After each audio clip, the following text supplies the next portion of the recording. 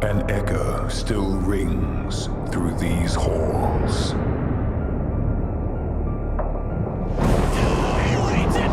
And an arc! A power surge right through two! Timeless moments, carefully depicted. The diffuse is coming in. He's still going. Oh, just about gets it. The exploits here are legendary.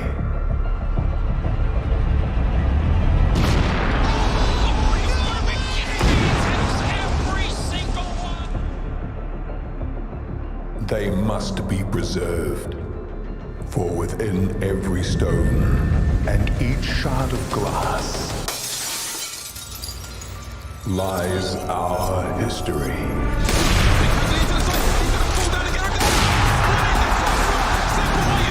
How quick can the cavalry arrive? It doesn't look like...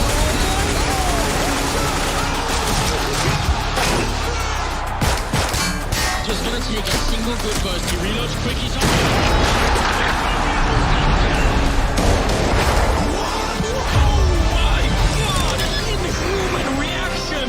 We get it down because he's watched Jordan. When he finds it, swings. They never even challenge him. Shot getting one of the headshots. Are you kidding me, Stroud?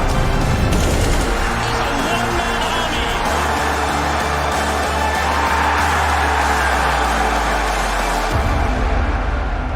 Finally, it's time again.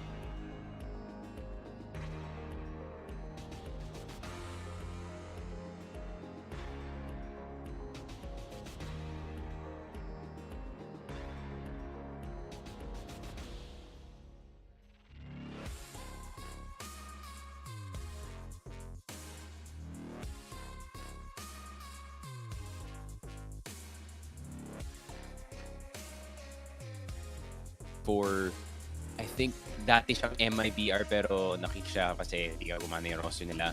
So it is him tapos si PKL. So, daming new names dito sa Pain Gaming, no, na hindi pa natin nakikita masyado dito sa ating top 30.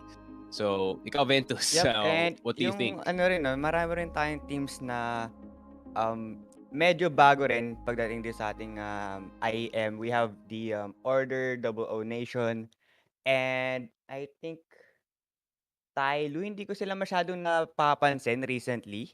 Yeah, they have not Pero, been winning too much, no? It's not the same mm, old Tyloo, parang ganun. yep. Pero ayun nga, Mouse versus Pain Gaming, I think this probably gonna be one-sided in favor of Mouse kasi nga, kagaya sa mo kanina, sinwerte yung Mouse dito sa ating bracketing, sa ating best of one. This is only the upper bracket round 1. Pero if ever man maipanalo nila 'to, they will be facing out Heroic versus, Sprout kung sino may manalo sa dalawang team na yun. Pero as of now, I think Mouse Sports, really looking good pagdating Mhm. against sa Pain Gaming. Pero we also have teams na nag-qualify, no? They are now waiting into our group stage. We have Navi, NIP, G2, and ENS.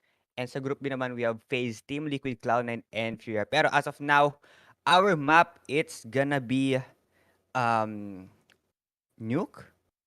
Is it Nuke? Oh, Nuke. Mukhang Nuke yung ating map natin, pero man, tingnan natin. Ano ba yung win percentage? Oh, Pain Gaming. Actually, meron silang konting lead pagdating sa ating win percentage. 77% across 13 maps. So they have wins and experience under their belt.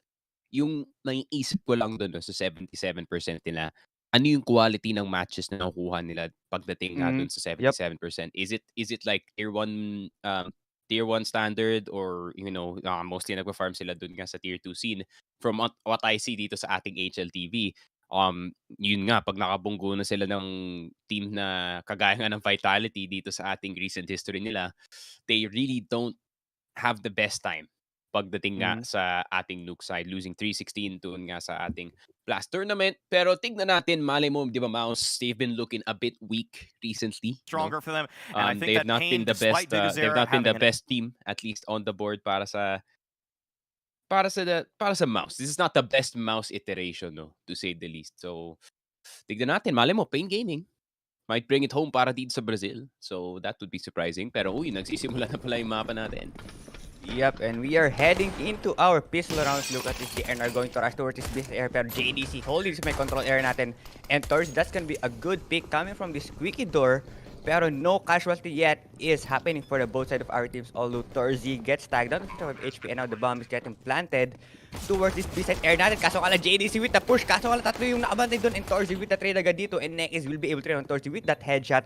And now it's a 3v4 situation. That's gonna be a good nade. Sasaluin to ni Nighton. Kaso nga lang, hindi siya madadamage kahit papaano. Pero all three members dito, nalalagas na. And Pain Gaming is doing a 2v1 situation. It's all up to Frozen. Kaso nga lang, hindi niya alam kung saan mga galing isang member doon, which is gonna be Nighton.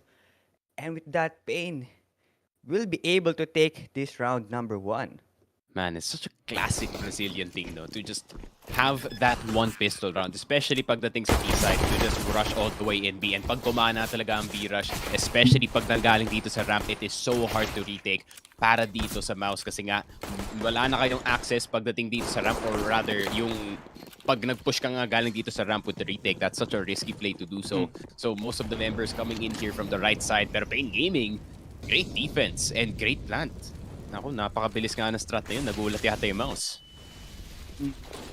And hindi rin nakaporma yung Mouse pagdating sa retake na. Pero look at this, the Mac 10 rush. He will be able to trigger 1 and BMS for the trade with this MP9. Kaso nga lang, it's a 2v4 situation agad in favor of Pain Gaming.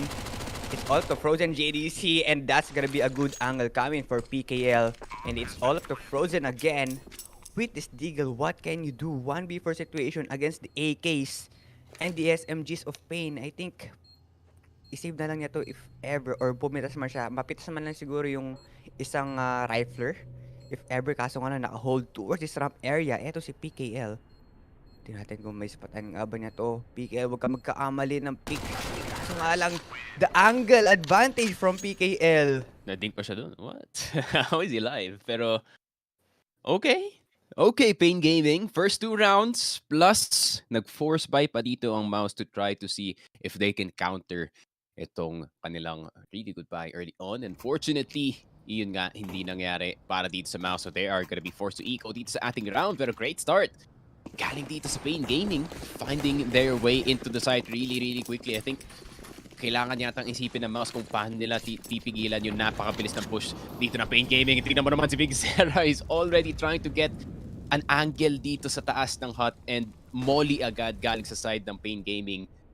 This is just gonna be MOUZ trying to adjust accordingly, no? I mean, ang gandang detail talaga yung ginawa ng Pain to molly that top side every time para mahirapan talaga yung MOUZ na i-defend itong door. Kailangan talaga directly yung angle na kailangan laruin nila.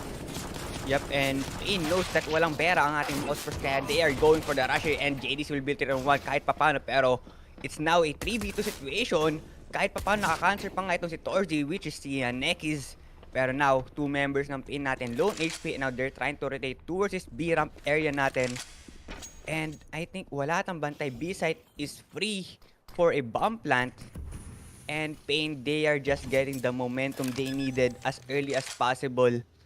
Pero MOUZ, kagaya sa amin kanina, they are still trying to adjust sa rush na ginagawa nitong Pain Gaming natin. Pero as of now, it's all up to Frozen and Torzi. They have the Galil, they have the AKs. This is still doable for them dahil 2 players ng Pain natin, lone HP. Pero will they risk it? Or will they just go for that exit frag? What is Torzi? This is a good angle for him. Kaso nga lang, the timing. Tumalikod siya. And I'm not sure if nakita ni Big Zero yung Ooh, This he is a can good get flank. this. Kaso nga lang, the timing again. Alam na niya kung saan manggaling si Torzi and walang choice. Ito sa Big Zero, pero a good cover coming for Frozen. Saving his teammate. Oof, buti na lang nandun si Frozen men. Kung nakuha pa yun ni Big Zera, it's not just AK mawawala sa kanila, no? It's a free upgrade para dito kay Big Zera who had the Mac 10 this whole time. Siya yung NT para sa kanyang team.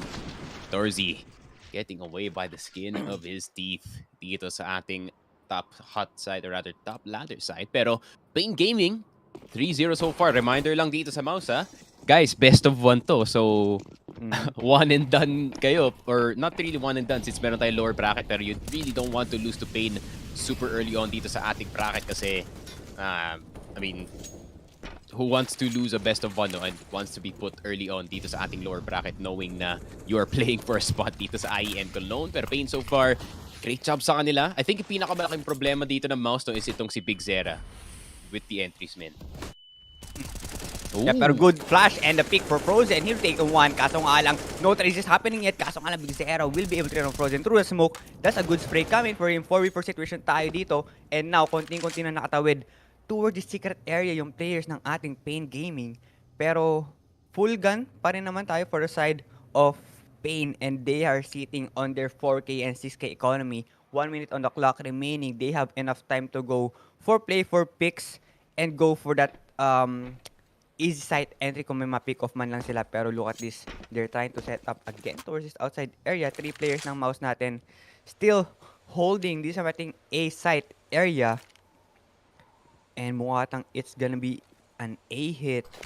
Tignan mo naman, they're going to set up for this Molotov towards this hot area, and Big Zera, itatry na niyang mag-push out towards this A site, checking every corner he can. Pero no info yet, hindi nagbibigay ng kahit anong info. Etong MOUZ Sports natin kung saan nga ba sila nagtatago, and this is gonna be a mind game for MOUZ. Pero uy, this is a good flank coming for him. He will take down 1. Torzi is down. Kaso nga ng Bimas, mabibig ito rin and may trade agad para kay Hardzao. And it's all up to Dexter and oh my goodness, what a pick coming for Dexter. Big Zera will be able to take down 2. Grabe naman ang Pain Gaming dito. I mean, going beyond expectations, and kagaya nga ng sinabi ko sa start ng round na to, Ventus, Big Zera is a problem, pare. His entries, and not just that, hindi, the entry is not dead this whole time. Dito sa ating Pain Gaming side, he went from entry mode to lurk mode, pare, na punta nga siya dito sa heaven, even surviving the JDC flank. Big Zera, so far so good kanyang performance dito sa ating nuke map, and MOUZ struggles continue para sa side nila, and naku, pag natalo sila dito, that could be dangerous para sa kanilang economy. And not just that, Torzi, baka mabigay pa yung op dito sa kabila. Tingnan mo naman. Tingnan natin kung mag-workout etong op ni Torzi dito. And hindi niya ata nakita yung elbow or yung shoulder neto ni Big Zera. Pero this still a good angle for him. Pwede pa niya mapitas kung sakali mang mag-out eto si Big Zera dito. Pero he needs smoke, he needs flash to get away from Torzy. And 5v5 situation pa rin naman tayo dito. 1 minute and 10 seconds on the clock remaining. That's a good angle. And Harza will get punished down by that swing. Pero Frozen, they're still trying to hold Torzy's outside area, and a good angle for Dexter. Kaso nga lang, he won't capitalize. He's sprayed on. He will get down one. Nighton is down, and now Dexter gets punished down again for the trade. Pero ito, Frozen, narinig na may tumatawid na dito sa ating secret area, and they know what is up. They know they're trying to go for this B site area, and Torzy, naka-reposition na agad siya dito and pwede ulit niya mapunish yung players ng ating Pain dito. Pero 3v4 situation pa rin naman tayo, and 33 seconds on the clock remaining. Hindi makapasok yung Pain dahil sa off neto ni Torzy, and a good angle for Frozen will get down 2, and it's all up to Big Zera. What can you do? He gets down 1, kaso nga lang bomb is dropped towards this outside area, and mukhang kailangan na lang i-save to dahil hindi na to papayagan na makuha pa ng Pain since they are down, since MOUZ Sports is down by 4. Yeah, I mean, same na lang yata gagawin dito ni Big Zera. Pero nakita mo naman yung adjustment, no?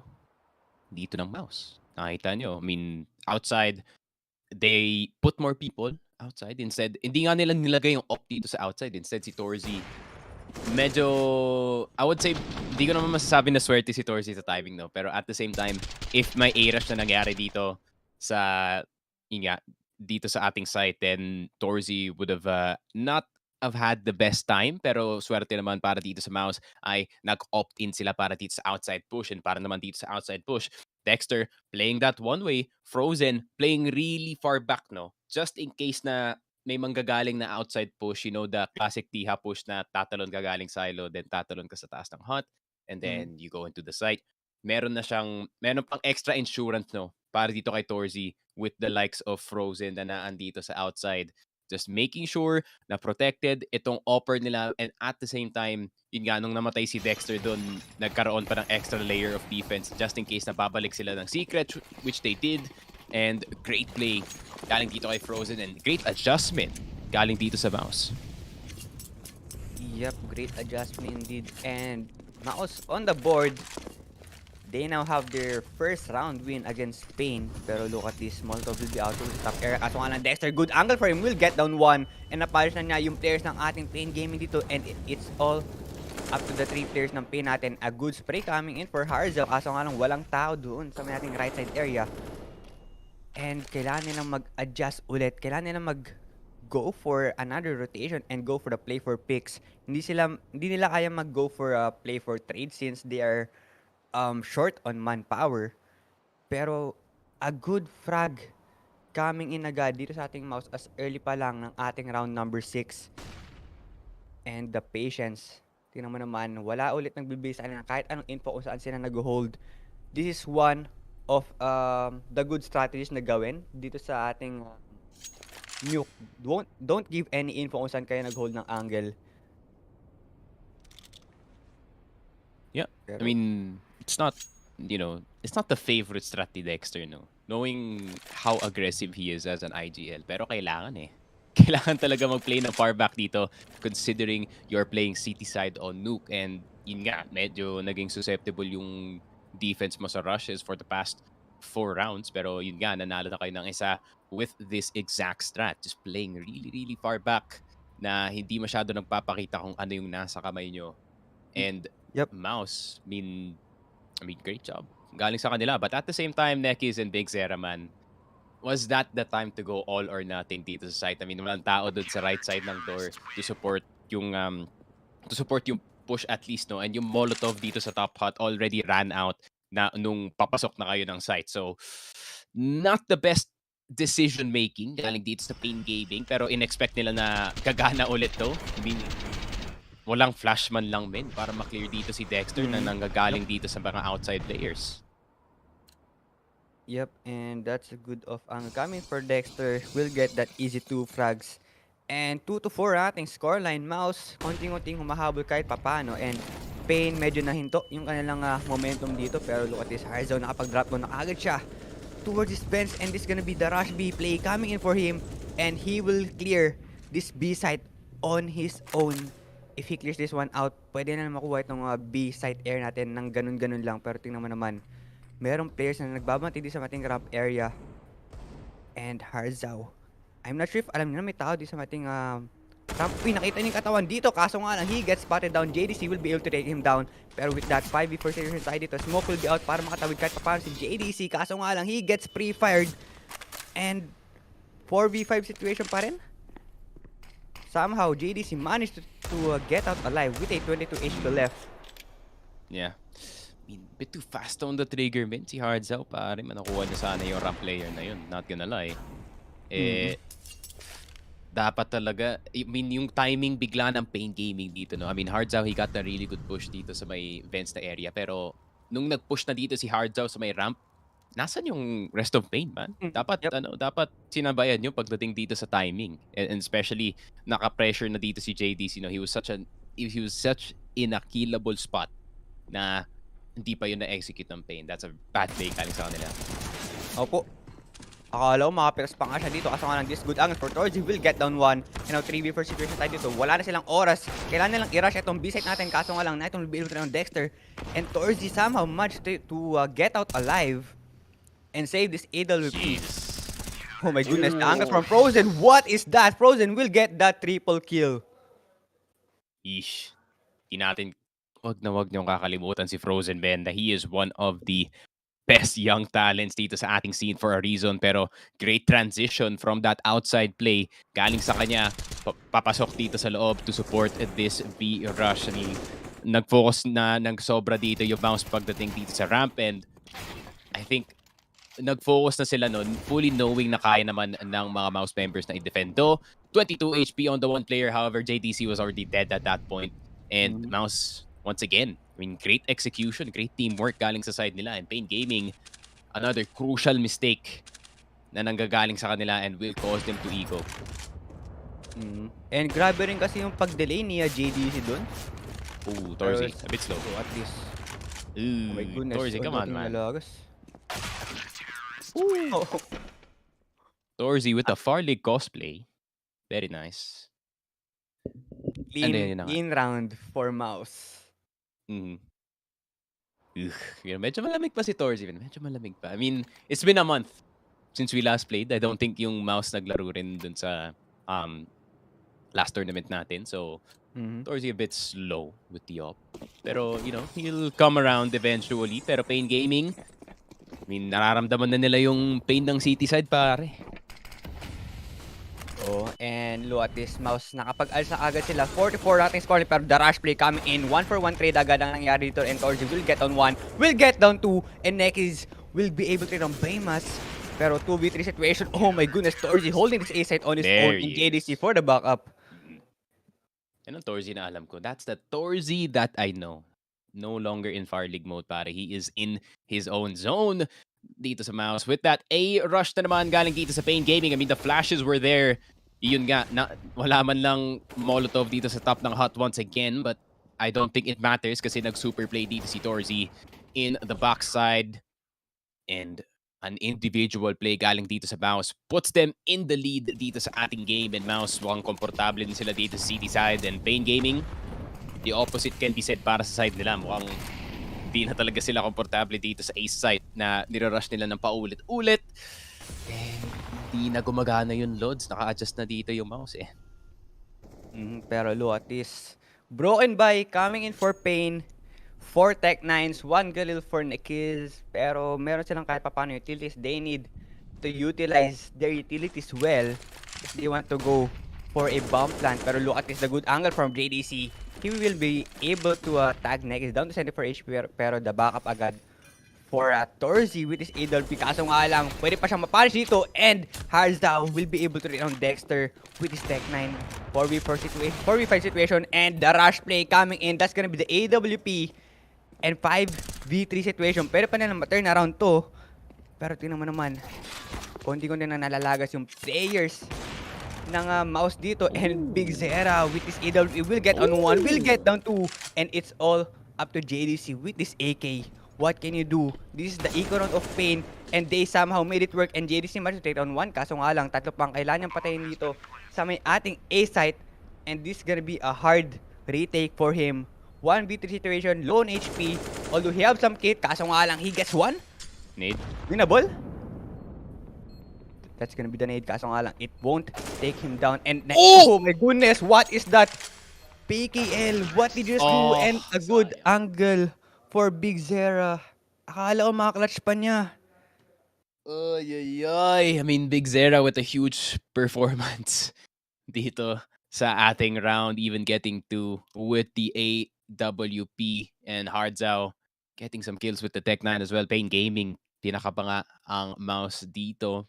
Pero ayun nga, MOUZ could not pull it out at the end. Great flash, bulag na bulag dito si Dexter, and ayun nga, you can only shoot the op once every 2 seconds or once every 1.5 seconds, and you can't really defend up against itong swarm. Pero JDC, what a nice try, man. I mean, those shots were insane galing sa kanila, pero Big Zera with the better angle, parehong HP, however, he knew exactly kung anong gagawin ni JDC dito. I mean, Pain Gaming avoiding the scoreline na naman by just a tiny bit. Pero panalo yan. Panalo pa rin at least, no?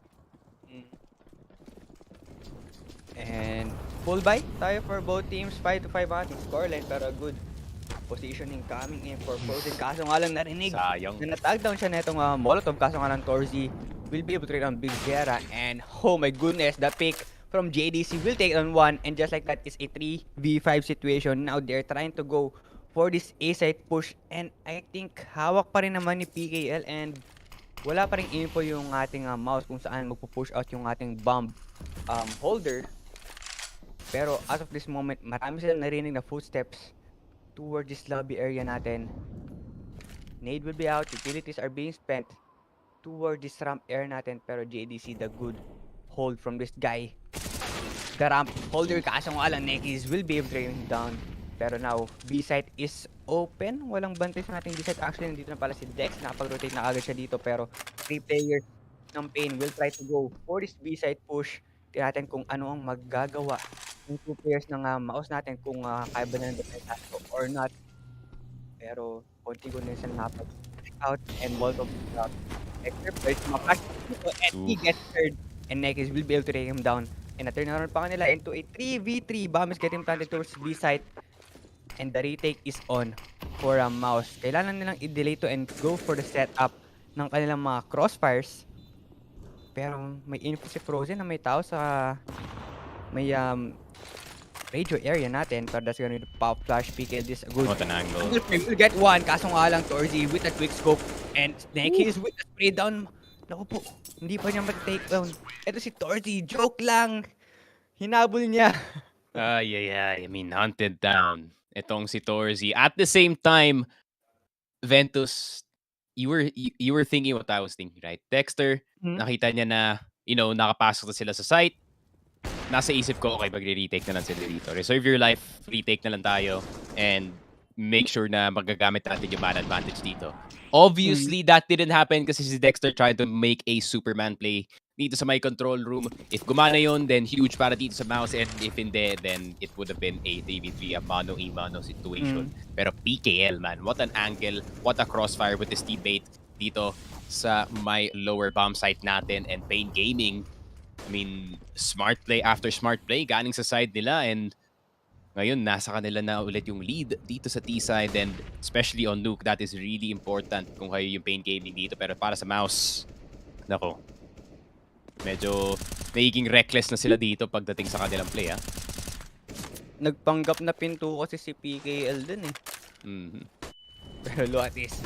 Flash will be out and Frozen will try to get some frag here. Kaso nga lang, Big Zera from the silo area will be able to take him down. And 4v5 situation pa rin naman tayo. 1 minute on the clock remaining. Torzi with a good angle with his AWP. And hindi na ata ito i-release ng Pain na tumawid, since alam nila na merong AWP na hawak ito si Torzi with the economy they have. Pero 3 rifles pa rin naman for the rest members of MOUZ. This is still doable for them. Hindi nila pwedeng bigyan ng many rounds itong Pain Gaming natin. Pero look at this, the pop flash, and Nekis will the trade, and next will get down 2, and just like that is a 2v4 situation. Now the B push is happening for the side of Pain. Mukha atang mauulit yung kanilang B successful hit against MOUZ. Pero look at this, Bimas. Narinig niya na may tao dito. It will get down 1, and Dexter will get down as well. Kaso nga lang, it's all up to Dexter with 19 HP. 1v2 situation. Dexter nagparinig lang siya konti di sa mating squeaky door. Pero he will just go for the save. Kasi wala naman silang perte naman. He only have $300 in his bank. And I think dun sa silo push, dun ko na-realize na I don't think Big Zera minds if he dies at all. Kasi no sane player dito sa nuke would wide swing and off dito sa silo. And he did anyways. Kasi he really wants to give an advantage para sa kanyang team. And somehow, sa boy, gumana yan para sa kanya. But not just that, Nekis with a good double entry dito sa may B-ramp area natin really made it easy para dito sa Pain Gaming na pumasok na lang dito. Unfortunately, para dito sa MOUZ, no one hitting their shots with the exception of JDC. So yun na nga, this is what I was talking about, man. Hindi talaga normal na si Big Zera na nag-wide swing dito sa silo, fully knowing na si Torzy na merong off dito sa outside. And Big Zera having a big performance para dito sa Pain Gaming. However, he needs a bit more para mabigyan ng napakalaking lead itong Pain Gaming sa ating first half. Yep, and another AWP is in the hands of Torzy. Kaso nga lang, the rush play coming for Pain. JDC will go down and Torzy will get down as well. Kaso nga lang, the trade body system coming in for the side of Pain. Hindi to kinakaya ng AWP ni Torzy dahil 1 shot, 1 kill lang. Kailangan pa niya mag-reload. And the rush play from Pain made it happen again towards the B-side area natin. 3v4 situation with their Deagles. Pwede ba silang makalasan at least one? Maybe? Possibly? Pero they know na kung saan manggagaling yung players ng ating MOUZ Sports. Nice Molotov coming in. Kaso nga lang, hindi niya ata nakita. Hindi nakita ni Harzao yung paa. Yung isang player na itong MOUZ. Kaso nga lang, through the smoke, nasty headshot will get down 2 as well. And now Niton will get down Dexter. Na turn around pa kanila into a 2v2. And that's gonna be the free AK upgrade for Frozen. This is doable for MOUZ. No, that's angle again. Dapat alam na niya to, and Niton will get down 1, and now both players low on HP. Nakita na ni Frozen yung paa dito. Uy! Ako po. The RC patient. Gaming? Oh my goodness. I mean, kahit natalo yung MOUZ dito, I mean, this is still a pretty good round galing sa side nila. I mean, 0 people alive para dito sa Pain. And tignan mo naman yung economy nila. I mean, it is back to 5-4 and 6-8. Pero kung mas madami sila na save dito, this would have been a way better buy para dito sa Pain Gaming. Pero Dexter finding the one way dahil nga na-smoke nila ang molly dito. And meron pa palang onting gap. Dexter obviously going aggressive and para naman kay Frozen, just making sure he eliminates the rest of the squad. Pero tignan mo naman, panalo yung Pain. But at what cost? And yung kanilang economy dito is in danger, and para naman dito sa MOUZ, opportunity para mapaiko ang Pain dito. However, pag di nila nagawa to, sila rin ang mag-iiko dito.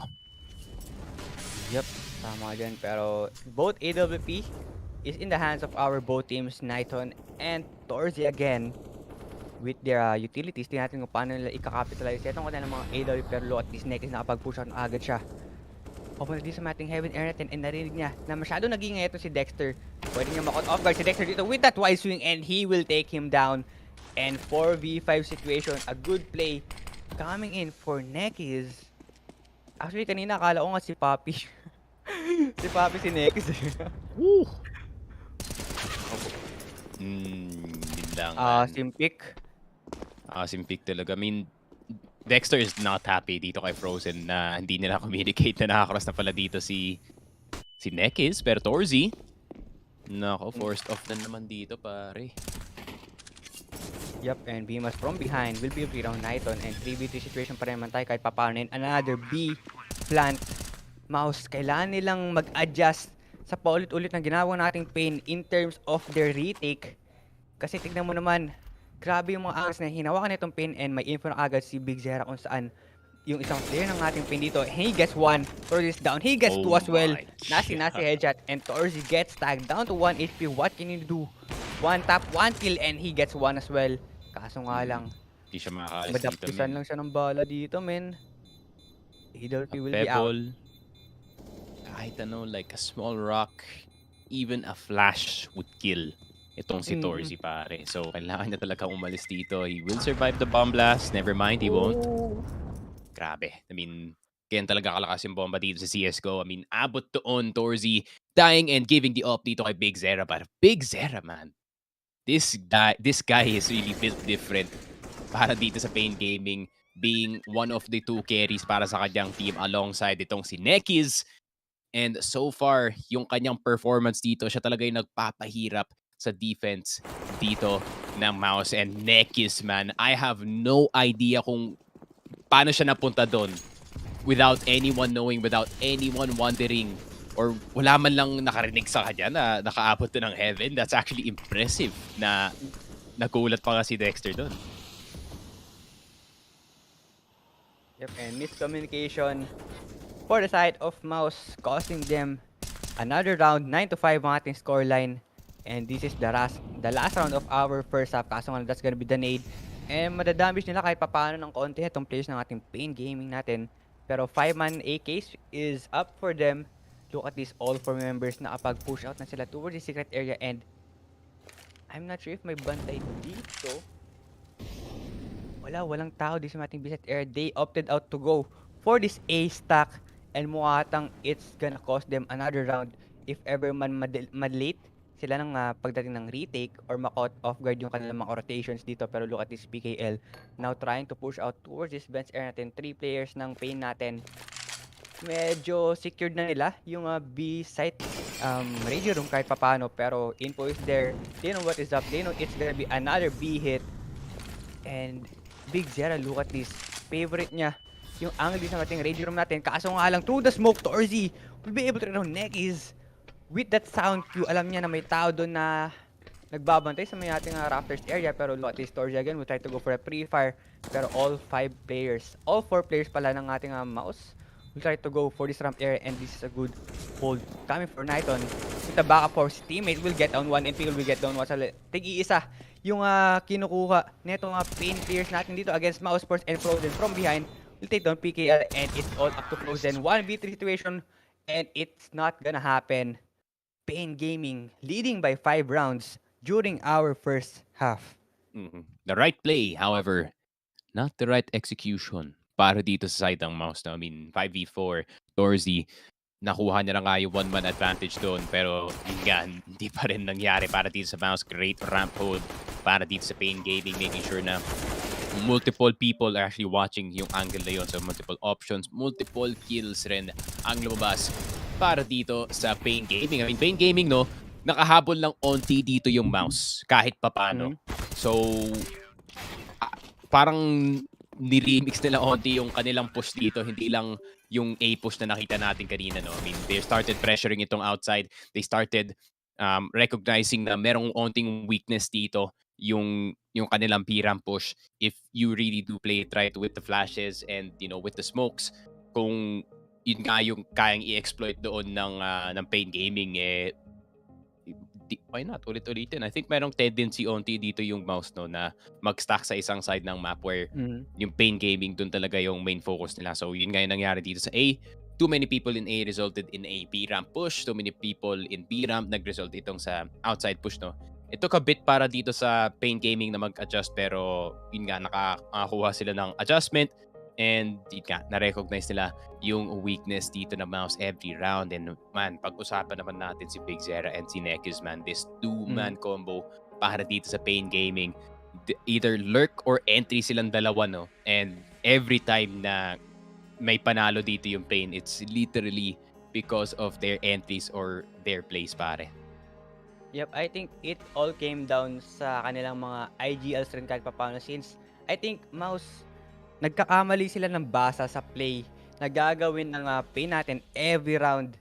Every round, lagi silang na-caught off guard, lagi silang nasasalisihan ng players ng ating Pain. And I think the adjustment from Pain, they read etong MOUZ players natin like a book.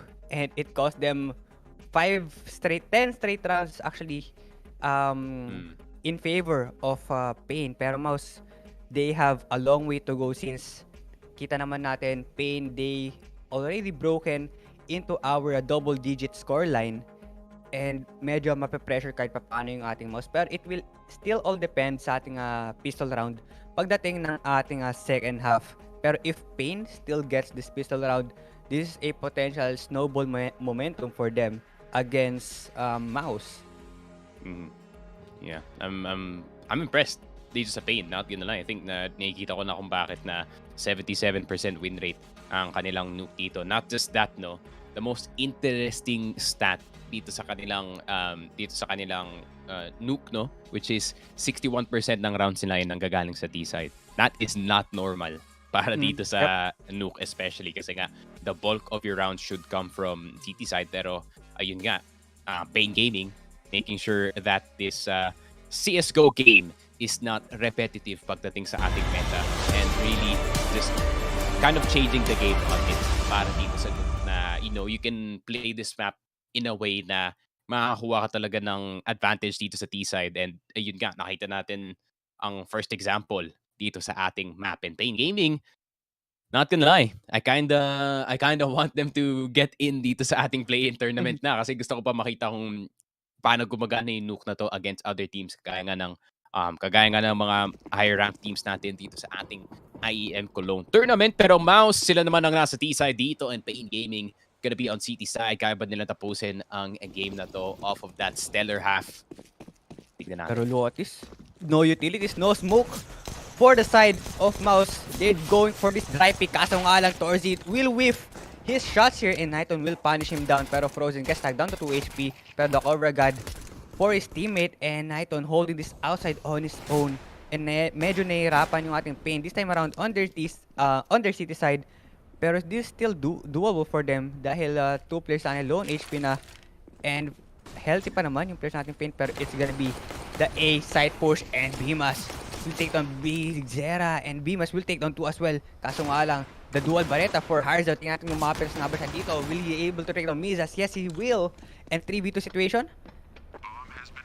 Now the bomb is planted towards his B side. Nagparamdam sila towards his A side, and that's gonna be a good split push coming for them. Kaso nga lang, Nekis will punish JDC, and now it's all up to Nekis. 1v2 situation. This is doable for him. Since, I think, Dexter, dalawang bala lang sila dito ni Frozen. Oh my goodness. Nekis will take down 1, and narinig niya kung nasaan yung isang player ng ating MOUZ. Oh my goodness, naglalaroan sila dito. Oh, nadapisan! Oh, he doesn't have si it. Frozen. Layo ng Kitmin. Ay. Pero, what a play from Nekis, dude.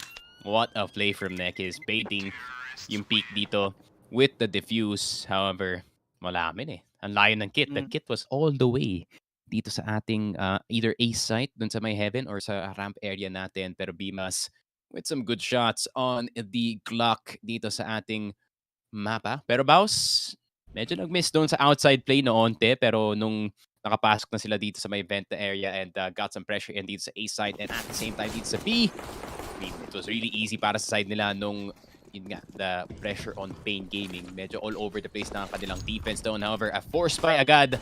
Why not? You have the lead. They have rounds to give, pero wag lang sila masyadong pakampante. Pero look at this, 4-man Galil will be out in the hands of MOUZ, and Dexter will hold this SMG with some smoke and Molotov. Natin kung makakapitalize na link na lang utilities by trying to push out towards Ace and Air. Kaso nga lang, Zera will whiff his shots here. Bimas will punish him down, and Nekis lone HP na yung matrix pa siya kahit papaano dito. Kaso nga the angle from Harzao, and now a 3v3 situation. Frozen from this bench area will take down 2 players, and it's all up to PKL. And Frozen will take him down, and another round for MOUZ Sports. And yun na nga, MOUZ. Once again, getting another round on the board, pero yun lang, medyo nahihirapan na ang Pain Gaming dito sa ating round. Frozen once again being that guy for his team. Actually, kanina pa nga siya yung main fragger para dito sa side of MOUZ. Really making sure that itong MOUZ will not go down without a fight, and Frozen is definitely fighting dito sa ating mapa. And now Pain gonna be going on the eco opportunity para dito sa MOUZ para mag-build ng onting economy. Pero tignan natin kung ano yung last on play na pwedeng gawin dito ng Pain Gaming. And it looks like, two-man boost dito sa A site, or rather 4-man boost dito sa A site. Gagana ba to?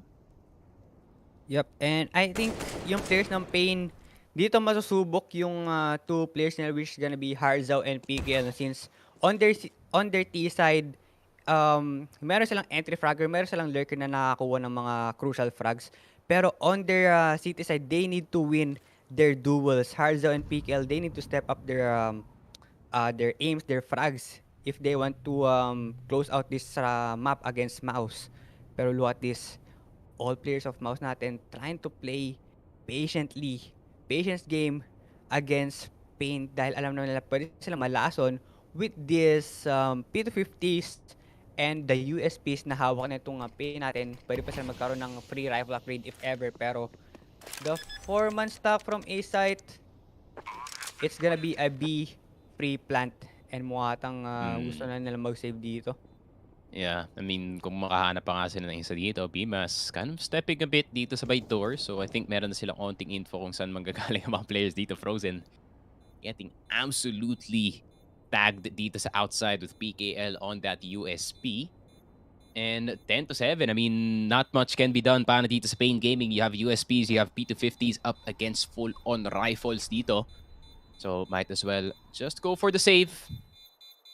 And okay, MOUZ reducing the lead to 2 dito sa ating second half. Baby T side pala ang hinahanap nilang aggression dito, and could be shown way better dito sa ating T side. Baby Torzi, no need to opt in for the op yet, no, to say the least, considering na Pain Gaming sobrang baba na kanilang economy na kailangan nila mag-eco dito sa ating round 3. Of course, money is still low para sa side nila. Lost bonus is not that friendly yet para mabigyan ng op itong Pain Gaming. So para kay Torzi, he can stay on that AK-47. He just has to make sure that, mapanalo na nga ang kanyang gun duel dito. Pero Pain Gaming finally on the rifles dito. And will this be the main difference para dito sa Pain Gaming? Will this be them finally stopping itong MOUZ sa kanilang T-side? Yep, and Pain, they need to go for their round wins dahil MOUZ first konti sila nakakahabol dito and possibly getting the momentum they needed. Pero look at this, Big Zera, a good angle for him. He will take on 1, he will take on 2 as well. Kaso nga lang, hindi pa siya take on dito, and Dexter will finally take him down, and it's all up to Torzi. 1v2 situation. What a patience from Big Zera and what an angle for him. Inantay niya talaga makapasok yung lahat ng players ng MOUZ bago siya pumik, and hindi siya na-check dun sa may ating rafters area natin. Pero look at this, Neck is, alam nila na bomb drop towards this hut. Kaso nga lang, Torzi with the spray down, and hindi niya alam kung nasa yung last player dito. And the good pick coming for PKL. What a timing from this guy. The trade for Pain made it work. I mean, it's a win para dito sa Pain, man. I like na, yun nga, ako pa naman yung pinaka-weakness ko pa naman personally is yung mga go hard or go home ng mga teams, and definitely Pain is either going hard or going home. I mean, lagi nangyayari na 2v1 or 1v1 ang kanilang situations dito, but still, Lek is, come on, man. I mean, pwede naman ni 2-man peak itong site natin, and that would have been a better play that would have been 2 guns in your hands. Pero Pain Gaming, mukhang hindi yun yung kanilang playstyle dito. So let us see outside. Oh my goodness. Ayun lang. Oof. Another dry pick. Another dry pick for the side of Pain. And nasa-surprise sila sa ginagawa nitong MOUZ na hindi sila pop up ng smoke as they're trying to push out towards outside area. And Bimas will get down Harzao dito, and now 2v4 situation. Pero, oops, somehow, gusto pa nilang i-turn around to kahit papaano. 2v3, this still winnable for the side of Pain. Pwede lang nilang matimingan siguro itong si Torzi. Ma-off angle nila dahil this is the crucial AWP player ng ating MOUZ first. Pero mukhang hindi na nila itatry, hindi nila i-risk na mag-go for this retake since wala rin silang pera. They only have $350 and $300 on their banks with some utilities.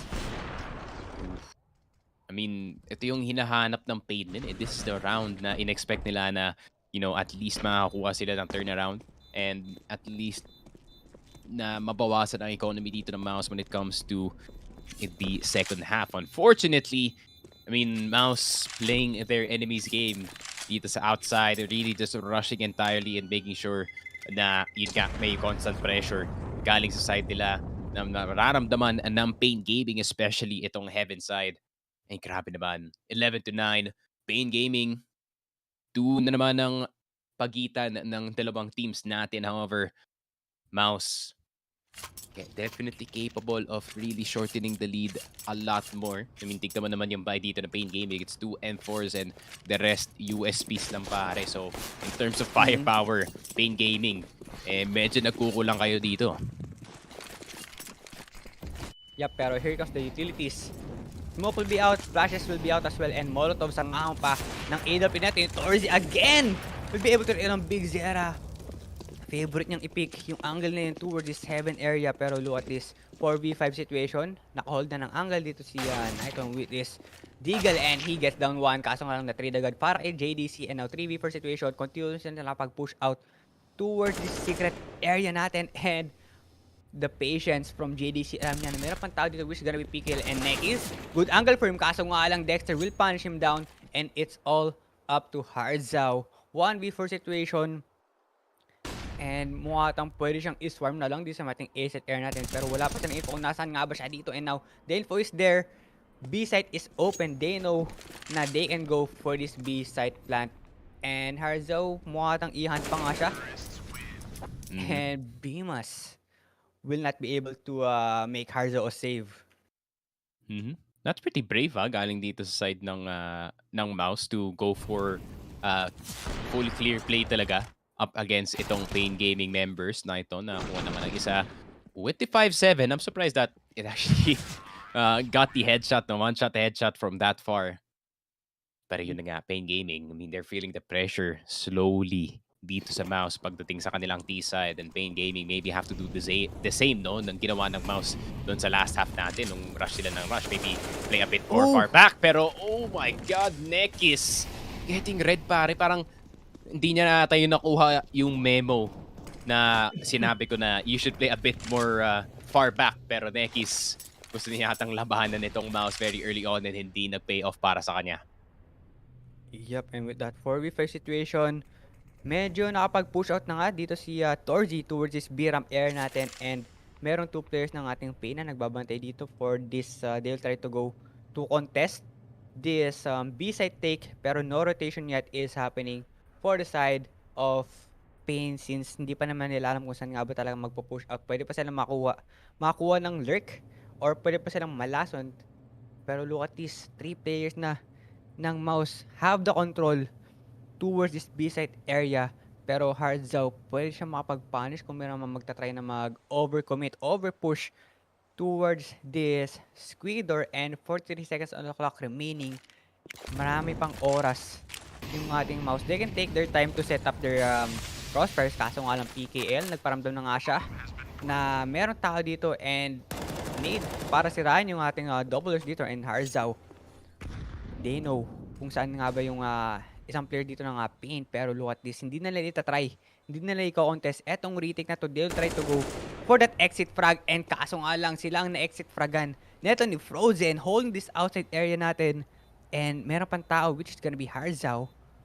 Pero tingnan natin kung i-expect to ni Frozen. Mukha tang hindi na magkakaroon ng frags dito. They'll just go for the save, and with that, MOUZ, another round on the board. 11-11 natin scoreline. Oops, Nighton. Naku po, nakapitas pa nga siya dito, which is gonna be JDC. Oh my goodness, the trades, the frags as the bomb explodes, punishing each other's economy. Yun lang. I mean, both sides naman. I mean, it's the classic. Everyone just dies at the end of the round and everyone loses their guns. Almost that. Para dito sa MOUZ. Sabi MOUZ, at this point, no, parang wala na silang pake if mawala pa sila ng barrel dito. Kasi tignan mo naman yung economy nila, Ventus. 8-5 para dito kay Frozen, and 20-11 para sa kanya so far. So, plenty of guns to drop para dito sa MOUZ. Plenty of economy to work with. So, yung point na lang ng push na yun is to try and punish itong Pain further. And tignan mo naman yung economy ng Pain, man. Barely any nades, barely any utility para sa mga ibang members dito. So, it's it's gonna be a bit rough para dito sa Pain Gaming na i-defend itong outside push na naman. Yep, and Torzy with his big balls, dry peeking with his AWP, and hindi natututo yung Pain sa ginagawa nitong MOUZ all over for the past, I think, 3 rounds, 4 rounds. Yun lang yung ginagawa ng ating MOUZ dito, and hindi pa rin nakapag-adjust. And what is good angle for Bimas will be turn Big Zera and Frozen. Na pag-push out na nga rin siya dito, will be able to turn Nighton. And with that 3v5 situation, this is the first round advantage if ever man makuha to ng MOUZ. Pero 45 seconds on the clock remaining, smoke will be out towards this outside air natin.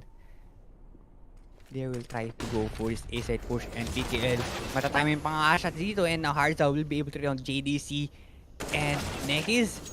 Naku po, si Harza pa nga yung nakakuha dito kay Bimas. And 2v3 situation, Torzy with that AWP will be able to down Nekis down, and it's all up to Harza. Kailangan na lang niya i-save to, wala silang pera. And tatlo pa yan, man. Torzy with his AWP, very very deadly. Mainit itong players natin na si Torzy and Frozen. What this 21 frags and 19 frags for these players. And Pain mukha atang na-halt yung kanilang momentum ng ating MOUZ pagdating ng ating second half. Maybe T-sided pala itong Pain.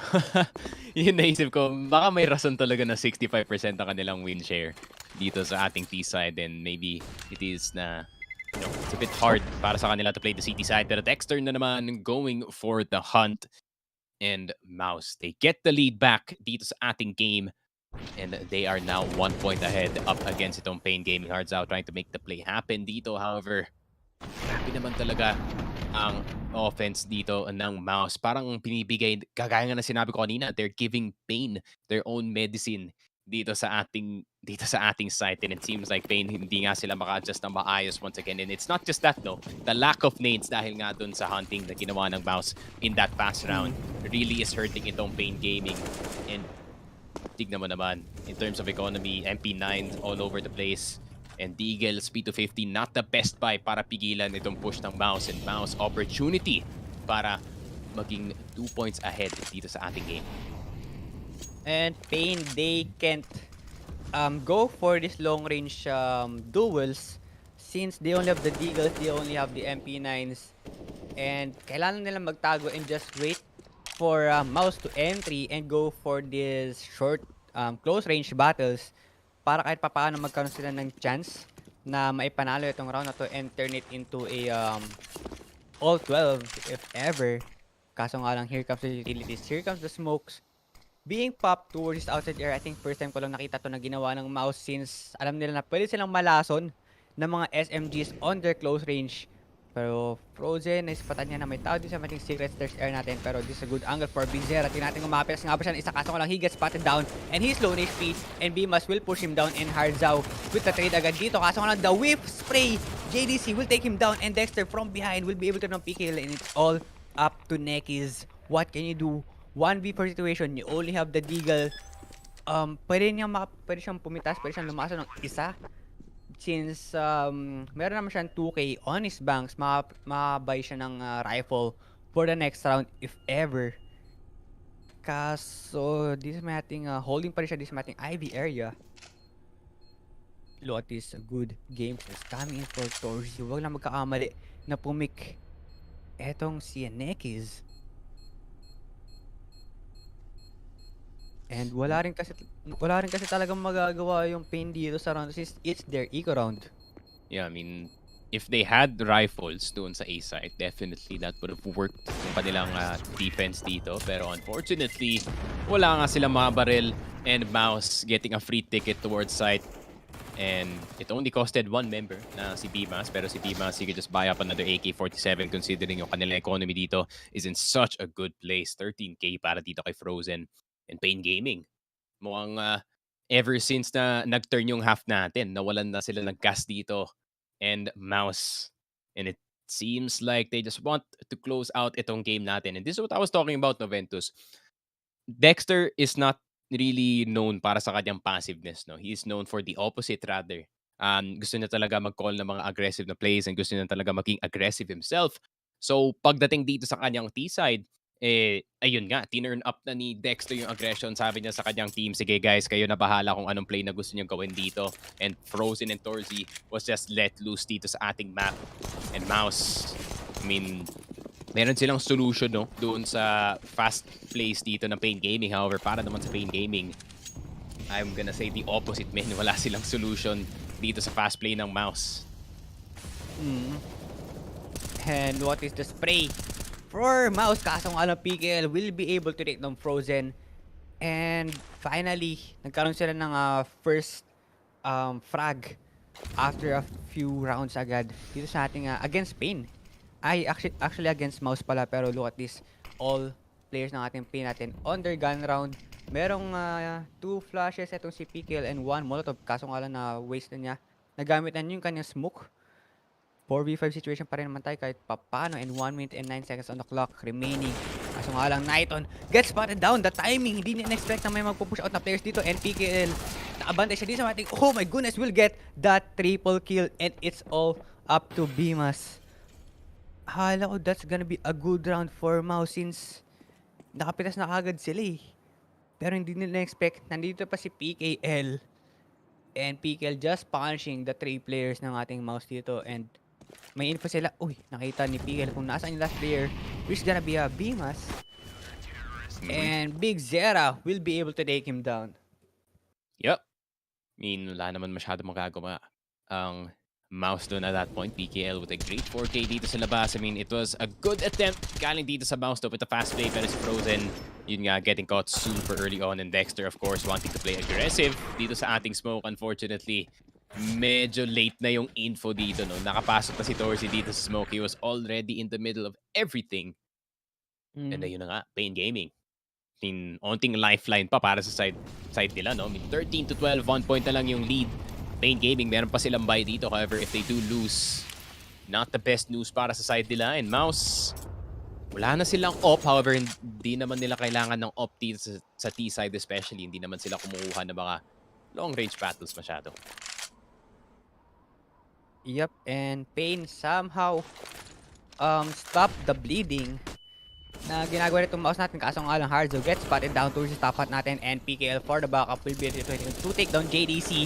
And 4v5 situation, naku po, the spray is all over the place. Kaso nga lang, 3v5 nalagasan agad ng 2 players nating MOUZ natin, and Big Zera again will be able to turn the Dexter, and now Frozen and Bimas na lang ang titira for the side of MOUZ, and now it's gonna be a B plant, and Neck is agad for the retake.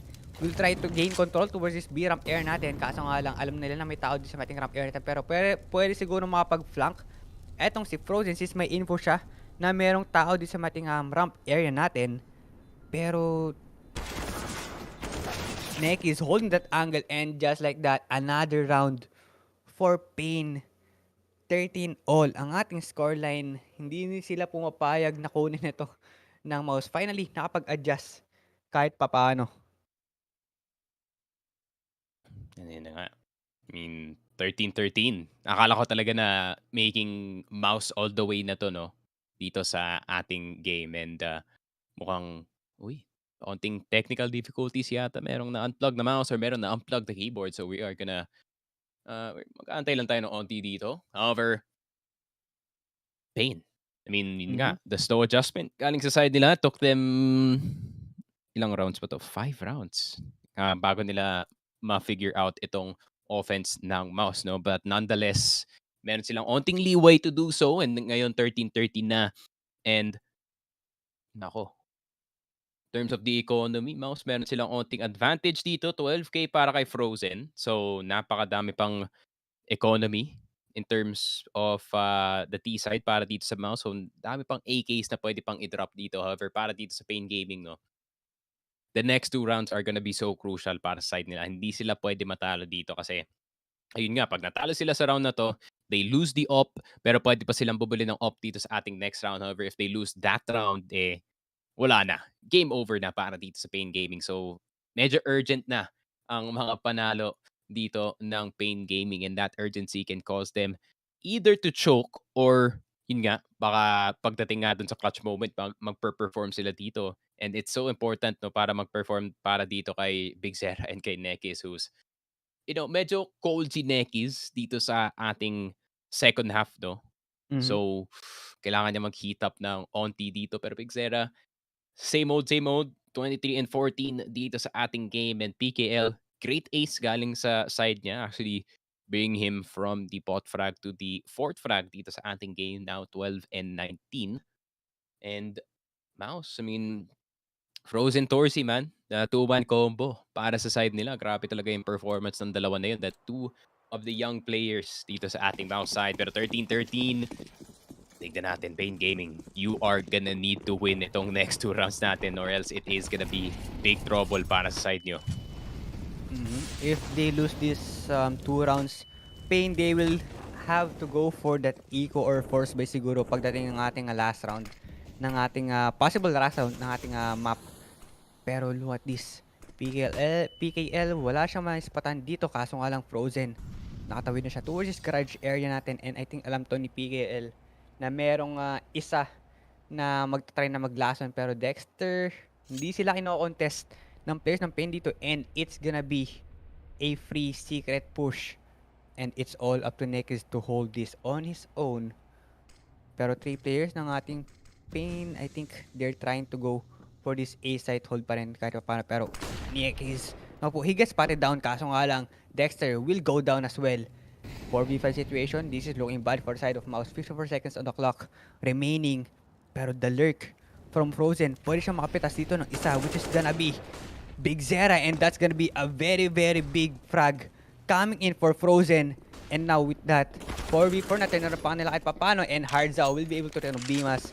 3v4, 36 seconds on the clock remain. They need to go for the push and they need to do it now dahil kailangan pa nilang magtanim and kailangan pa nilang set up ng crossfire. Kaso nga lang bomb drop, PKL, that's gonna be the frag for him. And now 2v4, Frozen and JD nakita rito and may pa na siya unasahan yung last guy dito and now JD's good hold for him kaso nga lang Hardzao, the spray and pray, fully blinded si Hardzao doon and it's all up to Frozen. Oh One my situation. God! Oh, what is that? Pre-firing. Prismatic smoke. Kaso nga, wala siyang oras and Nekis will take him down and Pain taking back their lead against MOUZ. Huge round para dito sa Pain Gaming, pare. That will save them from the economical damage na sinabi ko kanina. And Nighton has the op once again. I mean, namatay siya very early on dito sa ating round. However, it does not matter. MOUZ, once again, struggling na pumasok dito sa site. And para naman kay Frozen, wala siyang angle na malaro dito eh. Kasi, tignan mo naman yung mga smokes.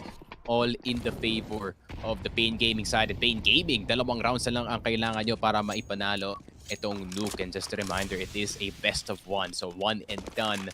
Pag natalo yung MOUZ dito, laglag na sila sa lower bracket. And para naman sa Pain, opportunity para mag-move on sa ating mga best of 3s and kailangan na lang nila gumawa ng isa pang play dito. PKL, pare. Grabe talaga yung performance na dito sa city side. Oh, the cover. Frozen gets taken down and PKL manages to get out alive with the help of his teammate. Pero look at this, the spray though from Nekis will take down Bimas down and Torji will take down Hardzao as well. Pero look at this 2v4 situation. MOUZ, it's not really looking good for them. He gets tagged. Torji down to 40 HP and alam nila kung nasaan yung both players ng ating MOUZ dito and they will try to go for this B side push. Pero may bantay dito which is gonna be Nekis. And I think this is gonna be a bad play dahil mag-isa si Dexter dito. Once Dexter goes down, that's gonna be the bomb drop as well. And mahihirapan itong si Torji to go for this retake. Pero 40 seconds on the clock remaining. Meron pa naman silang oras kahit papano na mag-regroup or pumitas. Pero magkatabi na itong si Torji at saka si Nekis dito sa ating B-side area natin. And here comes the backup for his teammate. Naku po. This is gonna be a 2v1. Kailangan nila magsabay na pumasok dito sa ating B-side area if they want to take Nekis down. And Dexter will take him down. And that's gonna be the B-side open. 2v2 situation. Post-plant tayo for the side of MOUZ. They need to go for the setup. Kaso nga lang, Big Zera and Nighton will take them down. Napakabilis ng retake ng sagot ng ating Pain. Match point pa nga. para dito sa Pain Gaming. Napakabilis naman ng dalawang kills na yun as soon as nakababa na yung bomba. Instant reaction galing dito sa Pain Gaming. Onting mistake pa nga eh. Nighton, oh. Ay. That is just the map knowledge right there para sa kanya. I mean, narinig ni PKL yung footstep no pare and sabi niya, uy, merong isang tao dito sa angle na sinaspam mo. So, yun na nga, easy kill para sa kanya. However, Nighton, the performance on that AWP dito sa City side, yung baka hindi nag-perform dito sa T side, ngayon nag-perform na dito sa City side, PKL. And itong si Nighton really stepping up para sa kanilang team. Para naman sa MOUZ, nako, na-stuck na sila sa 13, 4 rounds straight para dito sa Pain Gaming. And ngayon, nabuboost na yung confidence dito ng Pain. Pare, tignan mo naman si PKL wanting to go for that big play dito sa outside. Yep, and this could be the punish for MOUZ. Tignan mo naman, nakita niyo yung shadow ito ni PKL. Will take Frozen down. And Ooh. PKL again. That could What be a over. hold from this guy. And 3v5 situation and the spam through the smoke. Dexter will take him down. Kanina ka pa kumukulit PKL dito sa mating outside area, pero 3v4 winnable for dual pa rin naman kahit papano for MOUZ natin. Pero meron na silang naspatan dito which is gonna be Big Zera. Pero I'm not sure if alam ni Big Zera na may nakapag-push out na towards this garage air natin. And 53 seconds on the clock remaining. They have the man advantage. All they need to do is to wait for MOUZ Sports natin to go for this entry. Tingnan mo naman, wala silang kahit anong utilities. They only have one flash and one molotov to make this push happen. And Harzao will take JDC down. And Dexter and B mas natitira dito. Kaso nga lang, natin na pangalan into a 2v2. Harzao, this is good angle for him. And alam niya to, kaso nga lang, the pick off from Dexter, the check towards this backside natin. And, naku po, Nighton, doable pa rin naman to kahit paano siguro. 1v2, pero may crossfire setup yung players ng ating MOUZ. What can you do? Meron pa naman siyang 7k. He can go for this punish, for this retake. Pero konting-konti na siyang naubusan ng oras dito. And MOUZ somehow Low seed managed. ang dalawa do. Or low seed Dexter. Sitik na rin ata yung footsteps. Oo. Nako po. The shift key pare, it's pretty hard to hold with a pinky finger for that long. So, yun talaga.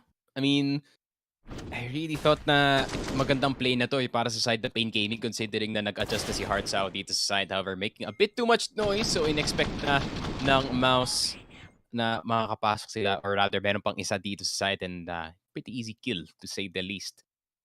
Pero Yep. man, sayang yung play doon ni PKL pare. Meron na siyang advantage dito sa outside. And paano naman sa Pain Gaming, that could have been the end of it. However, MOUZ, meron pang onting laban para sa side nila.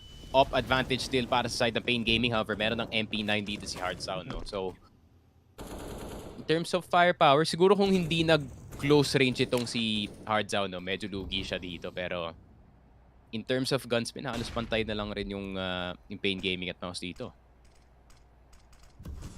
Yep, and Pain Gaming, especially Harzao, kailangan niya mag-antay ng close range battle for him to able to take one down. Kaso nga lang, JDC will only have this Galil, and PKL, he knows na meron nang mag-push out towards the secret air natin and smoke. That's gonna be a good smoke for him to try to stop the push ng ginagawa netong MOUZ natin. Pero wala pa ring casualties on our both teams. And I think hindi yata naspatan ni Nighton yung players ng ating MOUZ na push ng ating outside air. Kaso nga PKL, naku po, that's very very crucial shots missed for him. And now here comes the push out. PKL will get taken down. Kaso nga lang Dexter agad for the trade. And now 3v4 situation. And Nighton will miss this AWP shot. Kailangan niya ng tulong sa kanyang teammates dito dahil hindi siya pwedeng umasim with this AWP. And here comes the flash. He will deny that push. Kaso nga lang, the angle from Dexter will take Nighton's head down. And now 2v4 situation. Kaso nga lang Dexter, pinaglalaroan lang niya. Ito si Big Zera. And that's a good angle for the backup dito kay Frozen. And it's all up to Harzao. Pain Gaming, you almost had it. Kaso nga lang Harzao, we try to finish them down and he will get taken down and 15-all. And we will be going to our overtime. First game? First OT na agad? We are definitely back pare. Naku po. Pain Gaming, bro. What happened, pare? What happened dito sa Pain Gaming? Parang nawala yung energy nila bigla dito sa ating game. I mean, 15 and 15, no? Both sides playing really, really well dito. Pero tignan mo naman yung play dun ni PKL dun sa door. Almost a good play until he missed. I mean, ginamit niya pa nga yung pinto para ma-distract yung mga players dito. Sabi nila, okay, umalis dito si PKL. Pwede natin yung white swing yung angle na to. PKL, just 1 or 2 dinks away, no, from winning this entire thing. Pero yun lang, medyo nag-choke yung Lodi natin doon dito sa B-site. And ayun lang. Naging 15-15 pa nga ang ating laro dito. So it is gonna result in overtime. And para naman sa MOUZ, Jesus, ngayon ko lang na-realize si Dexter pala yung top frag nila dito, the IGL, taking matters into his own hands. And I mean, pag ito na yung nangyayari dito kay Dexter, no, especially nagiging delikado na to para sa Pain Gaming kasi nga pag nakakakuha ng ganitong scoreline itong si Dexter, the entries are gonna be super deadly para sa kanyang team. And para naman kay Frozen, no, he's been doing a stellar job supporting ang entity dito, or even kahit ilagay nga siya in a lurk spot, grabe talaga yun ang gagawa niyang impact dito sa ating mapa. And para naman kay Torzi, a bit more quiet, no? Dito sa ating second half. However, 23 and 17 still, what a performance galing sa kanya. Big Zera slowing down a bit dito sa ating second half. And instead, yung mga ibang players dito ng Pain Gaming ay yung nagsa-step up. I think si PKL going all the way from bot frag to, I think, ano na siya dito. He's still bot frag pero, you know, meron na siyang nakukuha dito ng mga kills dito sa ating second half. However, hindi ko pa rin mawala sa isip ko, no, yung play that could have ended the game doon sa B Yep. side. So PKL, kung we need less of that galing sa kanya and more of the classic PKL, no, na makakakuha siya ng 4K in just one spot. And para naman kay Nighton at kay Hardsound, no, the teamwork between ito kay Nighton and kay Nekis in the outside, it needs to work para sa side nila kung gusto nila matapos si game na to. And para naman kay Hardsound, no, he just has to anchor itong site. That's pretty much it. And Big Zera gotta do classic Big Zera things. Pero para naman dito sa MOUZ, so it only has to be Dexter gets the anti, Frozen gets multiple kills, and, you know, game over na. So it's easier to win para dito sa MOUZ. Pero para naman sa Pain, no, opportunity para, you know, gumawa ng onting noise dito sa city side. However, pag nag-switch na yung half-men, doon na yung opportunity ng Pain Gaming to end this thing. And I think inabuse rin kasi ng MOUZ yung outside control nila all throughout this second half natin dahil yung Pain natin, oo, I think they managed to gain outside control 2 or 3 rounds pero after that, inabuse ulit yun ng MOUZ and that punished yung advantage na meron yung Pain natin and I'm not sure. Sayang kasi, sayang talaga. They are one round away into closing out this map 1 natin, this best of 1. Pero still, tingnan natin kung makakakuha nga ba talaga ng win etong Pain against MOUZ dahil coming into our map into this best of 1, they are looking really really strong against MOUZ. Kumikis sila against MOUZ. Yeah. And also like like a top 30 team. Saktong 30 nga yung rank dito ng Pain Gaming. They're not even the lowest ranked team dito sa ating play-in. The lowest ranked team dito sa ating play-in I think it is either Tyloo or Complexity. Kasi 36 yung Complexity ngayon and Tyloo is God knows kung gaano kalayo nila dun sa ating rankings. Pero not gonna lie, I really wanted Rare Atom na makapasok dito sa ating tournament. Shoutout to my boy Kaze. Kaso yun lang, Tylo pala yung nakapasok dito. Pero next time naman makakakuha yung Lodi natin dito sa ating tournament. Pero Nighton na naman dito sa city side, pare. On that up. And that gave Pain the opening they needed, and PKL again will be able to take down Dexter, and now a 3v5 situation. They have the man advantage. Kailangan nilang alagaan yung kanilang advantage dito against MOUZ dahil alam naman natin, kayang-kaya mag-turn around. Kaso nga lang, he will whiff this AWP shot. Hindi nakatingin si JDC doon, and 3v3 na turn around pa nga ng MOUZ natin. 53 seconds on the clock remaining. They will now try to go and push out towards this A-site area, and Harzo will try to reposition himself toward this silo air natin, pero to at least 2 players, the good angle from Torzi.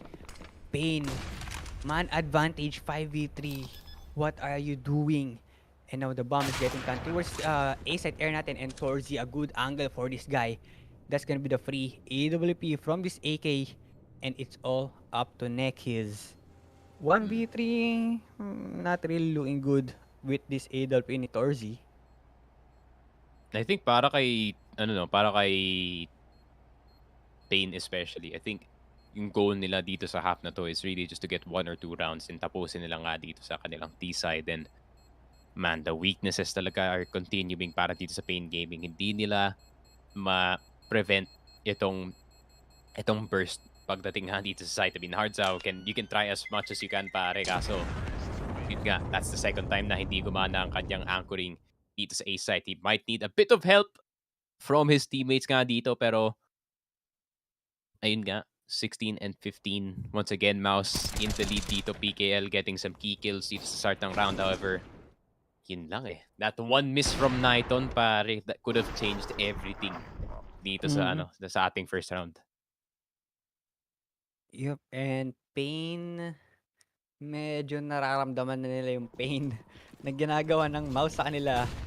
Tignan mo naman, Nighton will hold again this AWP, pero Frozen gets tagged down to 60 HP with his nade. Kaso nga ng JDC, with that high angle, will be able to get on PKL. And that's gonna be the anchor on their outside area. Pero Nighton, meron for the backup dito with his AWP. And they know na nakapag-push out na sila towards the secret area natin. And the retake, look at this, the adjustment, nakapag-position na agad. Etong si Nekis towards this Raptors air natin sa may ating B site. Pero 4v4 pa rin naman tayo kahit papaano. 1 minute and 13 seconds on the clock remaining. MOUZ Sports natin, they have all the time they needed to go for this play for picks. They have the trades, they have the man advantage if they want to push out towards this B-side air natin, since it's only Nekis and Big Zera ang nag-hold dito. Pero this gonna be the crossfire setup. Big Zera, this could be the big play coming for him. Pwede niya mapitas yung papasok din sa ating Skidder area, pero that's gonna be the flash. And here comes the push. And Big Zera, mali siyang clean na dito. And may backup pa nga dito ni Nekis, kaso nga lang, he gets taken down by Frozen. And now 2v3 situation. MOUZ slowly but surely getting the advantage they needed. And Nighton will miss this AWP shot again. 2v3. And Pain, they need to go for this retake dahil magkakaroon ng 2 rounds advantage agad etong MOUZ natin. Pero Frozen, medyo umaasim siya dito, and he spotted etong si Nighton, and Nighton gets taken down. Pero I think hindi na nila matatry na i-defuse pa tong site na to, since naubusan sila ng oras dito, and meron pang bantay towards this squeater, which is gonna be Torzi. Kaso nga lang, Bimas, the wrap around play. Sumapis nga ba siya dito, and siya pa nga napis dito, pero no time left for the side of Pain. And with that, 17-15 ang ating scoreline. Grabe talaga. I mean, Pain cannot catch a break dito sa kanilang city side once again. With JTC getting that entry, pare. However, nung namatay na nga siya dito sa outside, it was already too late para dito sa side ng Pain Gaming. Nakakross na yung MOUZ papunta dito sa may secret side. Is overwhelming itong B-side. Nighton with some really nice shots. However, wala na silang magagawa at that point. Once again, another B-side take. And even itong si Torzi, surprised on how easy they are. Nakakuha sila mga rounds dito. Oh, but the rush play! And Hardzow will be able to take down 1. Kaso nga lang, may trade para kay Dexter, and Big Zera will get down 3 players. And it's all up to Frozen. Even though nag-double up setup yung ating Pain natin. And that should have been the counterplay for MOUZ, the rush play. And stop pa nga ito ng ating Pain players natin towards this A-set area. And it's all up to Frozen. 1v4 situation. He spots 1, and with the spray down and PKL for the backup. And somehow, Pain staying alive. This is may ating overtime, trying to stop the bleed na ginagawa ng MOUZ sa kanila. 17-16 ang ating scoreline. And yun yung hinahanap nila, Ventus. That is the only thing that they need dito sa first half na OT. That one single point. Kasi nga, that creates an opportunity para dito sa Pain Gaming to just win every round dito sa second half ng OT number 1 natin, and at least try to go for that win. Pag hindi nila mapanalo lahat ng rounds dito, then Pain Gaming has to go on the OT cycle once again. And possibly itong MOUZ maybe even get the win no, kung makakagawa ng big play yung isang member nila. Pero Pain Gaming, now is the chance to strike para sa kanila, pare. Yep. And actually nag-tag down kagad dito si Torzy down to 80 HP. Pero Frozen, this good angle for him. Kaso nga lang the timing, the swing from PKL will punish Frozen. Masyado siyang matagal na nangingitlog towards this outside air natin. Pero the push towards the secret air natin is happening for the side of Pain. 4v5 situation tayo dito and 1 minute 6 seconds on the clock remaining. Torzy again. Tingnan natin kung makapilas nga ba siya ng isa dito. Kaso nga lang Dexter with that good angle managed to take on Big Zera, and that's gonna be the good crucial frag for the side of MOUZ. Since alam na natin si Big Zera, look at these 27 frags on this game. Kailangan mo talagang ma-stop yung init na itong taong to, pero Bima still holding to the speeder natin, and Neki's masyado siyang maingay yung footstep na nagkagad dito, and they will try to go for this A-side push. And Dexter for the back up. Tingnan natin kung mapag-push out pa nga ito si Bimas. Kaso nga lang, he gets taken down. Na-flash out pa nga siya using that Molotov and 3v3 situation. 26 seconds on the clock remaining. MOUZ, they have the time they needed to delay the push ng ating pin natin. Kaso nga lang, the double pick, the double swing, and JDC from the 7th area will take down 2. And JDC again will take down 3. Ooh, this is not looking good para dito sa Pain Gaming, pare. I mean, that was the one chance that they had para tapusin na nga ang half na to right then and there. And para naman sa MOUZ na andito na sila sa match point.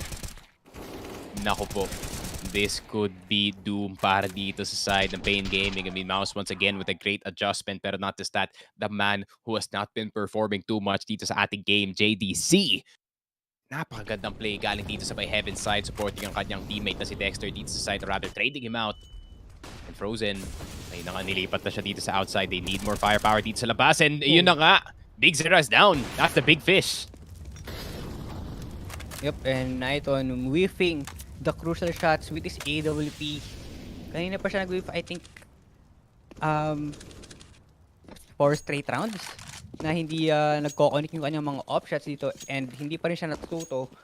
Pero 4v5 situation, and Torzy with this anchor AWP, this mating ramp area, he will try to go for the frag ng MOUZ. Tingnan natin kung itatry ito i-push out ng ating screen. Kaso nga lang, oh my goodness, Torzy versus Nighton. Nagkataman sila pareho, kaso nga lang, hindi sila nagkatapusan, and JDC managed to take down Nighton dito, and JDC again, to take down 1, will get the third, no he won't, and Neki's, uy, team kill pala yun. Na team kill Neki's, oh my goodness. All falls apart, pare. Naging 2v4 na. This is rough para dito sa Pain. And yun na nga. Pain Gaming talaga, man, lives up to the name, kasi sakit na tong round na to, unless Neki's nakakuha na nga ng isang kill dito. Kailangan bumawi ni Nekis dito.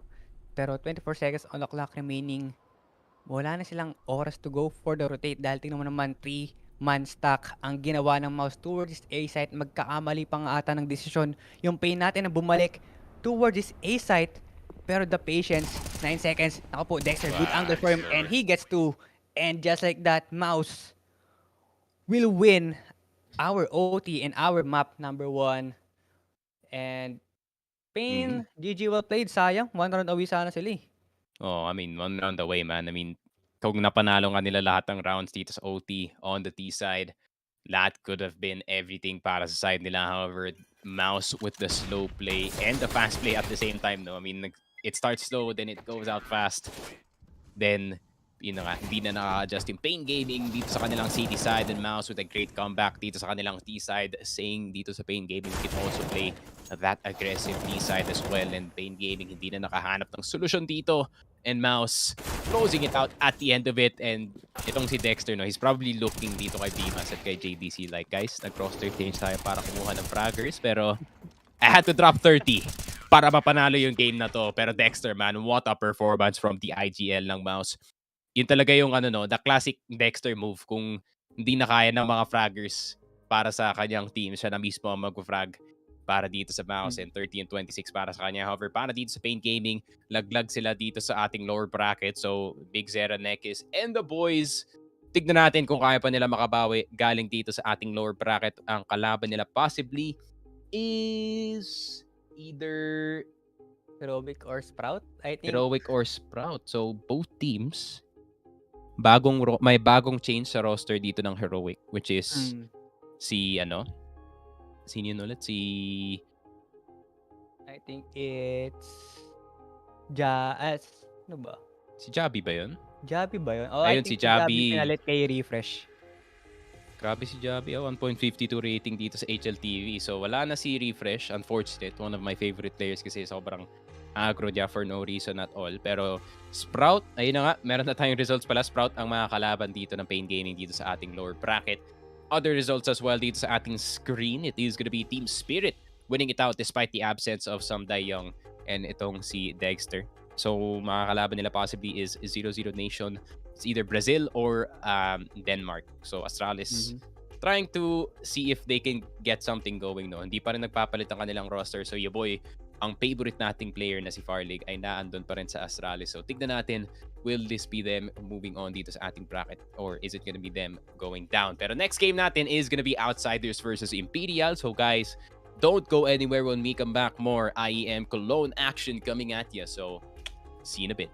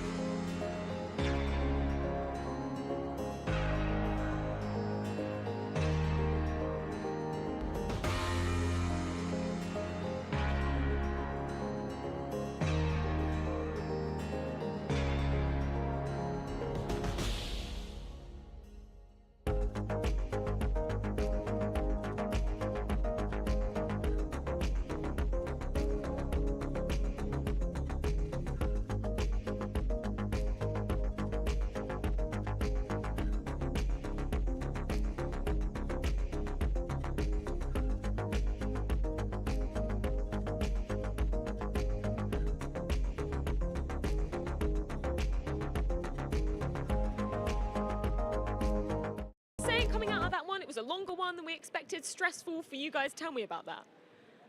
Yeah, well, basically it feels super crap to be like down 5-10 on CT side nuke of all maps, and then I was like, oh, the pressure's on me. I gotta call this game. Everyone on the internet hates me, so I gotta do good or whatever. So I managed to call good. Everyone played it super well. Coach did his job. Everyone just chimed in at the right moments, and yeah, we came back on top. Not only calling incredibly well, coming into that second half as well, you were on fire in terms of your individual firepower too. How did you kind of harness that, particularly, you know, as you were saying, coming off a really tough first half? I'm not too sure. I felt really good in the game from the first half. I think we just didn't do our rotations too well. So no matter what, I felt confident in my own ability. What do you think was key in terms of closing out in that overtime? Because I don't think any of us expected it to really be that close going into OT. We just had to win the momentum rounds. We did a lot of fast-paced stuff, and playing so fast, you just win and you have more momentum, and then you're killing them after the round ends pretty much, and they can't save. So it just brought our momentum back, and we were able to get to like 13-13. I want to quickly just ask about Torzy as well, because particularly coming into that second half, he was key in terms of some of the openers as well. And as one of, I guess, not so new now, he's been in the team for, you know, a reasonable amount of months, but coming through the academy system as well. How have you seen him growing as a player?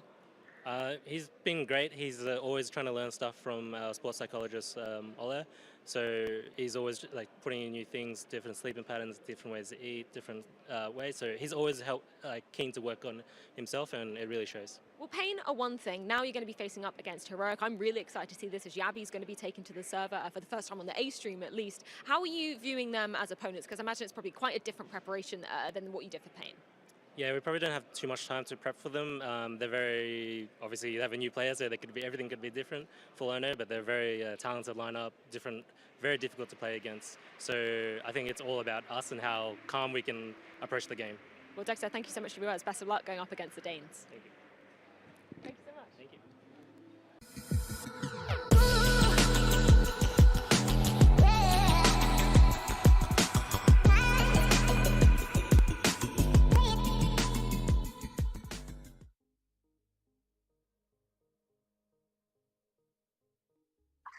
To the official Filipino broadcast na IEM Cologne 2022. Nandito na tayo sa second best of one of the day, which is gonna be Outsiders versus Imperial.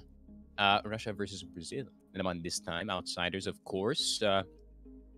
Meron silang bagong player. Actually, a lot of new players, which is si Fame and si Norbert. I have to say that right. Norbert coming in here from, I think, anong team ulit yun?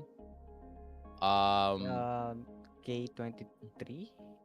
K23. I think, parang pareho din yung logo nila dito sa tawag dito. Actually, yeah, tama yung K23. I forgot na nag-rename sila ng team actually. Pero yun nga, Norbert and si Fame.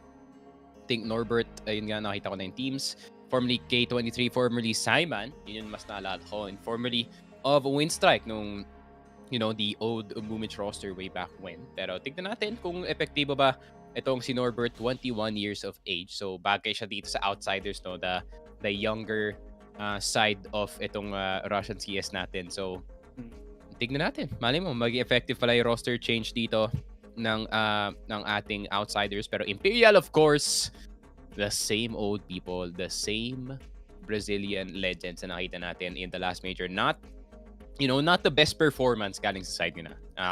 In full honesty, no? Pero still, if nakita mo itong roster na to, like Bolts, Fallen, FNX, Fur, and Vinny, isipin mo na they have the firepower, they have the capability na mag-beat ng team kagaya nga na Outsiders dito.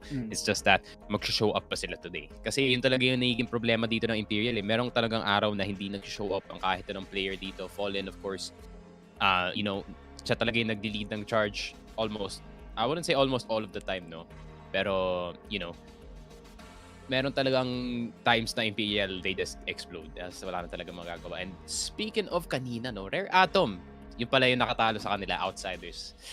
Sayang. This could have been Rare Atom dito sa ating tournament. Pero yun nga, Outsiders, of course, beating sila 2-0. And of course, talo sila doon sa Movistar Riders, who have been on a tear as of recent. The Spanish squad really going into their own dito sa ating tournament and looking to see if they can get in dito sa, or actually no, wala pala sila dito sa ating play. Pasok na pala sila, I think, dito sa ating tournament. No, hindi pa pala.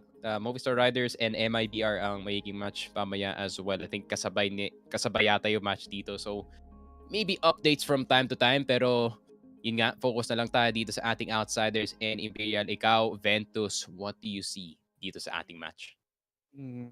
Outsiders, new bloods coming in. I think they only been playing for 1 month altogether, no? Mhm. And let's see kung meron nga bang magandang adjustment na nangyari for this roster, especially with the addition of Norbert and si Fame.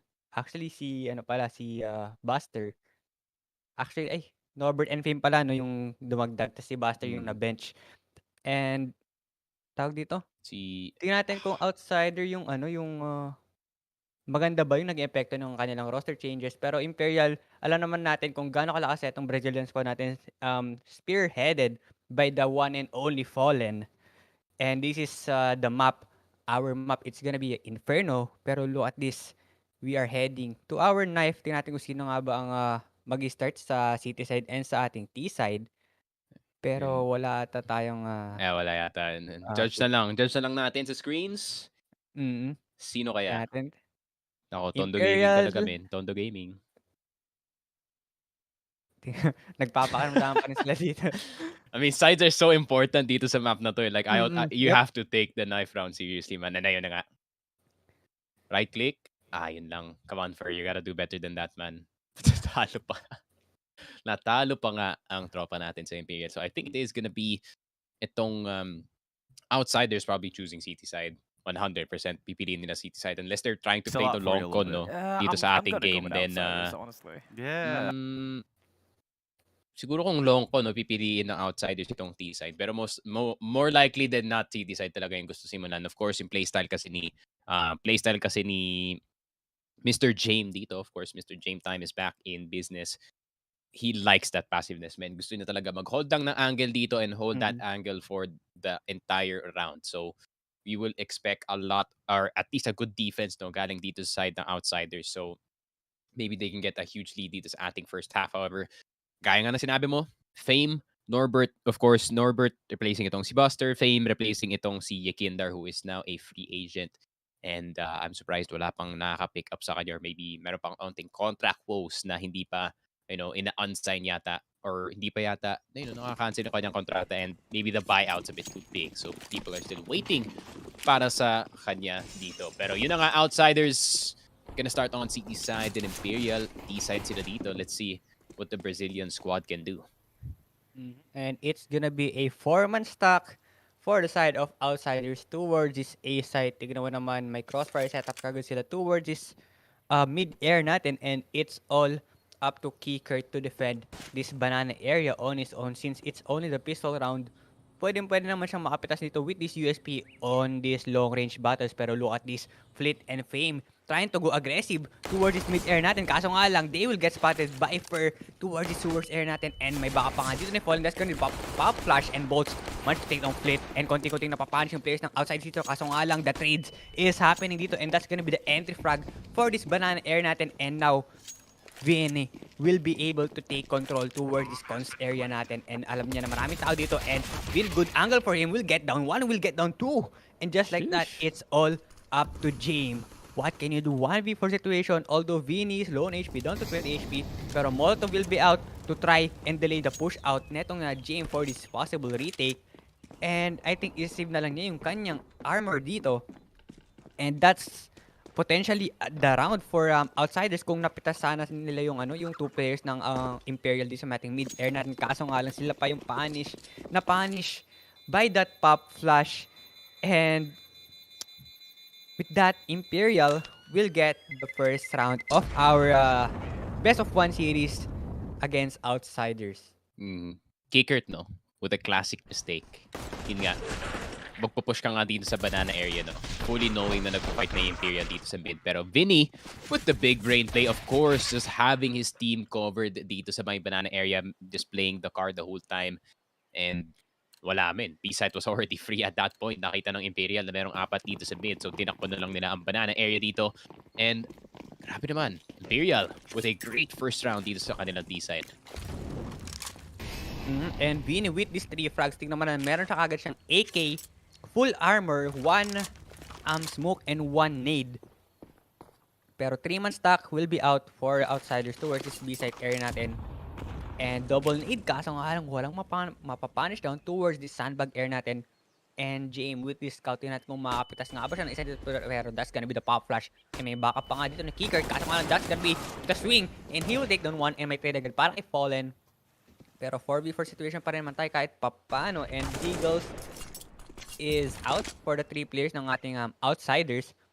Pero konting-konti na nakapag mid control yung 2 players ng Imperial natin, which is gonna be a Fur and si FNX.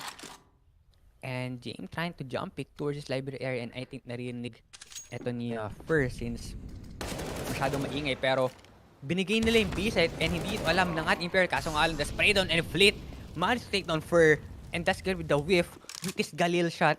And 2 players ng Imperial natin low on HP. This is still winnable for the side of outsiders since all they need to do is to go for that 1 tap headshot para mapunish down pa nga etong remaining players ng ating Imperial. Pero 30 seconds on the clock remaining, and James trying to spam through the smoke, pero he won't tag anyone, he won't hit anyone. And oh my goodness, no scope through the smoke, through the wall, will be able to hit ang bolts, and that is the map knowledge you have. Wow. And now James, again, what are you doing with the scout? Fleet managed to take down FNX, and with that, na-take back pa nga ng outsiders yung round na to. And alam mo naman, outsiders, they do not force buy often, but when they do, eto pala yung nangyayari. James, what? 2 no scopes galing sa kanya with the scout, 1 through the smoke, and the isa dito kay Fallen. Grabe naman yung lineup na yan, Fallen. 100 HP, instantly down dito sa B-side, and what a big win para dito sa outsiders to turn the round back around in their favor. Tignan mo naman, Imperial gonna be forced to go for the force buy dito sa ating round.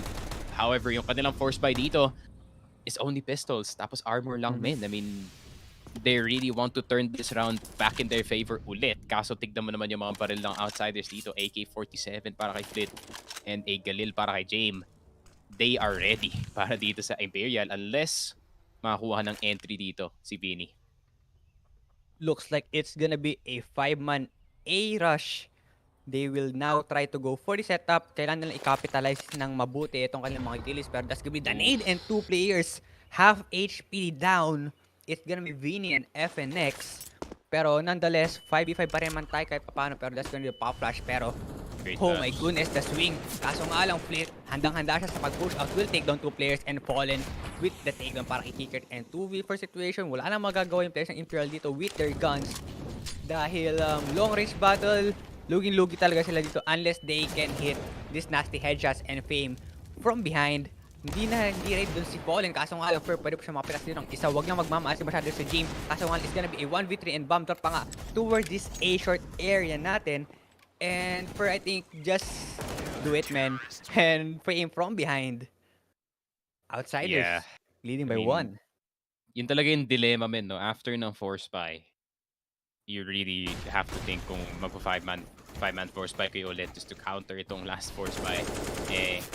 Not the smartest decision considering na naka AK-47 na mga ibang players dito. These are not scouts we are talking about. These are full-on rifles galing dito sa outsiders. And an interesting fact lang para dito sa Imperial. 1, 2, 3, 4, 5, 6. They are on a 6 series lose streak going into this tournament. So not the best results galing sa side nila. However, maybe this could be the main difference going into this one. It is Inferno pa nga, no? Inferno pa nga yung map. And knowing Imperial, they love Inferno. Gusto talaga nila maglaro dito sa mapa na to. So, I think now is the time to break itong streak, man. It'll only take 1 game though. But outsiders, still, I mean, good defense galing sa side nila. Force by, I mean, going for the waterfall. Maganda yung flash, not gonna lie, no? I mean, bulag na bulag yung player dun sa side. However, Flit was in cubby this whole time, just ready and waiting para dun sa kanilang drop, and outsiders starting to build yung kanilang economy dito. And nakita ko na James already 5,750 para sa kanya. As soon as he dies with this MP9, men, alam mo na the AWP is gonna come out. Yup, 5,750, and possibly makakuha pa nga siya ng money bonus with this MP9 dahil alam natin napalaking bigay in terms of economy, pero the jump pick, the jump run boost coming for Jay, mukha atang mag-go aggressive siya towards this second mid area natin, pero Jay, he will spot one, a knife out pa nga itong si FNX, and that's gonna be the bomb drop, and Norbert will take down one, will take down two, will he get the third one? Yes, he will, and it's all up to Vinny. 1v5 situation, and James binigay na sa kanya for that additional economy bonus.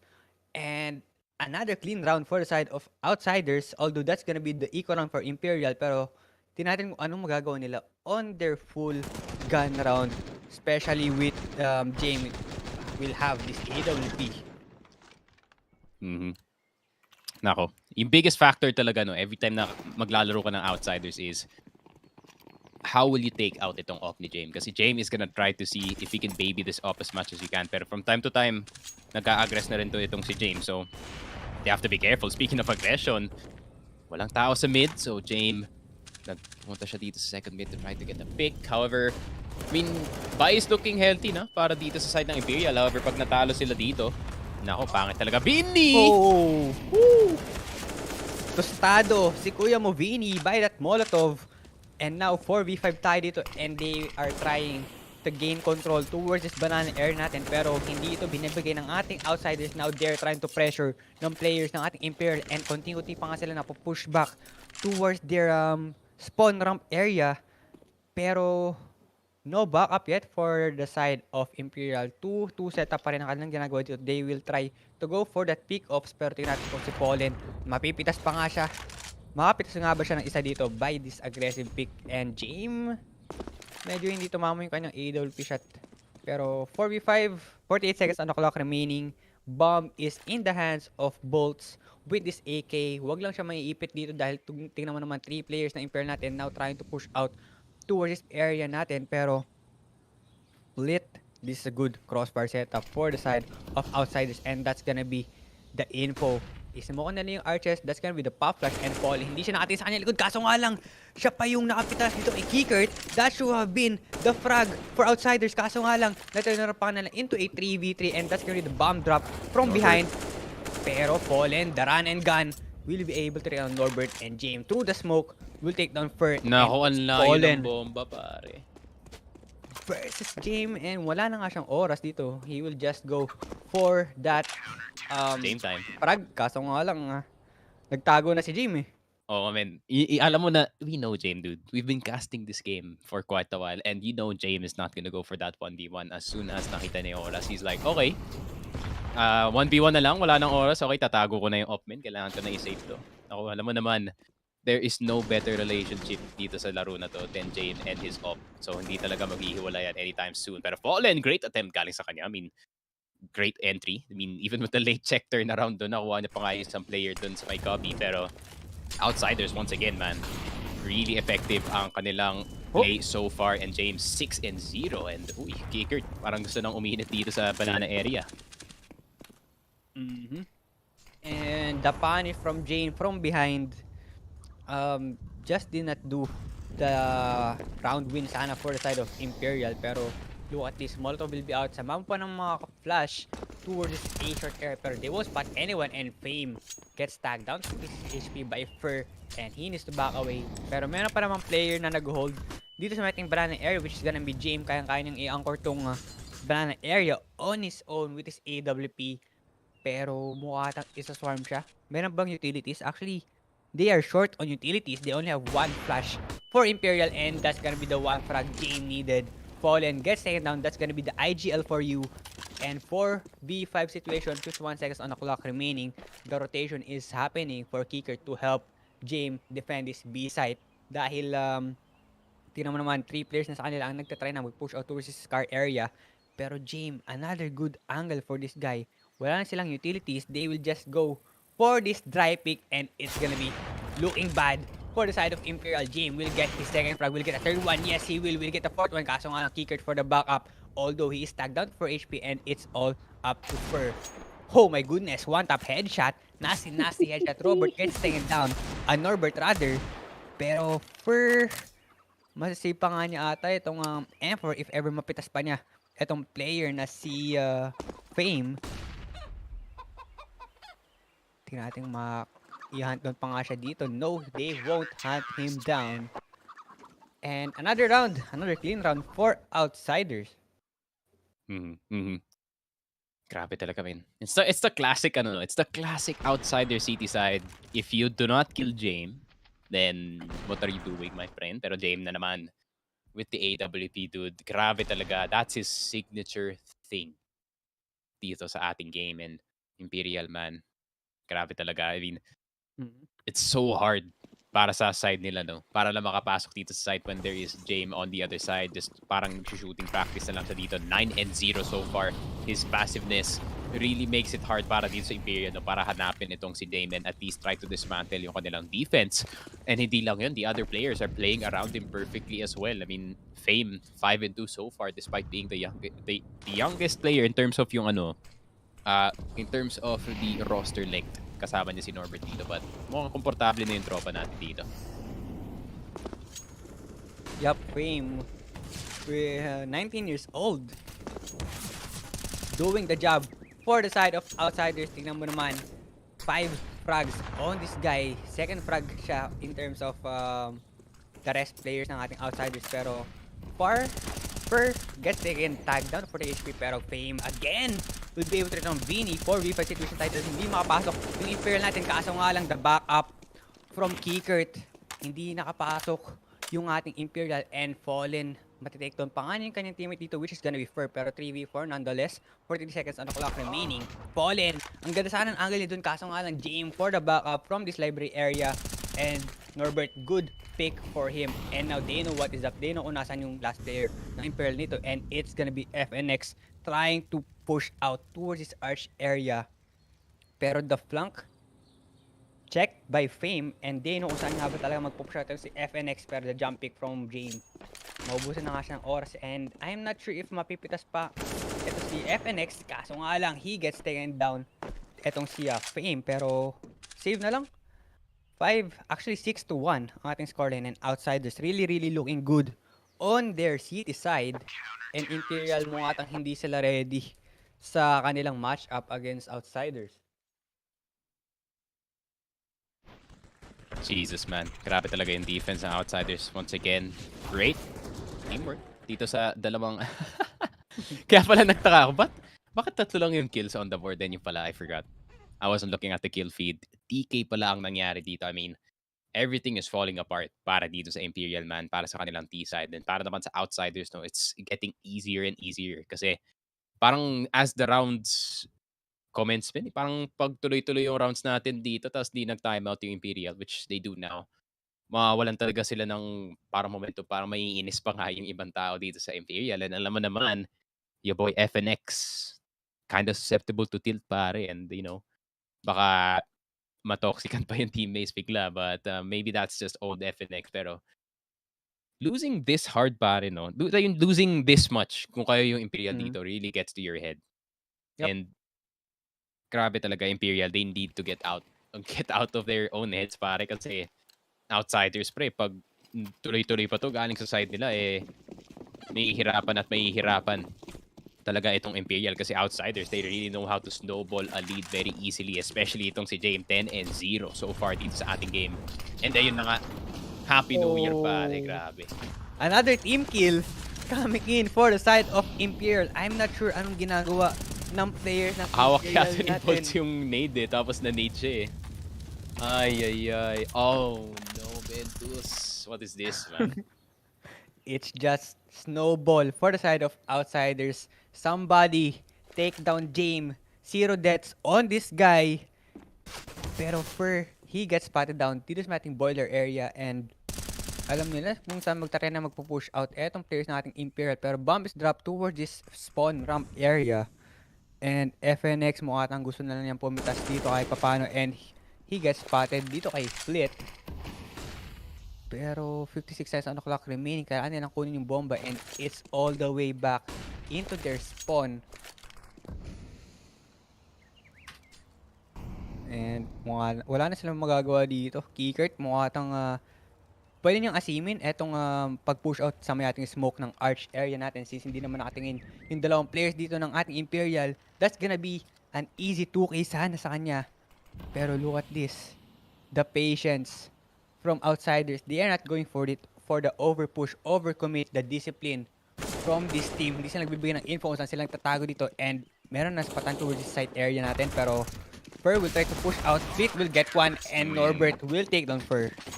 Ayun naman. I mean, this is just pure desperation mode pare galing dito sa Imperial, and not even that is working para sa side nila. I think now is the time to go for a half buy. Make sure na meron kayong napaka-kompleto na buy dito. Pero yun na nga, Bolts had a nade in his hand pare, tapos hindi narinig ni Fallen. And not just that pare, the fourth and the fifth nade para lang maramdaman ng Imperial itong 5 nade stack dito sa side ng B. Grabe naman Imperial. You're gonna have to do something quick. Yep, and when all else fail, just rush B and Kikert will punish down. This rush, Bolts get taken down. And 4v5 situation, Fallen, no trade happening for the side of Imperial, and outsiders just doing what they do best. Man advantage sila, hindi na sila mag-overcommit, hindi sila mag-overpush. The discipline from this team is real there against Imperial. Pero tignan mo naman, 4 AKs, mukha tang mapapasave na naman sila if ever they lose this round.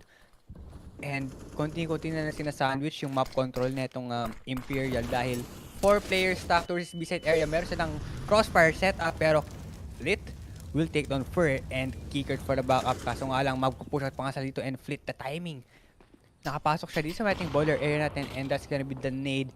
Just trying to delay the push out na ginagawa ng ating Imperial dahil yun ang kailangan gawin on your city side sa ating nuke map. Just delay the push, cancel out the frags they needed para madepensa nyo yung site ng maayos. Pero mukha it's gonna be AB 3 hit, 3-man player, 3-man push ang gagawin na dito, and the flank from Fleet. That's gonna be the bomb drop, and that's gonna be pop flash. Kikert will take down one as well, and it's all up to Vinny. He will take down 2 players, and winnable pa nga ito para sa kanya if he gets the crucial frags he needs. Kaso nga lang, Fame from behind will take down Vinny. Yeah. Vinny's trying, man. He's really trying his best dito sa ating game. However, it's really not working out. Kahit anong i-force talaga ng Imperial dito sa ating map, it really isn't working. And tingnan mo naman si Flit, no fear pushing mid. Mamatay siya dun. Doesn't even matter. He's just gonna buy another M4 dito sa ating next round. So, I think itong outsiders, no, parang greenlit na ang mga psycho plays na pwede nilang gawin dito, and that could just really damage itong mental ng Imperial in this game, especially. And Jane, nako. Oh my goodbye goodness. for 11 and 1. Jesus, man. Yep. And Fur try to go for that Ferrari pick. Kaso nga na mapunish siya nito ni Jame with this AWP. Players ng ating outsiders, $10,000 in their banks. Mayamang-mayaman sila. They can still buy all the guns they want for the rest of this half, I think. As long as they kept on winning. Pero ikaw ron tayo for the side of Imperial. 3 Tech 9s and 4 smokes will be up for them. Although Vinny will have this Mach 10. Pero mukhang they're going for this B hit stack. Tingnan mo naman, 4 players ng Imperial will try to go for this push, and narinig na to ni Kikert, and that's gonna be swing. Kaso nga lang, he takes one, and the trade agad para kay Fallen, and 3 players lone HP na for the side of Imperial. Split will take down 2 players and Fallen again for the trade, and I think wala naman siyang magagawa dito, and Fame with that pick will take the head of Fallen 8-1. Oh my goodness, Imperial is getting destroyed. Yeah, I mean, I like how no matter gaano kalaki yung lead ng ng outsiders dito, Jane is not moved. Wala siyang reaction kasi alam niya naman na capable yung mga players dito sa Imperial to make that massive comeback happen. So, parang job's not finished para sa kanya dito. Not until the score strikes 16. Pero masaya naman yung mga ibang teammates niya that it is an easy time para sa kanilang city side. However, city side is definitely their specialty. So itong outsiders, I'm not surprised na ganito kalaki yung lead early on dito sa ating game. Yep, pero wala pa rin maisagot yung Imperial sa depensa na pinapakita ng ating outsiders dito sa ating Inferno map. And they are just going for that banana mid control para ma-cancel out yung binabato ng mga utilities neto ng Imperial. Pero oh my goodness, Kickert gets tagged down to 1 HP by that Molotov. And the spray down, hindi siya magko-connect doon, pero here comes the push out, here comes the utilities. James needs to back away, repositioning himself all the way back to this A-site area, pero pwede siya ma-cut off guard dito ni FNX. Huwag siya magkakamali, kaso nga lang nice smoke for him towards this apartment area. And here comes the push out, and Flit will whip his shots here, kaso nga lang may trade agad para kay Norbert, and that's gonna be the bomb drop for V4 situation tayo dito. Although Kickert ay na nga, low on HP na siya dito, pero James from behind will take down Fallen. Oh my goodness, Norbert, what is that? What is going on, Flick, bro? 180 flick shot for Norbert. Oh my And god. James just hitting the shots they needed. Kahit pa may pader dyan, And he will take you down. It's James time for James, pero Bolts 1v2 di sa mating short area natin, and Bolts managed to take on James. Kaso nga lang, no trade happening for him. And with that, another clean round for the side of Outsiders. Yeah, I think para kay James, no, na-realize na, oh, my KD is a bit too crazy, so let's try to go for this mid push. And tignan natin if I can get at least one more death on the board. Pero grabe naman talaga the defense once again. It's like a brick wall para dito sa Outsiders and Imperial. Wala silang paraan para makapasok ng side. I mean, nakapasok na nga sila dito. However, tignan mo naman, bodies all over the place para dito sa Imperial. So many casualties para lang makapasok ng side. At para naman sa Outsiders, it's just cleaning up duty para sa side nila. And Imperial, I mean, yet to score one more point dito sa ating half.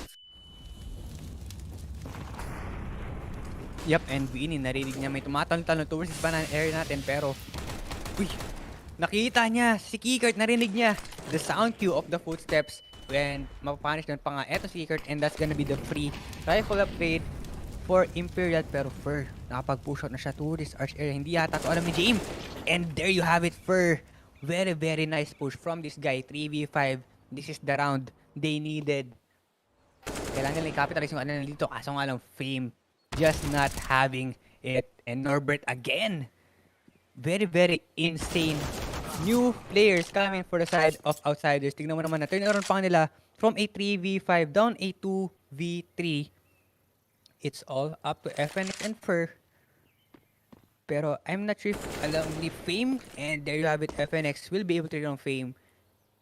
Pero 1v1 ang mangyayari dito sa ating A-site. Pero masyado atang maingay itong si Norbert dito. Huwag siya magkakamali. Mag-pick out dito, and there you have it, Fur will take down Norbert. 1v2. It's all up to Flit. Still, medyo mahirap kahit paano. Pero meron naman siyang smoke and the defuse kit. You have the time. Kaso nga lang, he gets spotted down. Yep. I mean, Flit trying to get into the site early habang di pa nakababa yung bomba, and made it at least a bit hard para dito sa Imperial. Pero great individual play, especially galing dito kay Fur, getting James, the most important player para dito sa Outsiders in terms of anchoring of the sites. Pero Vinny, I think, I don't know, medyo naging kampante dito yung Outsiders, knowing na double digit na sila dito sa ating game, and a bit reckless to say the least. And I do not think James is happy about that at all dito sa ating game. Maybe even timeout, no? The classic complexity timeout, lose one, timeout one. Pero hindi, I think papag-isipan ng Outsiders kung anong pwede nilang i-adjust dito. I mean, the same thing has been working for the past few rounds. So hindi ako magiging surprised kung parehong strat lang ang gagamitin dito ng Outsiders. They just have to be a bit more careful, no? Kasi para sa Imperial, they are playing like they have nothing to lose dito sa ating T-side. So magkakaroon talaga ng mga moments where kaya nga na nakita natin kanina, Fur will catch someone going through the smoke, trying to go for the risky play, and maghahanap talaga ng punish itong Imperial. Yup, and Imperial now finally getting the banana control, and napapush out pa nga nila yung players nating Outsiders. Tingnan mo naman si Kickert down to 26 HP. Samahan mo pa neto ni Fame na medyo doable pa rin naman yung HP niya kahit papano. Pero Vinny just anchoring this banana area with the help of his teammate Bolts. Uy, sala yung flash, pero that's all good. Hindi pa sila nag-push out, pero 2 players ng ating Outsiders and 3 players na James will try to help his teammates defending this banana. Pero the rotation happening for the side of Imperial, it's gonna be 2 players lang ang Outsiders ang magbabati towards his A side. And tig 1 angle lang sila dito which is gonna be a Fleet holding this arch area natin.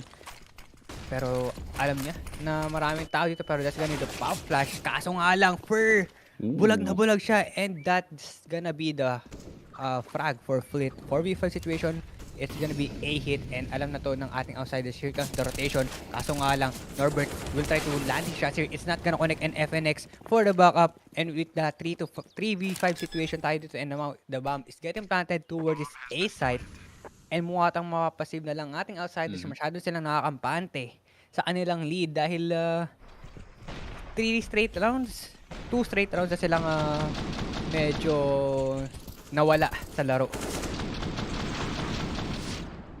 Ay.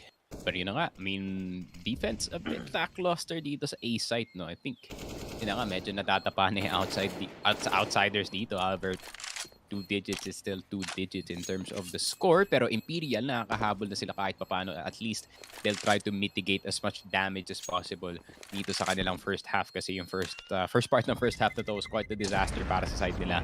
Pero, ayun nga, James gets one number. Meron pang pera dito si Fer to buy into the next round. Imperial, maybe, just maybe, kung kaya nilang i-end to na 10-5, no, this would be a way easier first half than it first looked dito sa ating game. Pero James getting that last kill, James time, alam mo naman, 3 versus 5, as soon as he sees that, gusto niyang i-save yung op, he wants to go for the less risk dito sa ating game. And outsiders going into this one again, kompleto ang kanilang buy dito, James with the op, and let's see ano yung adjustment kaya nila dito. And outsiders, kailangan nilang kunin yung rounds they want as possible, no, since pagka na 5 pa to ng Imperial, pwede pa silang malason ng potential comeback. Pero as of this moment, outsiders, they need to re-evaluate their defense dahil medyo na babasag na to ng ating Imperial. They need to go for another strat. Pero look at this 4-man push out for the side of Imperial. 2-3 setup naman for the side of outsiders. And nagpaparoon sila ng heavy utilities toward this short A natin. And Fame, may spatan niya yung isang pa dito. Kaso nga lang, here comes the flash. Here comes the push. And Vinny gets taken down by Fame. Actually, natikon pa nga niya ito si Fame. Kaso nga lang may baka. Parang i-kicker 4v4 situation. Kahit papano, B-site is open. Pero no retake. I think, tingnan mo naman, nakabantay pa nga ng flank. Etong si FNX for potential flank na mangyari for outsiders. Pero 4-man retake. Nakapag-push out na nga ito si Kicker to his coffins air natin. Pero alam nito, ni Fallen. And wala silang masyadong, actually marami silang release na pwedeng iba to for this kind of retake. Here comes the flash, here comes the push out, and here comes the spray down, and Norbert will be able to run FNX and Fallen. The crossbar set up. Bolts gets taken down. Bolts will get the 3 kills. And it's all up to James with his AWP and will miss his Glock shots. And with that, another round for the side of Imperial. Ay, Imperial. Starting to heat up na dito sa ating second half. I mean, yung mga pushes na hindi gumana early on dito sa ating game ay gumagana. At gumagana na Vinny once again. Going huge entry para sa kanyang team and the rest. Crossfire lang. Masyadong complicated dito sa ating retake defense dito. Bolts going huge with the play. And, you know, 10-4. I mean, a bit of resistance na ang nagagaling dito sa Imperial. So, outsiders, they need to figure this out early on. No? May dilemma onti para dito sa outsiders. No? Do you spend a timeout para dito sa last round ng half? Or if ever matalo na lang kayo dito sa last round, just go into the second half with 4 timeouts, then ano na lang. Then play out itong T-side dito. Pero outsiders, I think mas ginusto nila na may mas malaki silang lead dito sa first half. Kasi pagdating sa kanilang T-side, medyo unknown pa rin, no? Kasi hindi pa natin nakikita si Norbert and si Fame kung paano sila, kung gaano kaganda yung chemistry nila with Flit and Kicker dito sa ating T-side. Yep, and mukha tayong magkakaroon tayo ng play for picks this time around for the side of Imperial. And Fame lagi siyang natatag down dito sa ating banana area, and that's yung the spray down, and Bolts managed to get away with 8 HP left. for this guy. And now 5v5 pa naman tayo kahit papano, pero here comes Norbert. Narinig niya may tumatalon-talon dito sa may mid-air natin, pero Fur will take down Norbert down. And 4v5 situation, no crossfire setup is happening for Outsiders. This is fighting mid-area, pero the wide swing from Vinny taking down Flit. 3v5. And mukha atang masyadong nakampante yung ating Outsiders dito, pero still, it's a good half for them.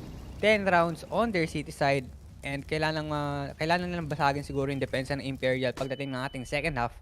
Pero as of this moment, Fame will get down one and na-trade agad para kay Fallen. Hindi siya nakatalon. Pero 2v4, naku po. This is gonna be a really hard retake if ever man.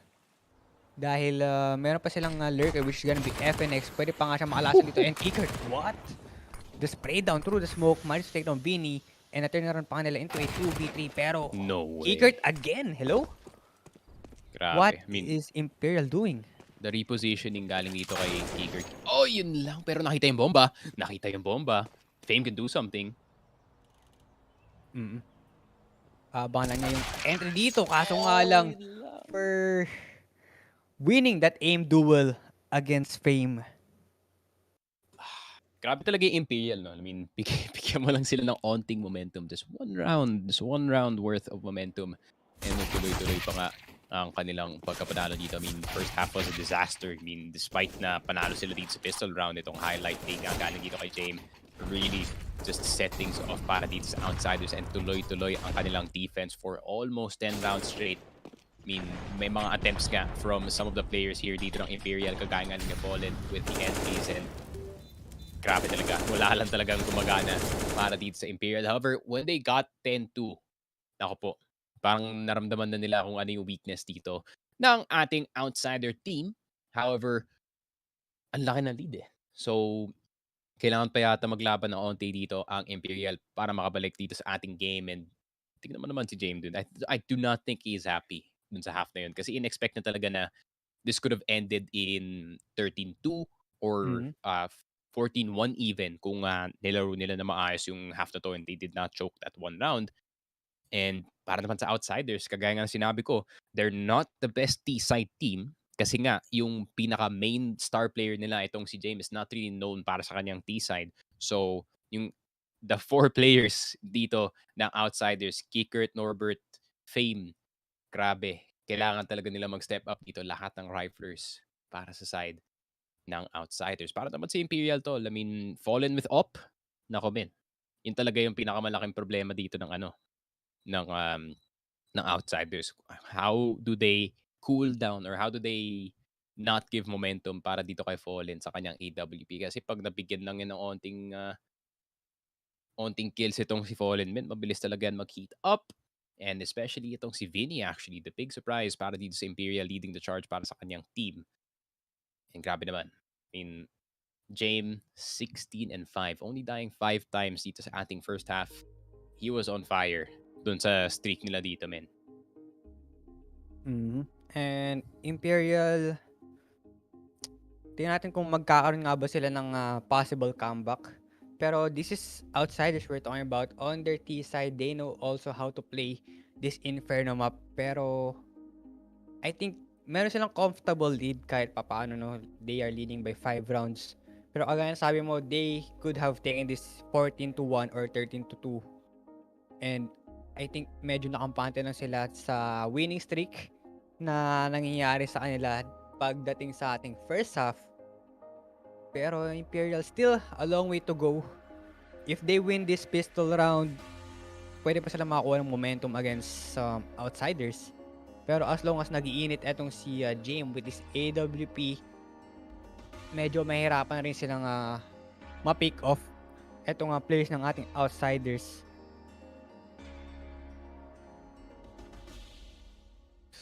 Yeah.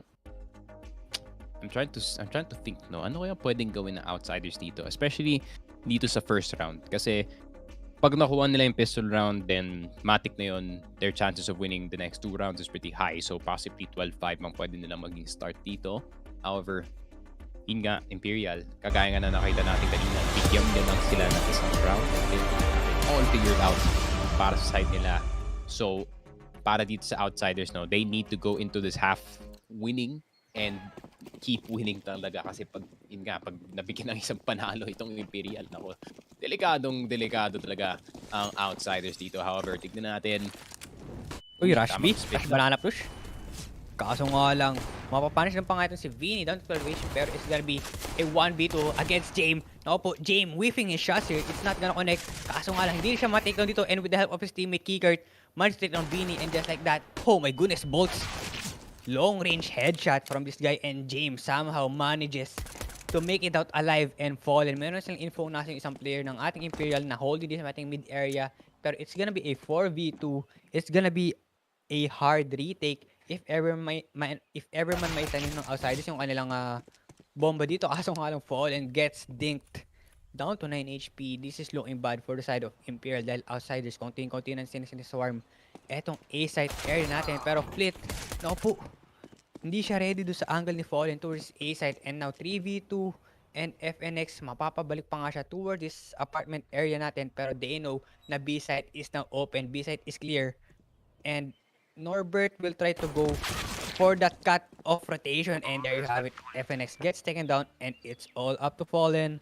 9 HP, no kit, and James again getting the 3 frags on our second half pistol.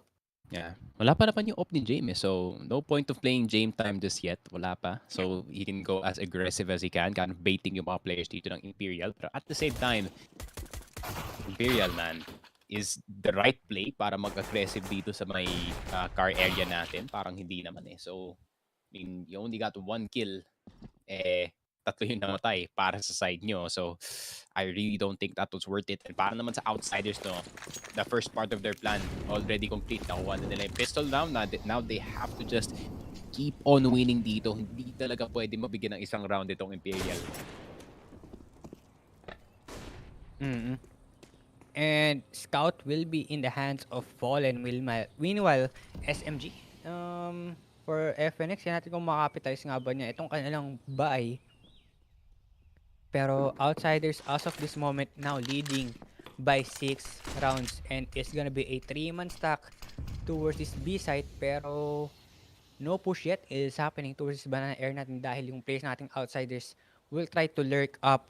Sneaky play dito sa ating mid air natin and it's gonna be the utilities, Molotov and smokes will be out.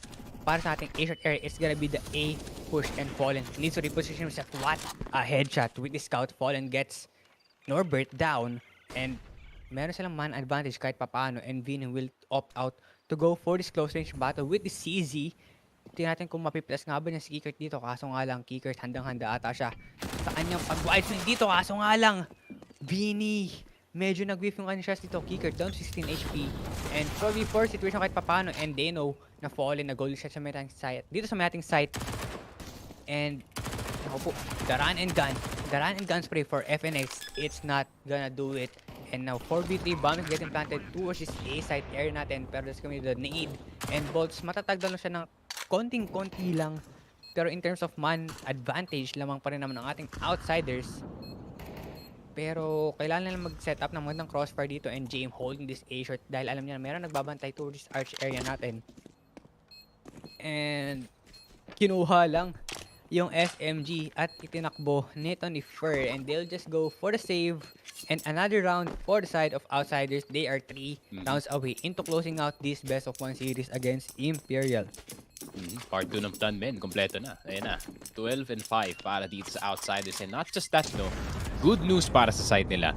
Nag-force buy yung Imperial dito to try and turn around the round. Pabalik nga sa kanilang favor. And si Norbert ang namatay nga dito. Pero at the same time, Kikert, the classic Mac 10 jump peak. Dito kay Vinny hitting the shot. Pero para naman sa outsiders, as long as they have control of the site, it is A-OK.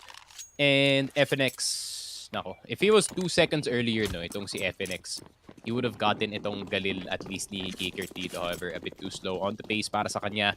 And Imperial having to go for Eco, Mac 10, and MP9. Meron pa naman sila on their side. So maybe may damage na pwede magawa yung dalawang SMGs na to. However, we are talking about AK-47s, dalawa on the other side. So it's gonna be a bit hard para sa Imperial para i-defend to.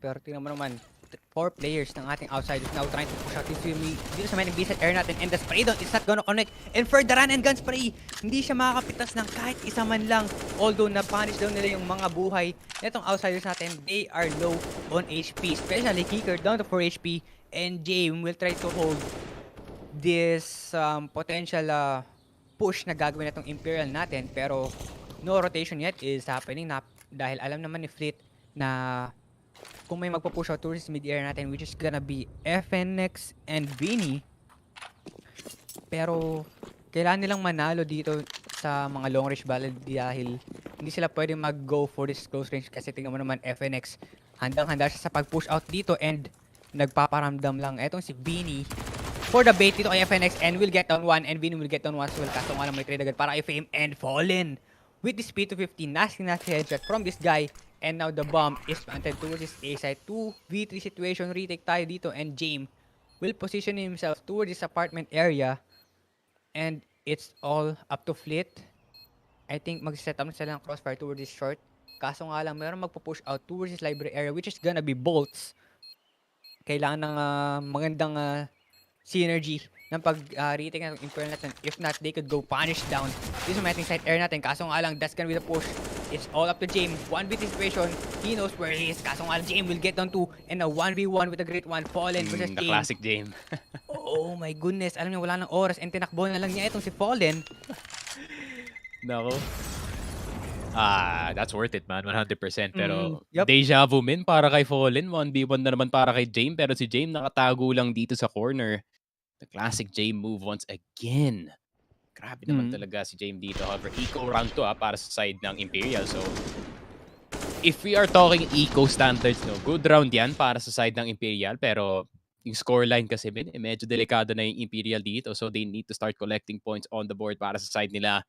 Pero that round could result in them knowing kung ano na yung weakness dito ng push ng outsiders, and alam ng outsiders yun. Alam ng outsiders that is a bad round galing sa side nila despite yung pagkapanalo, so that is a perfect timeout galing sa coach nila. Yep, and a good hold pa rin naman kahit papaano para kay James. Pero look at this, Fallen will now have this AWP in his hands.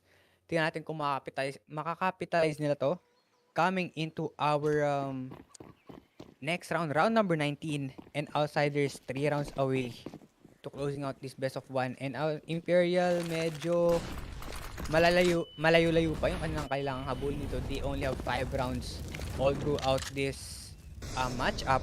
Pero Molotov will be out towards sandbags air natin, pero walang tao doon. And play for picks is gonna happen for the side of outsiders.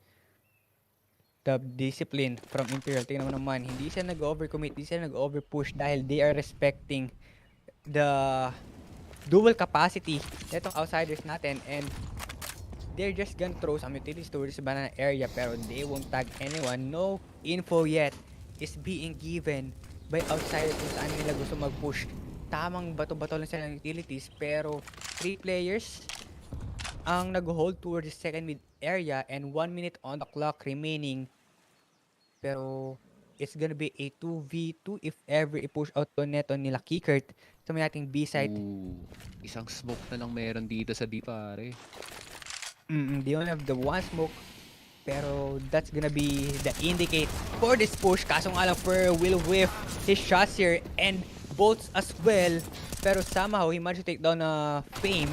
Pero 4v3, naku po, Kickert will try to go aggressive towards this construction area natin, and mapapaback away pa nga etong si FNX to save this M4, and walang choice yung ating Imperial but to save. They can't afford another gun loss dahil wala silang pera. Tingnan mo naman, $0 in their banks, $50 as well.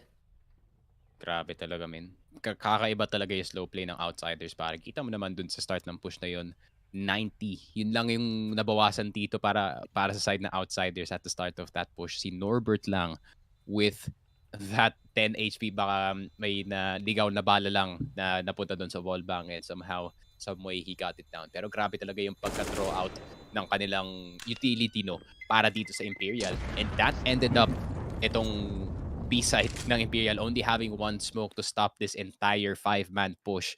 And the outsiders play, man. Yun yung Jame effect, pare. That's the Jame effect that you see. Itong si Norbert and si Fame, I'm happy na medyo sanay na sila sa sobrang slow play dito na outsiders kasi we are gonna see so much more of that dito sa ating game. Mhm. And timeout will be called by outsiders, I think. Gusto nilang tapusin 'to. Actually, Imperial pala. And they needed this timeout. Dahil 2 rounds away ang ating outsiders into closing out.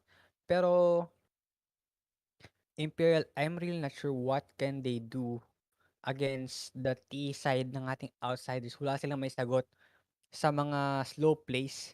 Lagi sila na surprise. Oo, slow play ang ginagawa nating outsiders. Pero once na magkaroon ng tamang timing yung outsiders natin, they will just go for that heavy push and hindi prepared yung Imperial kung saan nga ba talaga sila magdedepensa. And AWP again, actually nasave pala to last round nito ni Fallen. Pero as of now, for the previous 3 rounds, hindi niya nakakapitalize yung kanyang AWP. So now, he is holding towards the banana area. Although, nandito si Fame all alone. No backup from his teammate. And it's gonna be a 3-man stack towards his A short. Pero, bomb drop pa rin naman towards his 1 air natin. Marami pang oras na ating outsiders. They still have 1 minute and 16 seconds on the clock to decide kung saan nga ba talaga siya mag-push. Pero that's gonna be the Molotov and Fallen. Medyo maipit ata siya dito. That's gonna be the double nade and 2 players ang matag down dito, and Fallen somehow managed to take down 1, and hindi yata nila alam na may tao pa dito sa may sandbags area. Ako po, trigger discipline from Fur. He gets 1, and oh my goodness, Jame gets tagged to the head and somehow make it out alive. Although Fur, low HP na siya dito. Sayang, hindi nag-connect. Actually, nag-connect yung double nade nila dun. Kaso nga lang, hindi nila na-finish off yung players ng ating outsiders. And Imperial, that's a good timeout for them. Dahil tingnan mo naman, na-stop nila yung momentum ng ating outsiders kahit papano. And it's all up to Jame with his AWP. He have 21 frags and 5 deaths. So, hindi nila i-hunt down to since wala rin naman silang masyadong pera and they can't afford to lose another gun. It's not worth it. It's not worth it para kumuha ng hunt dito.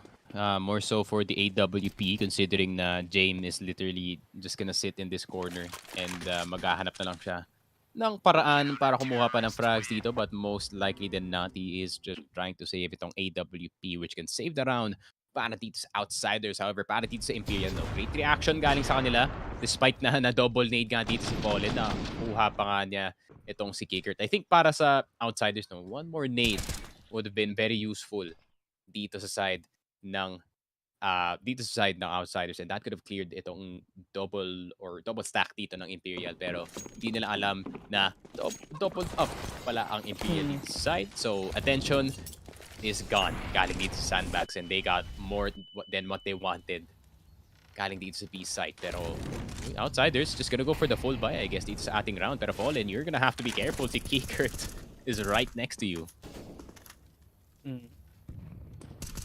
And Kicker favorite niyang ginagawa to, he will just try to go for that aggressive push and try to punish down kung sinong mag-overcommit, overpush for the side of Imperial. Pero I'm really not sure if alam nila na may nakapag-push out dito. Kaso nga, uy, Fallen! Oh my goodness, the wide swim from Kicker will take down 2 players. And that is the B side open. Smoke will be out to cover up the CT side natin. Pero Flit, good read from this guy. This, man. This is slow play talaga. The patience from outsiders, kahit na open up yung B site nito, alam nila na merong magpo-push out ng Imperial players natin, and now it's all up to FNX and Bolts. 2v5 situation, double up setup ang ginawa ng outsiders. Pinulit nila yung AWP natin ni Fallen, and possibly na ibato na nila outside. Oh my goodness, P250 headshot. FNX getting down, and Bolts, they know kung nasan yung last player ng ating Imperial, and they will just go for the hunt. Especially etong si Flit. Tingnan mo naman, may backup pa nito ni Jame towards his mid area. Mukha tang the timing.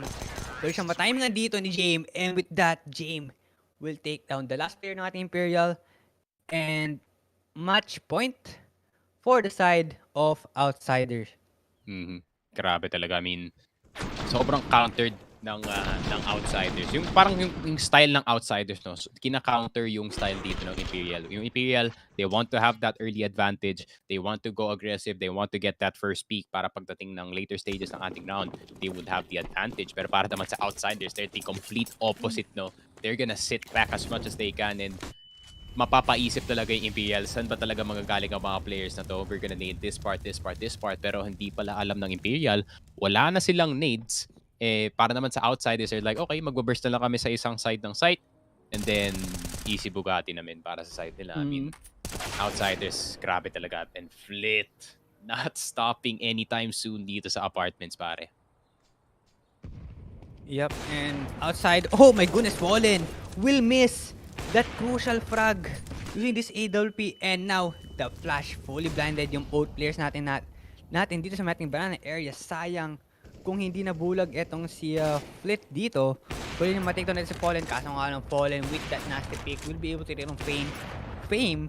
Pero 4v4 and Outsiders only need one round, and Imperial, the pressure is on their side, it's on their heads, and it's on their hands, and Kikert will be able to take down boats. 3v4, Nade will be out towards the apartment area, and ang ganda ng hold na ginagawa dito ni Fleet sa may ating apartments. Hindi niya pinapa-rotate yung Imperial players natin dito, which is gonna be Fur and FNX, and it's all up to Fallen to defend this B side on his own, and that's gonna be the pop flash. Kaso nga lang, he will miss this AW shot mo. Atang this is it, pansit 4v2 situation for all on his own.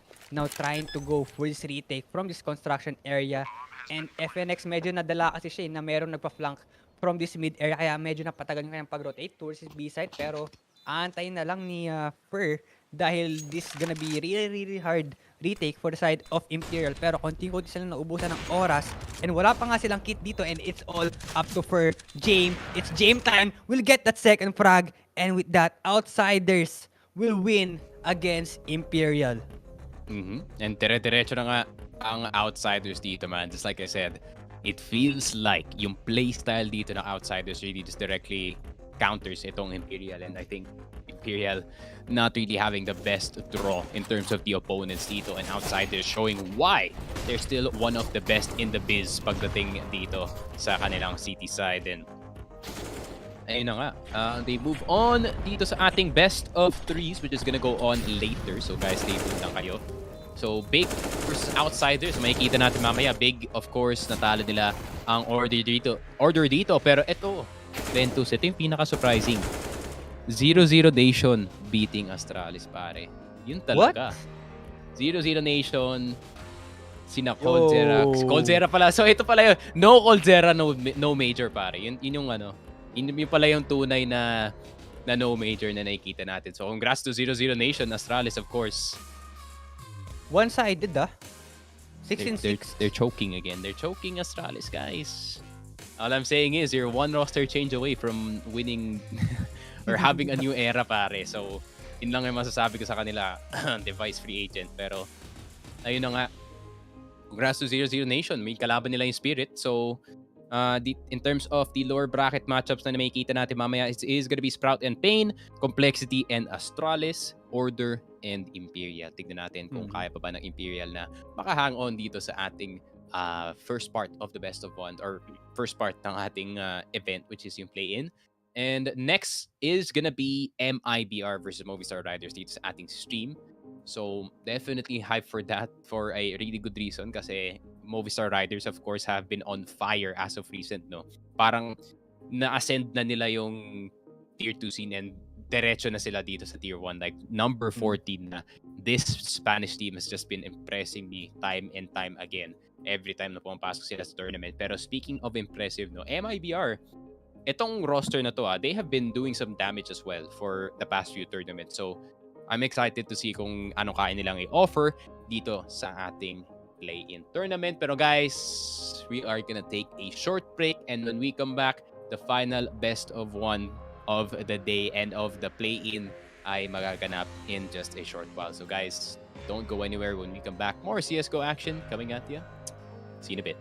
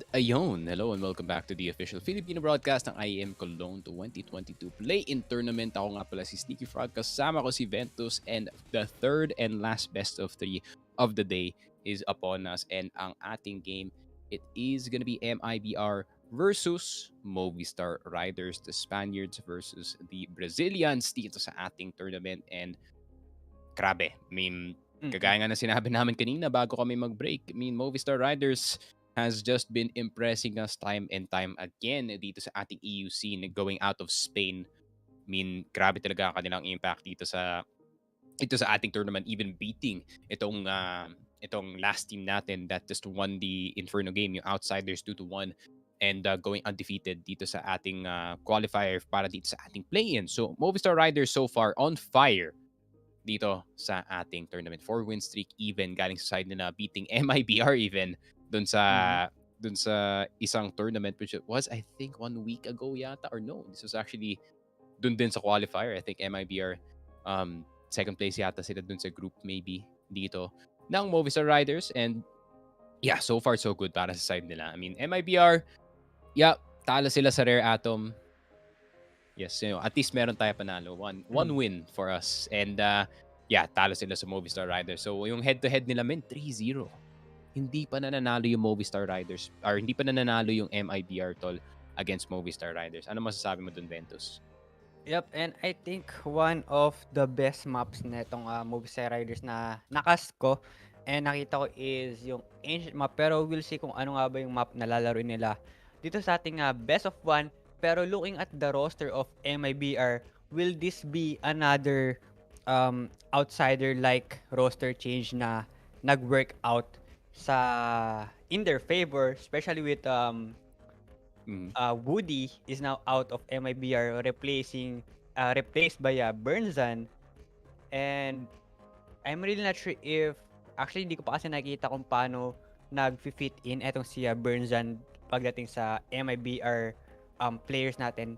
Pero tingnan natin kung magkakaroon nga ba talaga ng magandang effect yung roster changes ng MIBR against Movistar Riders, kasi kagaya nga sinabi mo, Sneaky, Movistar Riders, they are impressing us time and time again.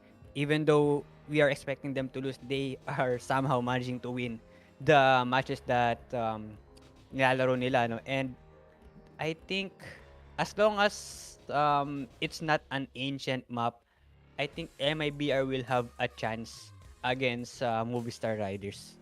Well, good news para dito sa Movistar Riders. It is ancient. Oh. It is ancient dito sa ating mapa. And MIBR, drawing the short end of the stick dito sa ating tournament. Pero Bernzan, this man is so new to the team. Wala pa siyang stats, 0-0.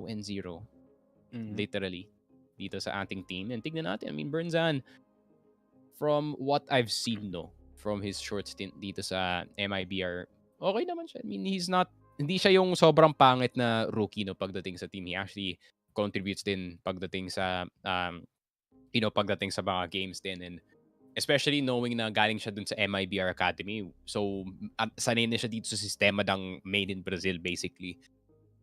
And I don't think mahihirapan siya pagdating sa adjustment dito ng main team, considering na he probably played with most of the players dito sa ating roster. So I don't think synergy is gonna be too hard para sa kanya. Pero kalaban nila, parang kryptonite nila Movistar Riders. I mean, Alex, Mopos, Dets, that 3 combo ng Riflers, grabe talaga, kakaiba. And of course, Dav 1G with the Lurkin, of course, the man of the hour para dito sa Movistar Riders, San Peus on that AWP. That this man is a beast.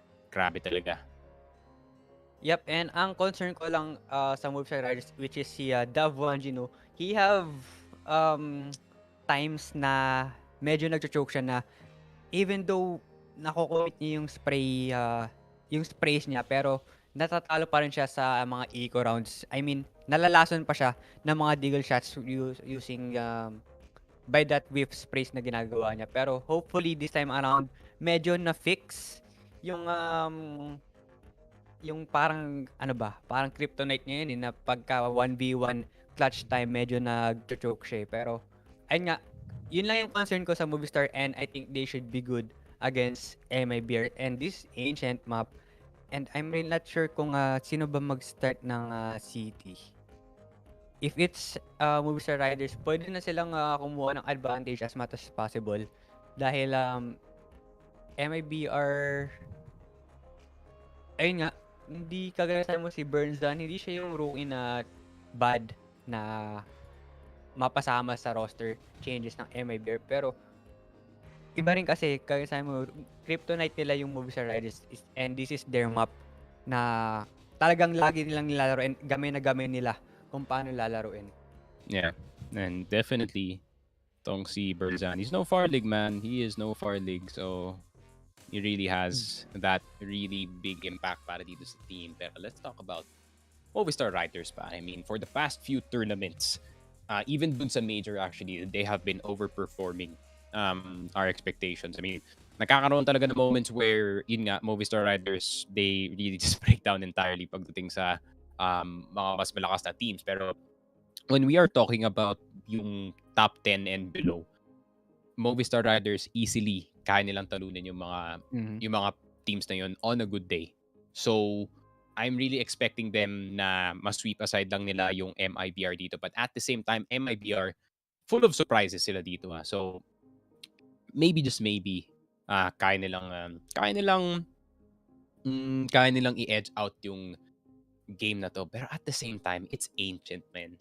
It's ancient. Parang bahay na yan ng Movistar Riders actually pagdating sa ating mga games. And of course, I mean, once you hit them nga dito sa ating ancient, it's not really gonna be an easy time para dito sa MIBR. So, I'm wondering kung kaninong pick to. Never mind, they actually knife round pa nga sila earlier, no? So I think magna-knife round to sila, which is one of the more important knife rounds dito sa ating tournament. Kasi nga, it is ancient. What you have to get that city side start first, or else kailangan mo talagang maglabas ng isang napakagandang T-side dito sa ancient, which is a really hard task to do. Kasi nga, the map is made para nga dito sa city side. And it's a really, really big map. As long as you have the mid control, you have that lamp control on your city side, you are good. Maalamang pagdating ng ating first half. Pero kailangan mo ring alagaan yung T-side mo. If you are starting first sa ating first half as T-side, you need to do better and give your best to get as many rounds as possible para medyo hayahay na lang pagdating ng inyong second half. Pero ayun nga, best of 1 series tayo against for our Movistar versus MIBR, and kung sino matalo dito, they will still have the lower bracket and yung winner naman magpo-proceed para sa ating best of 3 into the next round. Pero we'll see kung sino nga bang mag-end up on top against each other, dahil expecting ko Movistar Riders ang makakuha ng win against MIBR. Tignan natin, man. I mean, best of ones. Anything can happen, just like I said. And pag pangit yung araw dito ng Movistar Riders and hindi nila nalaro ng maayos ang kanilang first half dito, then maybe, just maybe, itong MIBR, they can pull out a win. But we are talking about ancient dito sa ating game. And pag natalo dito yung Movistar Riders sa kanilang knife round, then start sila sa T-side. And from what I've seen, no, dito sa Movistar Riders, yung kanilang T-side dito sa ancient, it's not that bad. I mean, you really don't have to have a good T-side, no, dito sa ancient kasi, yun nga, it's majority CT side. Pero if you can pull out maybe 4 or 5 or even 6 rounds dito sa first half mo kung kayo yung T-side, then you're gonna have a really fun time dito ka sa CT kasi napakadaming leeway na pwede mong gawin, napakadaming mistakes na pwede mong gawin despite not having the score advantage kasi nga, that is just how the map works. In MIBR, nandito nga sila sa CT side, and para sa Movistar Riders, it's time to hang on, my friends, kasi T-side is not gonna be easy anytime soon.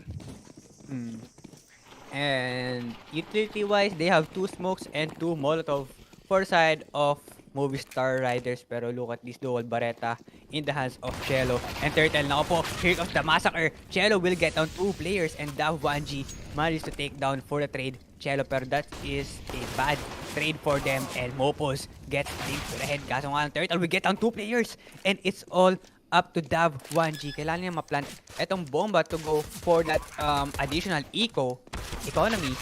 Pero hindi na siya makakalabas dito. Ooh. Pero kahit paano, itanim nila yung That's new. kanilang bomba. That's new. Yung parang pillar dito sa gitna. Mayroon ng konting kahoy. Para Oo nga, maka-plant no? naman yung mga players dito. Kasi, Mm-mm. god damn, it's so hard to plant dito sa site na to. I mean, you're getting shot from every possible angle. Good thing Valve, konting balance fix naman. But at the same time, it's really hard to stop Cello when he's on fire with the duelies dito sa short area natin. And ayun na nga, MIBR, they get the first round, and that means they're gonna start things off hot dito sa city side, which is exactly what you want kung naandito ka sa Ancient. Yep, and the force buy for Movistar Riders, since nagkaroon sila ng bump, nagkaroon sila ng kahit papanong konting economy to go for the buy here. Alex will go for the utility guy. 2 flashes, 1 smoke, and 1 molotov. Pero Sanpeus and Deaths, actually 3 players pala sa kanila ang merong rifles. And Jota, oh my goodness, gets punished down by Sanpeus. Just like that, it's a 4v5. Smoke will be out, kaso nga lang hindi yata alam na nandito pa si Shello.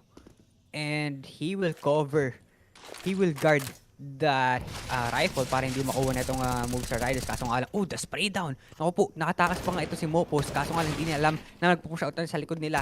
Pero Cello will get down 1. Kaso nga lang, Dav 1G for the trade. 3v3 situation tayo dito. And actually, unti-unti na nakapag-push out etong si Dets towards this A site, and heavy pressure ang pinapakita nito ni Dav 1G towards this B site area natin. Tignan mo naman, hino-hold niya yung 2 players ng ating MIBR and trying to delay the rotation. Pero pwede niya makat yung rotation, or pwede siya ma-pick off dito. Naku po, Turtle will take him down, and that is a bad hold coming for Dav 1G, and exit will be able to take down Dets through the smoke, and it's all up to Alex. 1v3, still doable naman kahit papano, pero wala siyang armor, and meron naman siyang galil. Kailangan niya makakuha ng magandang pick-off dito dahil magkatabi lang sila dito ni Exit, and Exit is low HP, and the smoke is fading, and Exit will take him down.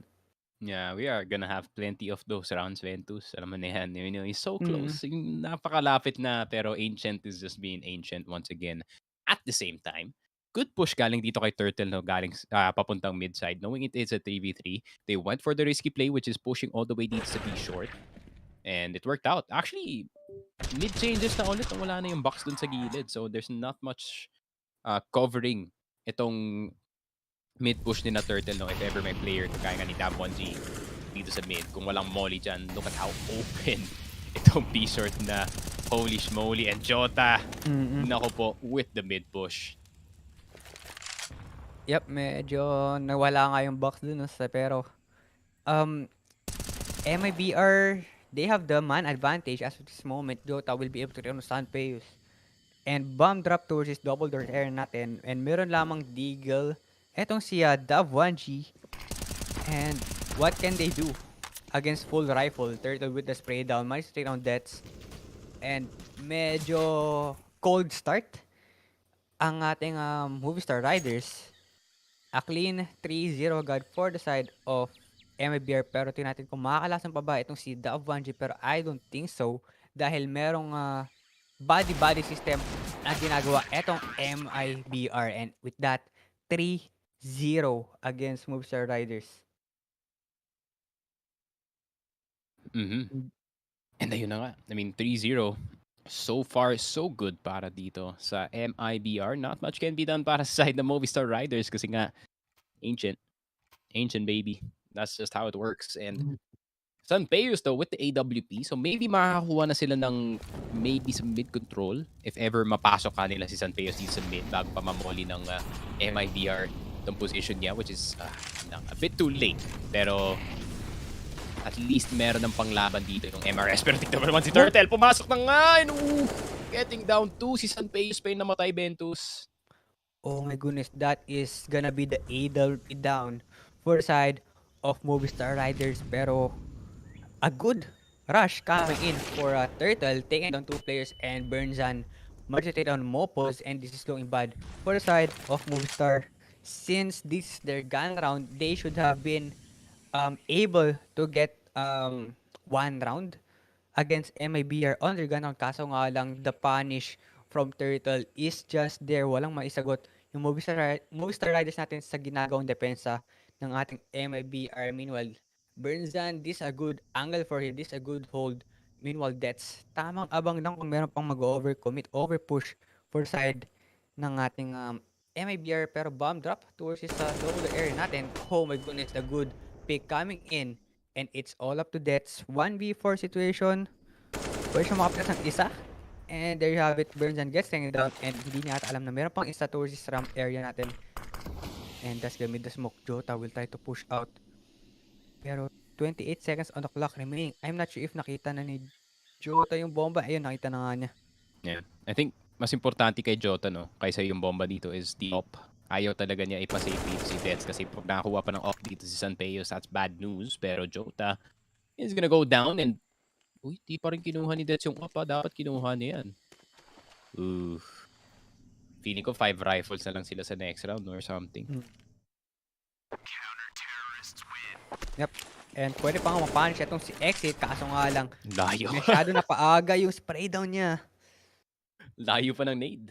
Not anywhere close. Parang nag-dodgeball in real life yung tropa natin dito. Pero granada pala ang lumilipad papunta sa kanya. Pero 4-0. Coach, I know, coach. Alam ko may inis ka sa team mo pero ancient nun talaga yung mapa. It's the city side. The city side is real. Pero I'm surprised walang nag-punish dun kay Turtle dun sa B-short push na Ventus actually. Yep, and hindi lang kasi nila in-expect na since naka-molotov yung ating lamp area na yun, hindi nila expect na makapag-push out etong si Turtle with that smoke. And hindi lang talaga prepared yung Movistar Riders natin. Medyo napatagal pa nga yung pag-trade out.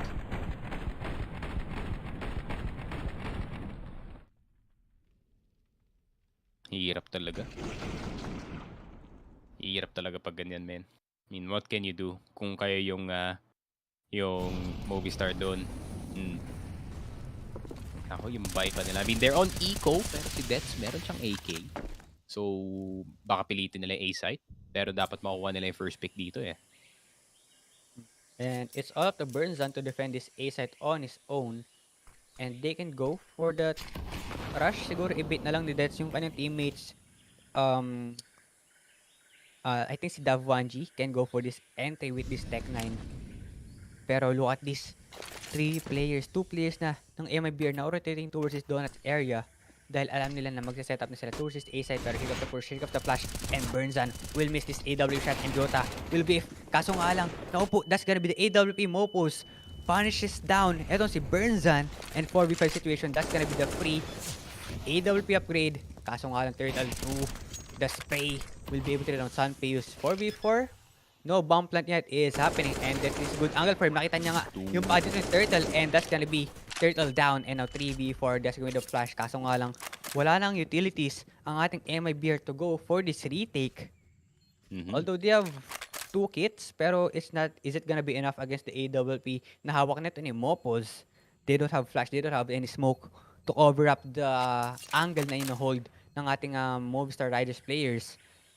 Pero Alex, he will try to go for the punish, if ever, which is gonna be exit. Pero wala siyang nasapatan. Extra So, this import. angle, oh. That's fine. Abot? Sayang. I mean, Dav1G, man. Sobrang deep pa ng M4 dito. Hindi niya alam kung may tao dito sa CT. So, he doesn't know if he can safely save it towards that side. Pero, still, pretty good win, partida. Eco pa dito yung Movistar Riders. And of course, the Mach 10 special, pare. The jumping Mach 10. That SMG is made for that. And that's good awareness na may magpupush doon sa smoke na yun is gonna try to see if he can get the 50-50 battle going. And yun na nga, the scream start from the side of Movistar Riders. And tignan naman, economy aplenty para sa side nila. And MIBR, medyo nagkukulang na sila in terms of the money sa side nila. Yep, and a good push coming in for Davanji. Kaso nakabang dito si Jota and Alex agad for the trade. 4v4 situation tayo dito. Merong mid control etong si Alex, pero merong AWP Etong si Bernzan holding sa may ating top mid area and he will reposition himself towards his A site dahil maraming utilities yung binato dito. I think triple flash ang ibinato ng Movistar Riders dito. Kaso nga lang Bernzan and Exit will take down 2 players and Turtle with that spray down will take down Death as well, and it's all up to Mopos to defend the site on his own. 1v3 situation, he managed to take down Exit. Kaso nga lang it's really gonna be a hard defense for him. The double pick, the double swing coming in. Kaso nga lang, tamang one tap lang. Although, nakapitas pa naman siya ng isa, pero it's not gonna be enough. And MIBR, another round.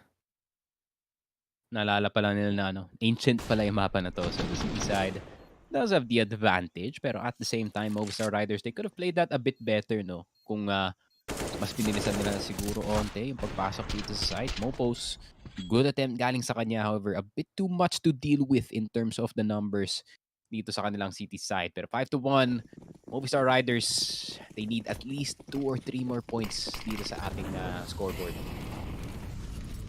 Yup, hindi sila pwedeng magpabaon masyado coming into our second half, even though they're going for the city side. Kaso nga lang, MIBR, pwede silang mag-sitting pretty pagka nakakuha sila ng huge lead dito, and medyo mahirapan yung Movistar Riders magkaroon ng comeback as they don't have the momentum yet.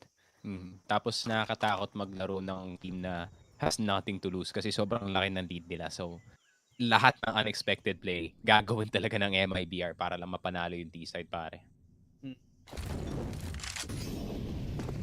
And Mopos will try to molotov dito sa mighty lap air net, pero wala nakabantay dito. Pero si Cello holding the angle from this B site, and the rotation is happening for the side of Movistar Riders. Tingnan naman, 1-4 setup ang try nila i-push out towards this B site, and 2-3 setup naman ang ginagawa nitong MIBR as they are trying to defend. Oh, Mopos gets stinked down to 28 HP. Masyado ang makulit, and expected na yun ni Cello.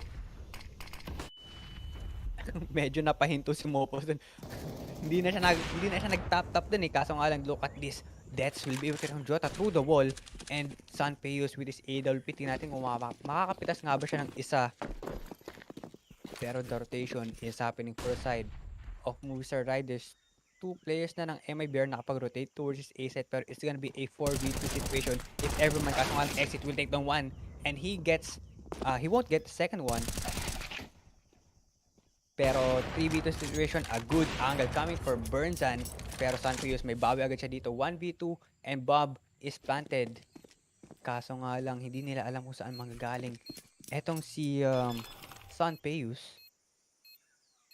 And medyo mapapatagal pa nga yung kanyang pag-rotate. Pero he can still punish yung players dito. Oh my goodness, he will whiff. Yun lang. The struggles continue, man. Lagi talaga yung mahirap dito sa Ancient Men, like, you can get into the site, tapos pagpasok mo ng site, meron ka ng 2-man disadvantage at kailangan mo mag-defend against the retake. So, it's just getting harder and harder para dito sa side ng Movistar Riders. And especially, wala na yung entrance na nasa harap ng cave. So, a bit easier pero a bit harder at the same time, no? Kasi merong extra window yung mga cities para bumalik dito sa city and re-angle kung ano mang gusto nilang gawin na defense dito. And MRS, man. At least, good news para sa MRS. Tignan mo yung economy ng MIBR. Dahil sa mga rounds na kahit sobrang panalo yung MIBR dito, yung kanilang buy pababa ng pababa kasi they keep dying dito sa mga rounds na to. So maybe sa isang round lang ang makuha ng Movistar Riders dito, that means na mapapa-eco dito yung MIBR, which is good news kasi possibly 2 points ang makukuha nila for just 1 round. Yup, tama ka dyan. Pero look at this, the 1G will hold this B-ramp on his own. 2 players ng MIBR ang nag-aabang sa kanya. Pero wag lang siya magkakamali na mag-overpick. Pero kailangan ng tulong neto ni Davanji from his teammate. Kaso nga lang, oh my goodness, natuhog yung 2 players ng ating MIBR. Pero merong sagot agad ito si Jota, and nakapag-position pa nga ito si Mopos towards his lamp area natin, and that's gonna be the B side open. 2v4 situation, and that's gonna be the B side open. And MIBR, wala silang pera actually. Bernzan with his AWP, hindi niya afford na malus itong rifle na to.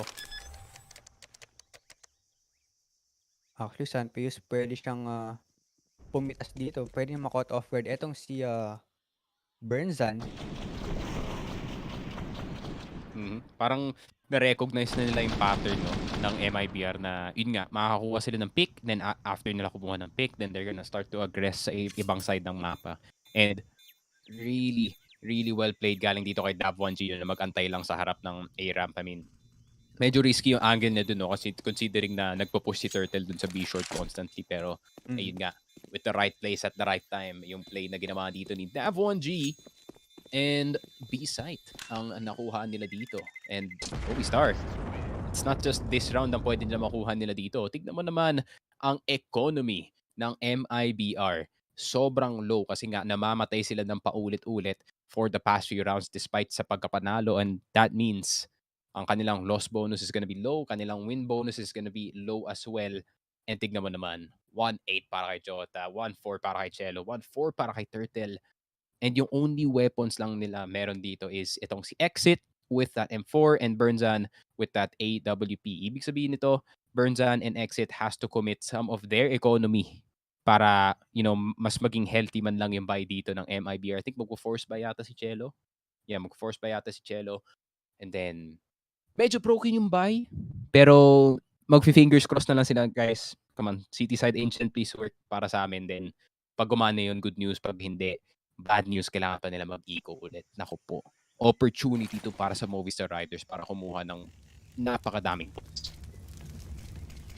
Pero, tingnan mo naman, napakaraming utilities ang binabato ng Movistar Riders dito. Kaso nga lang, Burnzan will be able to mopos. Expected niya yung pag-push out ng players ng ating MRS towards mid-side area. And with that 4v5 agad, wala pang 10 seconds ang nakakalipas coming into our round number 9. Pero Sanpius, alam niya na may try na mag-push out towards slump area. So, nakabang na siya for this angle.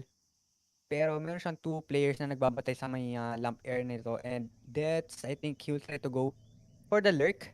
Pwede niya makot off guard yung players ng ating MIBR if he decide to push out to his A-side area. Pero this is gonna be a hard retake kung pipilitin nila to. Tingnan mo naman, Cello will try to cover up with that Molotov. Walang pera yung MIBR natin pero somehow they are on the man advantage.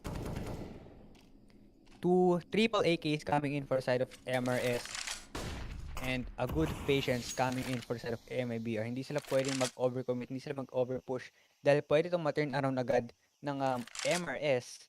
Cello will only have 1 flash and a P250 and 40 seconds on the clock remaining. Hindi pa rin sila nagpaparamdam kung saan nga ba talaga sila magpo-push out, pero the smoke from, I think that's from Turtle to cover up the vision netong MRS natin. Pero here goes the utilities, here goes the Molotov, and the flashes are being thrown. Kaso nga ang Turtle, a good angle for him. Oh my goodness, Cello will take down 2 players using this P250. And Sanpius, mapapasave na lang siya ng kanyang AWP. Yep. Back to the jungle he goes. And AWP is gonna get saved dito. Good attempt galing sa Movistar Riders. However, a bit too many people dito sa ating B side para makareact sila ng maayos. And sayang talaga para dito sa MRS, no? I mean, they're so close to being in a spot where kaya pa nila mag-collect ng 2 or 3 more points dito. However, Burnzan, really nice shot dito. Angling yung kanyang op and just making sure na meron siyang timing dito sa mid. Meron siyang angle if ever man may dumaan sa kanyang crosshair dito. And Cello, great job on supporting dito sa B side. Even with a P250, napakalaking damage yung ginawa niya dito. Yep, and denying that B side entry, Movistar Riders still medyo struggling pa rin sila. MIBR, they are now leading by 5 rounds. Kailangan nilang alagaan yung kanilang lead all throughout this first half. Dahil pag nag-online yung players ng ating Movistar Riders, pwede pa nilang mabaliktad etong matchup na to. Pero look at this, Turtle will only have the FAMAS. Pero full utilities naman sila kahit papano. And Molotov will be out now po. The aggressive push coming for Burnzan. And he gets stuck for this donut entrance. Pero nonetheless, tamang pakiramdaman lang, pop flash will be out to mid-side area natin. And Mopos, alam niya na may tao sa may killer dahil doon ang gaan yung pagbato ng smoke. The rotation, tingnan mo naman. Cello with the backup for his teammate. And merong mid control. Etong si Bernzan natin, very, very aggressive play coming from this guy. Pwede niya makapitas. Isa dito, nakita niya yung likod. Dito ni, I think that's Alex. Pero hindi siya hindi niya pinotok yung kanyang AWP dito dahil baka may tao to his mid-air natin, lower mid-area. Pero that's gonna be the nade and Mopos managed to get away. Pero flash will be out. Now po, 4 players ang nagbabatid sa ating B-side air natin. Kaso nga lang, Turtle again. Taking down deaths. Turtle the anchor from this B-side. Now po, Turtle again. Take down Mopos and with the help of Jota and Sanpeus will be able to run shell of 2v3 situation again. And Alex not caught off guard pa nga niya. Ito si Bernzan pero the bomb is dropped towards B-side. And wala silang, actually they still have 2 flashes to get this bomb. Pero mukha tang medyo mahirapan sila dahil choke point yung kanilang papasokan dito which is gonna be from the lamp area. Pero Jota, good angle for him. Alam niyo na may tao dito and the spray down is not gonna connect and Alex will take on Jota 2v1. Kailangan nilang kumuha ng body system dito and that's gonna be a good smoke and nakatawid pa nga etong si Sanpeus and no choice na siya kundi itanim yung bomba. Pero with the help of his teammate with his AWP Alex, this is a good angle for him. AWP shot, exit, naku po, the pre-fire, the wide swing from this guy, may tuloy ng Alex and exit will clutch this round for MIBR. Ay, it's another case of so close yet so far para dito sa side ng MRS. I mean, what can they do at this point? I think si coach, he's just trying to keep the energy up para sa kanyang team kasi medyo matagal-tagal pa bago mag-switch yung half natin. There's still 5 more rounds that they can actually do anything. And Alex, nako, the whiff of a lifetime pare. That could have been the win para dito sa MRS and that could have been another point on the board. Pero, ayun lang. I mean, MRS man, they really just have to hang on dito and really just to try to collect more points. I know it's like a broken record yung sinasabi na at this point, pero Ancient is brutal, man, para sa T-side. And 4-man na M-Force will be out for the MMBR and AW pa rin naman in the hands of Bernzan. Pero the Vanji will try to go aggressive towards lamp air natin and narinig niya na may nag-i-spray down towards his lamp. And I think it's gonna be Cello backing away all the way to this B site. And kailangan nilang mag-proceed towards his A site since ilang beses silang hindi nakapasok ng B site. So I think it's time to go for another strat and get some mid control and si exit lang ata ang bantay to this A site natin. Pero meron backup with Bernzan, AWP sa ating temple area. 54 seconds on the clock remaining. All players ng ating MIB are now trying to rotate towards this A site, pero merong molotov na binato na patingin pa nga doon itong si Turtle trying to delay the rotation. Kaso nga lang, exit will take on Mopos and that's gonna be 4v4, 35 seconds on the clock remaining and the rotation is happening. Meron ng cut ng rotation. Itong si Alex will take down 1, will take down 2. No, he won't. Cello will go for the trade here and now B site is open pero medyo makapatagal pa yung pag-rotate neto niya. That's all the way from their spawn pero hinahabol siya neto ni exit. Tignan mo naman 3v3 situation now. The bomb is getting planted. 10 seconds on the clock na. Opo, this is a good flank coming in for exit. Hindi to i-expect niya deaths. Tingnan mo naman, he gets spotted down. Exit get 1 and now 2v3. This is still winnable for the side of MIBR. They'll just need to go for the right timing, for the right push. Pero alam nila na may tao na dito sa may ating backside and Bernzan will take down 1G and Sanpeus. Op versus op. Will take down 1, will get the second one. So nga lang, nasipatan na nga siya dito and Cello with the spray down and wala siyang magagawa. And MIBR again. What is MRS doing? Grabe talaga. I mean, once you lose yung pillar control dito sa side, it's just so hard para sa short player na mag-defend mag-isa dito, especially considering naka-AWP lang si Sanpeus. Such a good start para dito sa MRS getting that first pick. However, nung nakapasok na si Exit dito sa may City Jungle, pare, napakahirap talaga para dito sa MRS to just defend the site by its own. And despite yung changes na ginawa dito ng Valve sa Ancient, it's still pretty hard para sa D-side. Pero Alex, getting a 2K dito sa mid, that's one way to start off a round.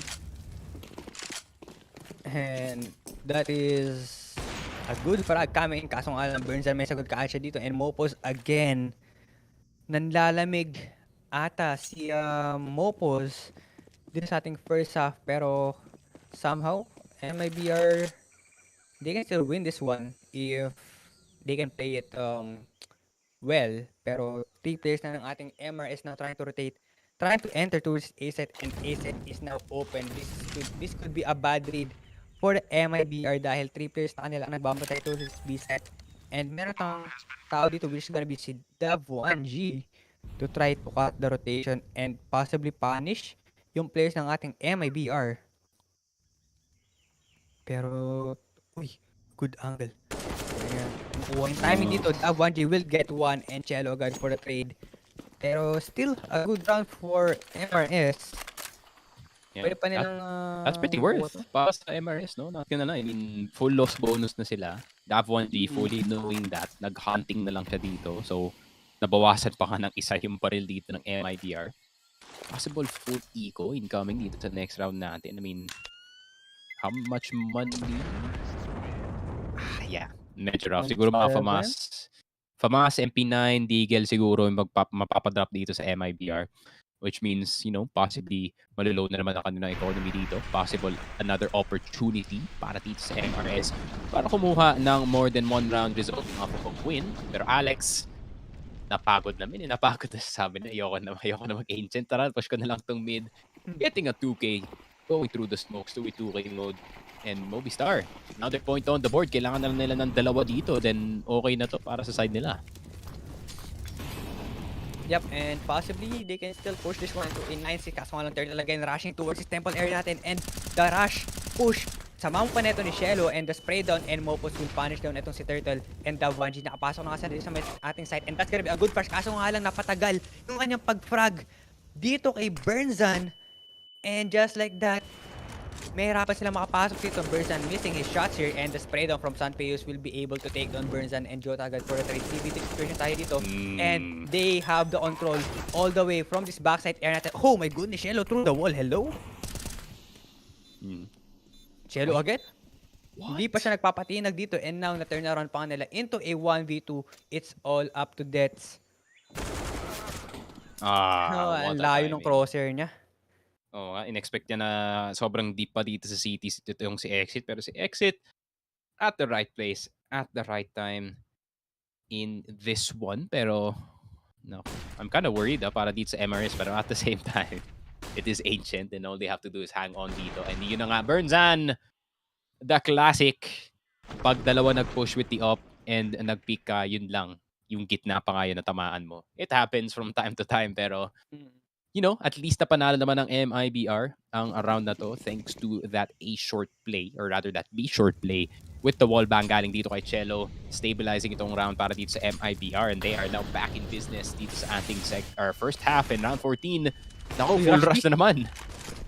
Burnzan will punish down. Etong si Mopos. Lagi si Mopos ang first collateral ng ating MRS. Kaso nga lang Turtle again from the smoke, through the smoke will be able to take down Dets and 3v4 situation tayo dito. Lamang in terms of manpower ang ating MIBR. They have the time they needed. They have the kits, they have the smokes, and they have the nade to go for this retake. Pero Turtle hindi siya nagpapatinag dito. Hindi siya nagbibigay ng control sa ating MRS on their post plant. Kaso nga lang kailangan nilang gawin is to delay the side push and the side retake na gagawin itong MIB pero that's the smoke. Dav1G may info na siya kung saan mga galing ibang place. That's gonna be a good molotov to delay the retake. Kaso nga lang Alex gets spotted down by Jota and that's gonna be the round for MRS.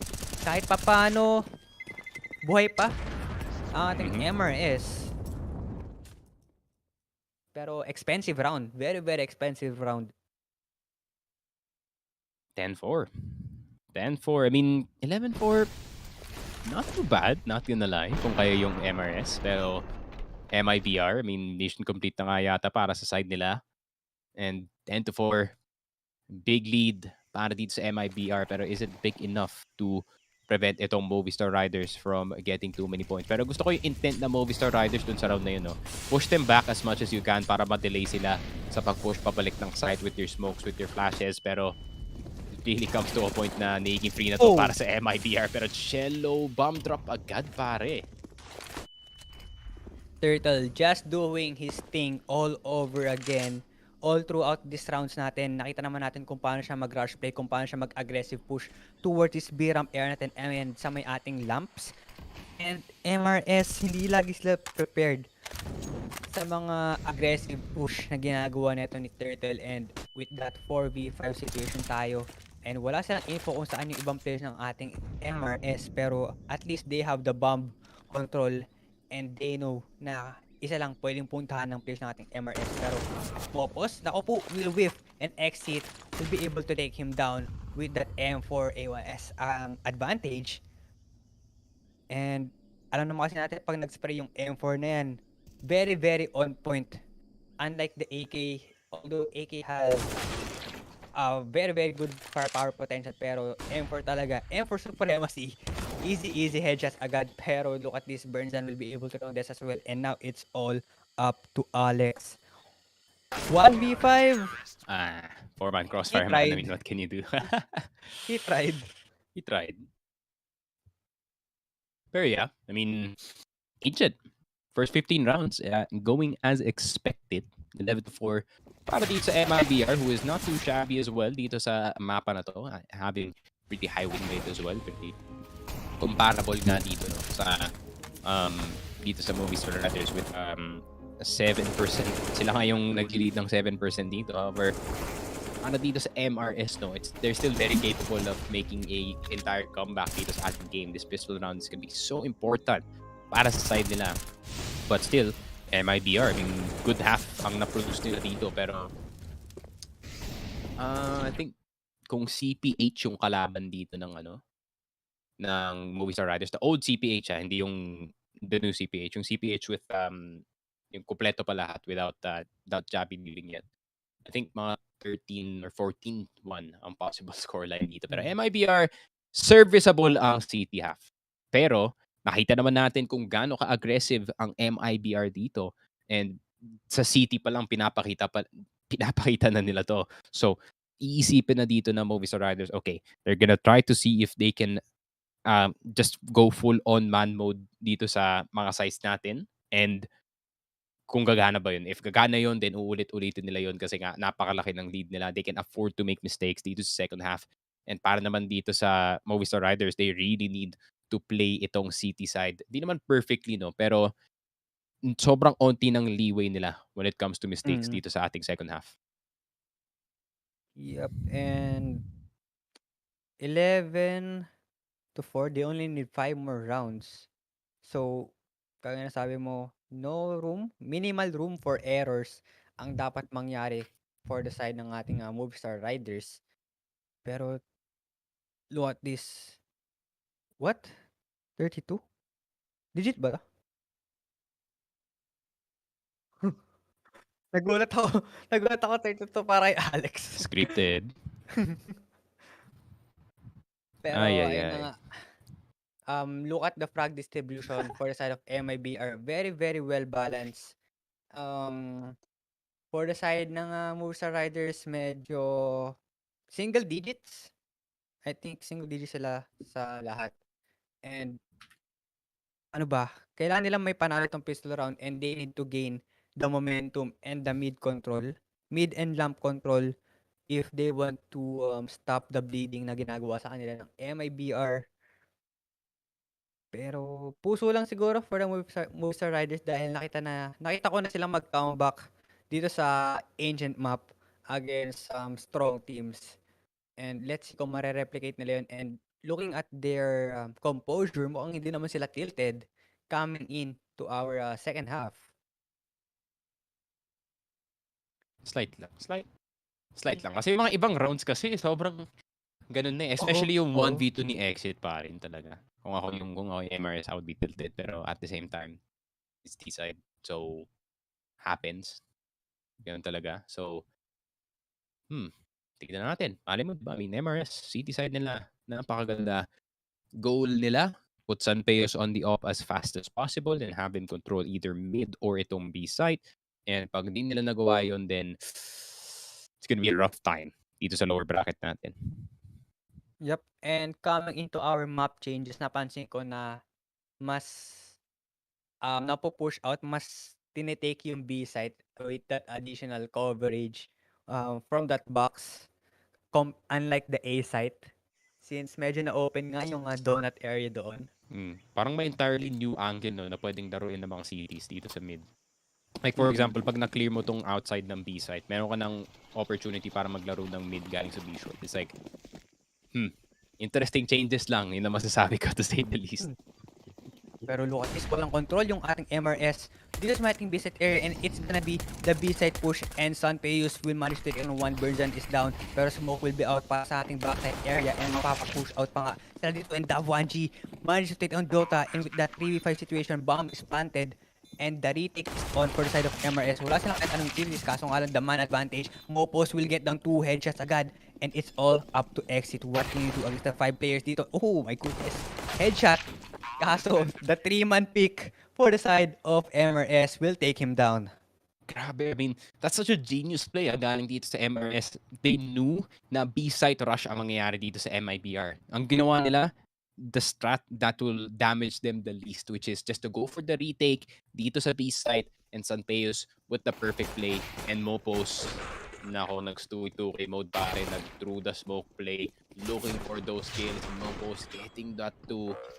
Grabe naman, Movistar Riders with the perfect counter sa round 1 pa lang. Pero what it's gonna be the force buy coming in for the side of MIBR and they have the round advantage so they can still go for some risky plays. High risk, high reward plays and that's with that pop flash and he will try to swing. No, he won't. And alam nila na may tao din sa ating box sa may ating A-side pero that's with that pop flash with the help of his teammate kaso nga hindi niya alam na may nakapag-push out dito and Mopos will punish him down and now 3v4 situation tayo dito and Sanpeos is low on HP pero somehow he managed to take down a turtle and it's all up to Jota. 1v4 Jota from behind and the wide swing from Mopos expected niya na may nakapag-push out na nga doon sa may ating temple area. And another good round, another clean round for the side of MRS. Yep, MRS, cleaning up their play. Alam na nila na this is now their time to make the comeback happen and eto na nga, ready na sila dito sa kanilang city side. M4s everywhere and Sanpeos not opting in the Optus yet. Alam niyang epektibo pa naman ang kanyang mga M4 plays dito and knowing na itong MIBR, they did go for the somewhat forced buy dito sa ating last round which means mag-iikaw nga ang MIBR dito. So good on Sanpeos to just stay on the M4A1S. Baka nga maka-farm pa siya dito enough for an AWP. Pero I think MIBR kind of using this round, no? Parang medyo timeout. Kasi 2 minutes, tamang kayo lang dito sa may gubat. Then, usap-usap muna kayo kung anong gagawin dito sa next round. Kasi yun talaga importante na round. And let us see what's gonna happen. I mean, not sure if MIBR can really do anything dito, man. I mean, a flash, deagle kay Jota, turtle, unless may makakuha pa siya ng crazy kill dito, gaya ng ginagawa niya sa city side, and don't think it's possible. And a good map control ang ginagawa nitong MRS. Tingnan mo naman, 3 players sa kanila holding yung almost half netong map natin and they know na it's only gonna be the A hit. Pero nakabantay dito si Dets with this M4.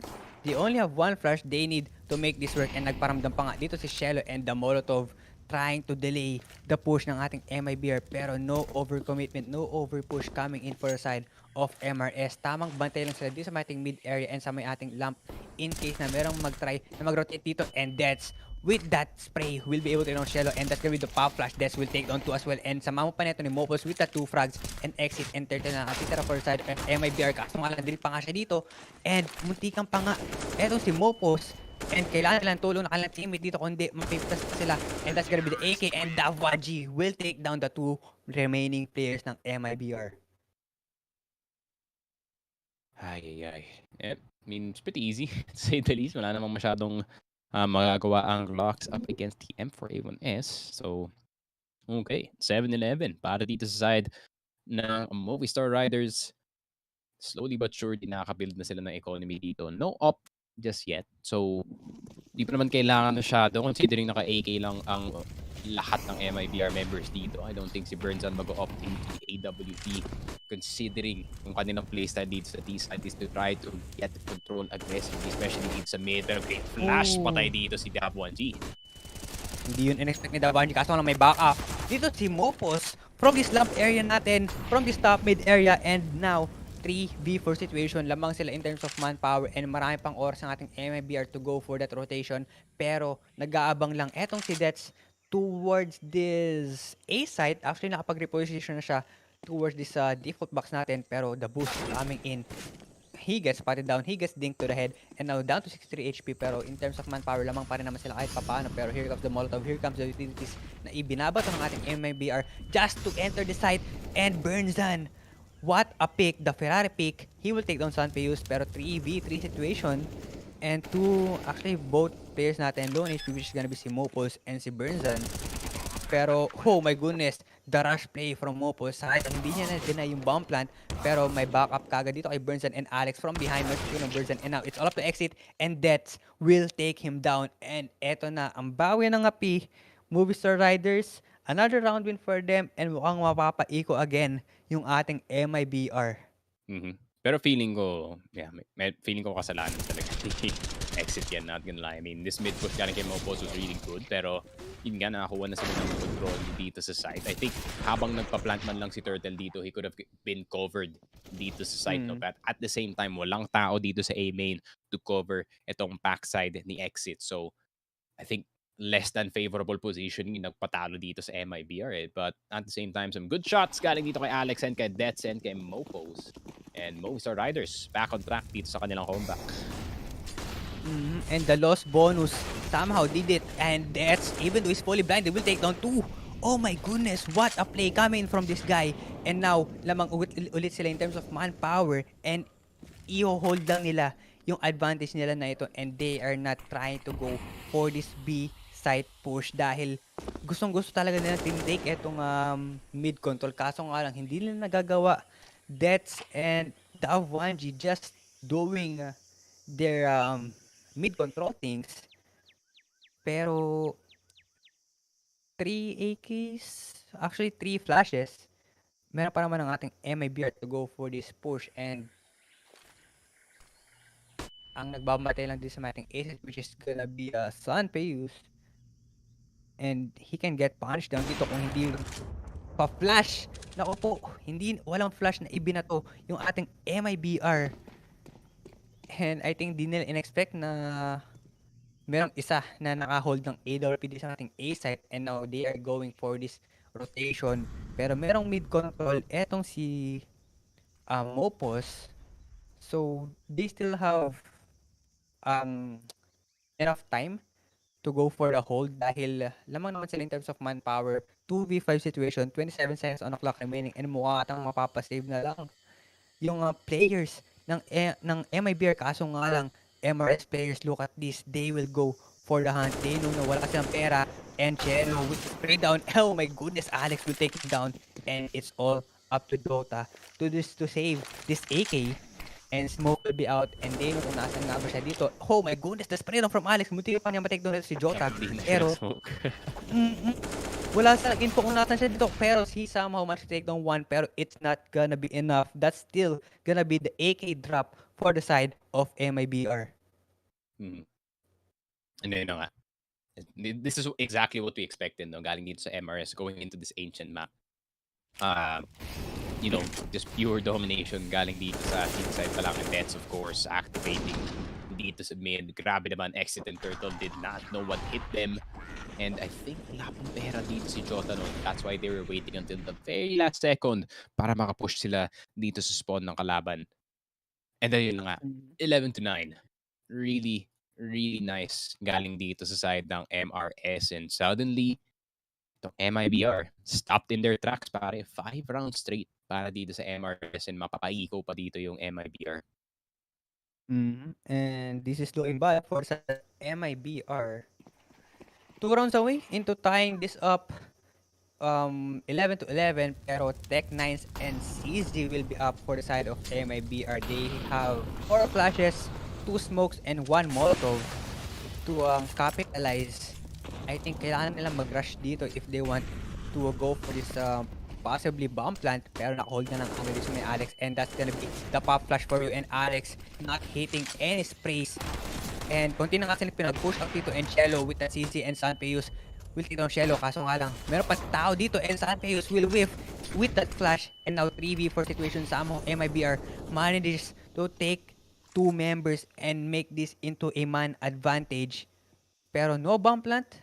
Saan ba yung bomba? I think hawak dito ni Turtle, and Burnzan will be able to nomopos, and Dav1G for the trade, and now 2v2 CZ versus CZ and P250 against full rifles ng MRS. This looking bad for them, kaso nga lang the double swing, the double pick, and Deaths will manage to take them down, pero somehow medyo naging expensive, pero marami naman silang pera kahit papano.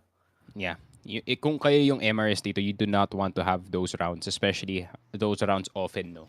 Kasi ito talaga yung nagpapadamage. Ito yung nagpatalo sa MIBR sa baka ibang rounds nila. Yung kanilang economy got destroyed to a point where kahit na nanalo na sila, some of them have to go for the Tech9, some of them have to go for the FAMAS, and you do not want to have yung inferior weaponry kung kaya yung MRS ngayon. So, para sa kanila, they really need to clean up those types of rounds para mas maging malinis ang kanilang ancient game ngayon.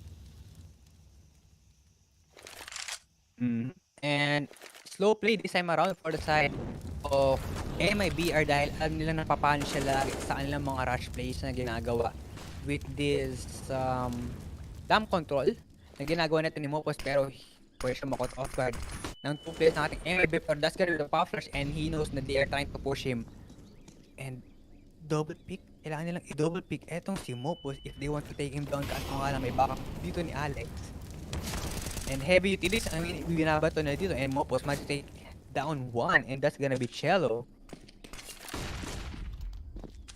Double flash para sa ating lock area, pero they're trying to force the rotation ng MRS all the way to this B-side area para makapag-push out etong si Exit at si Jota, kaso nga lang hindi nagpapatinag etong si Dav1G at si Deaths dahil alam nila kung paano laruin etong mapa. They know how to play the T-side, they know how to read the minds of a T-side dito sa ating ancient map, pero that's gonna be the jiggle pick, pero Dav1G will smoke them out, and wala nang choice ang ating MIBR. 30 seconds on the clock remaining, pero nagkakaroon sila ng control toward this top mid air natin, and Turtle will be able to nomopos, pero may trade agad para kay Sanpeus, and Exit will take on Death. 3v3 situation, and Dav1G from this donut area, nawala siya ng bali ito, and changes down to at P250, and he takes down 1 as well, and now it's all up to Exit, although he's low HP, and Dav1G again from AK to P250, getting the 2 frags. What a hold this from this guy. Yun na nga. Good hold after good hold ang nakikita natin dito sa ating game. And yun na nga. Dav1G, the one-man wrecking machine dito sa ating game. Grabe naman. Yun yung sinasabi ko kanina na MRS needs Dav1G to perform. Dahil if not, he could potentially be the reason why MRS will lose against MIBR. Pero sa pinapakita niya ngayon, very, very well played coming in for Dav1G.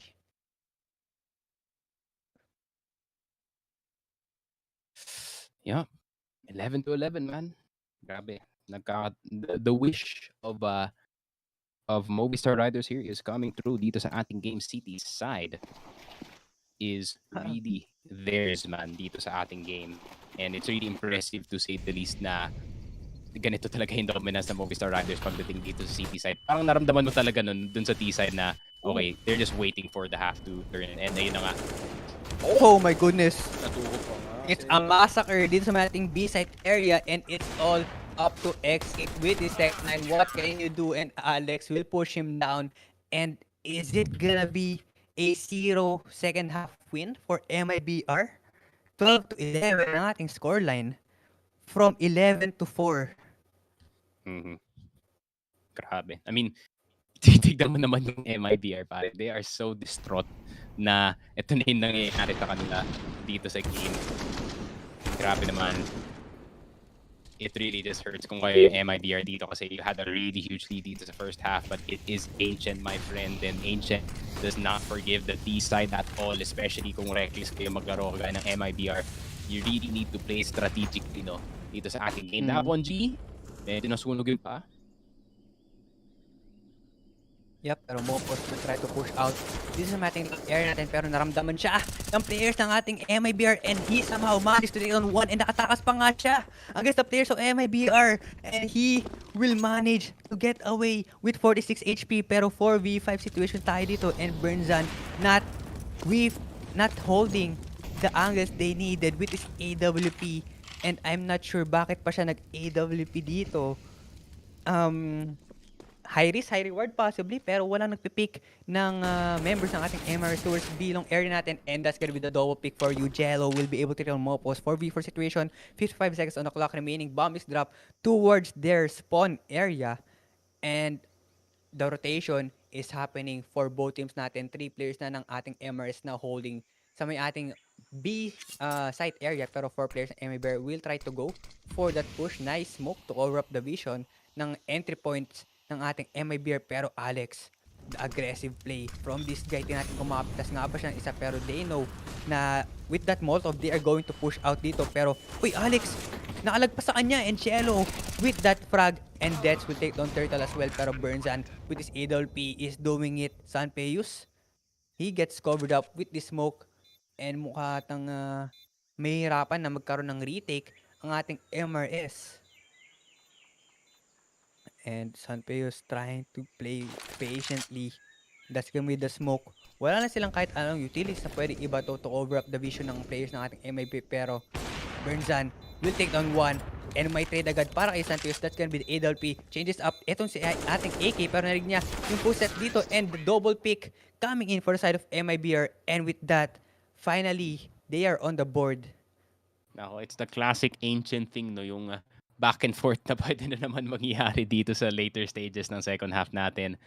And MIBR finally fighting back after a slew of rounds galing dito sa side of Movistar Riders. That is 1, 2, 3, 4, 5, 6, 7, 8 rounds in a row para dito sa Movistar Riders and finally tinigil na ang streak and just in time kasi na-tie up na nila ulit yung score dito and MIBR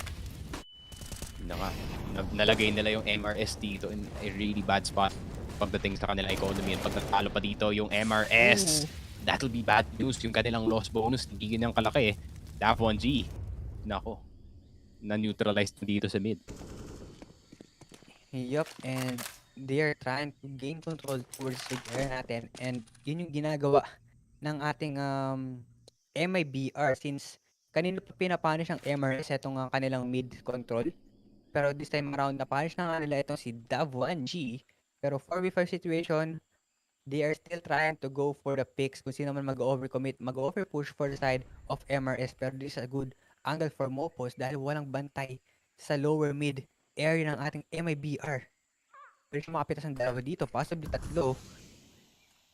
Pero nakita niya yung paa dito and with the spray down, kaso nga lang hindi niya matitake down si Turtle and Mopos managed to take down Turtle down to 41 HP pero Alex agad for the trade 4v4. Kahit pa paano, 40 seconds on the clock remaining. They have enough time to go for the rotation. Kaso nga lang mukhang hindi sila mag-rotate. They will try to go for this B side push and Alex holding lead sa mating lap care natin and Sanpeus will punish down. Etong si Exit repositioning himself all the way to this pillar air natin pero the pre-fire from Burnzan hindi sila nagkakatuluyan dito Oh my goodness, Alex with the spray down. That's gonna be the bomb drop. What a game sense from this guy. And na-turn around pa nga ito ng MRS in their favor. And Burnzan, i-hunt down ata siya ng players ng ating MRS. All the way into the jungle, man. Pero Burnzan does get one. Pero panalo dito ang MRS. A bit expensive to say the least. Pero at the same time, it's still a win para dito sa side ng MRS. Nakakabuild na sila ng onting economy ulit. A bit of a doozy of a round para sa side nila. Pero para naman dito sa MIBR, man, it's like 1 step forward, 3 steps back para sa side nila. And MRS really just taking advantage ng mapa na to na sila yung mas maganda yung position, sila yung may mas magandang side when it comes to the map itself. And mapapa-timeout talaga yung MIBR dito. You saw how MIBR surprised itong B-site ng Movistar Riders dito. It worked. Maybe pwede nilang gawin on another area of the map. Maybe mid yung kagaya ng ginawa ni Alex kanina with the push para makakuha sila ng onting control dito. Pero pagdating talaga sa city side, mahirap talagang tanggalin yung MRS pagdating sa defense man Mm-mm. And especially ancient map, this is their home court, kumbaga. And pinapatunayan na kanila to. And they are now leading by 3 runs away. Pero look at this. Walang pera ang ating MIBR. They will just go for this double deagle. 1 tech 9. Although may AK naman si Jota at saka si Burnsan with this AWP.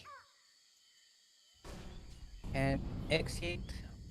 Medyo mag-aasim ata sila towards this A side. Pero nakabang dito si Dets with his M4. Good boost coming in. Trying to check. Kaso nga lang, wala nakabantay ata sa meeting box. And that's gonna be the pop flash. Alex will be able to get on Cello. And that's gonna be 1 man down for the side of MIBR and MRS. Kailangan alagaan kaya man advantage. Pero good read coming in for Dets.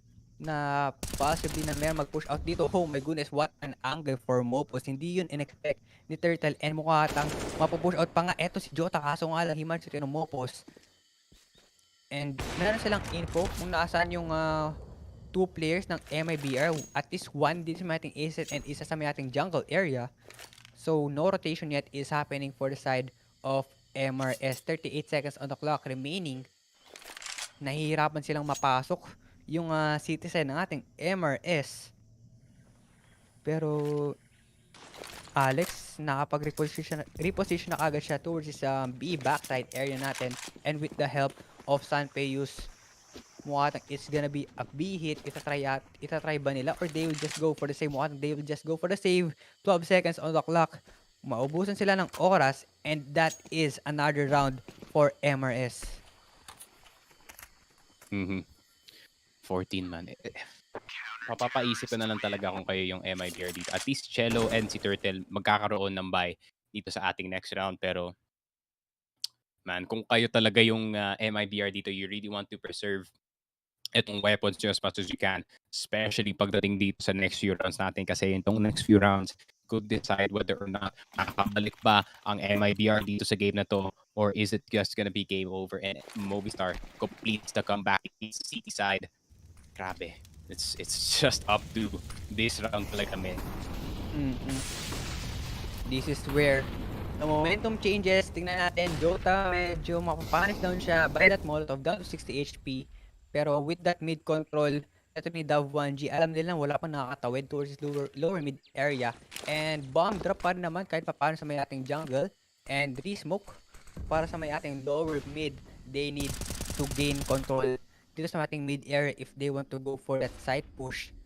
Pero as of this moment, medyo natatakot ata yung MIBR sa pinapakita ng ating MRS.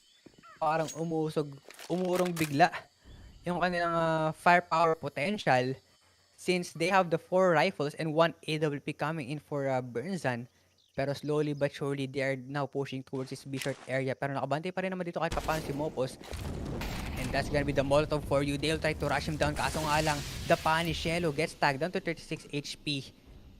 And a good play coming in for Mopos. Siya lagi yung anchor towards the B-short area natin. Pero mukha lang it's gonna be a B hit with that smoke. And with that op boost, tinatin kung magkakaroon nga ba ng pop flash. I think isa na lang yung flash ng ating MIBR. They need to make this as clean as possible. Kaso nga lang, Jota gets taken down and Alex, tamang bantay lang towards this short area natin.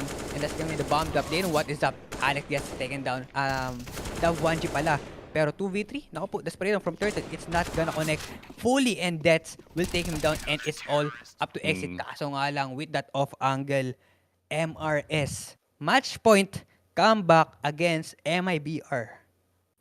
Grabe talaga yung, I would say, clean overall. I mean, ito nga si Mopos are you taking advantage of itong bagong update ng Ancient, no? Tingnan mo, if this was old Ancient, pare, kanina papatay si Mopos. Pero yun nga, the combo between him and Alex really is effective dito sa ating ancient map so far, and mukhang match point. I think it's just over at this point kasi ano pa magagawa ng MIBR dito other than to try and push anything that they can. Ooh, turtle though. It's now or never for the side of MIBR. Pero Jota trying to go aggressive to his ace natin. Kaso nga lang, the spray down is gonna connect. He will take down Dets, and just like that, it's a 3v4 situation. Pero the retake is on for MRS. Will they try to go for this retake? Pero actually, kailangan nila mag-save. Since if they lose this one, they can still buy for the next one. Pero after they lose that one, potentially mapapaiko pa nga sila. And Turtle trying to cut the rotation ng ating MRS, and that's gonna be the AWP drop. Sanpeus gets taken down 2v4, and the smoke, will he try to get this AWP? Kaso na nakabantay na dito si Alex. And a good A rush coming in. Oh my goodness, one tap headshot for Mopos.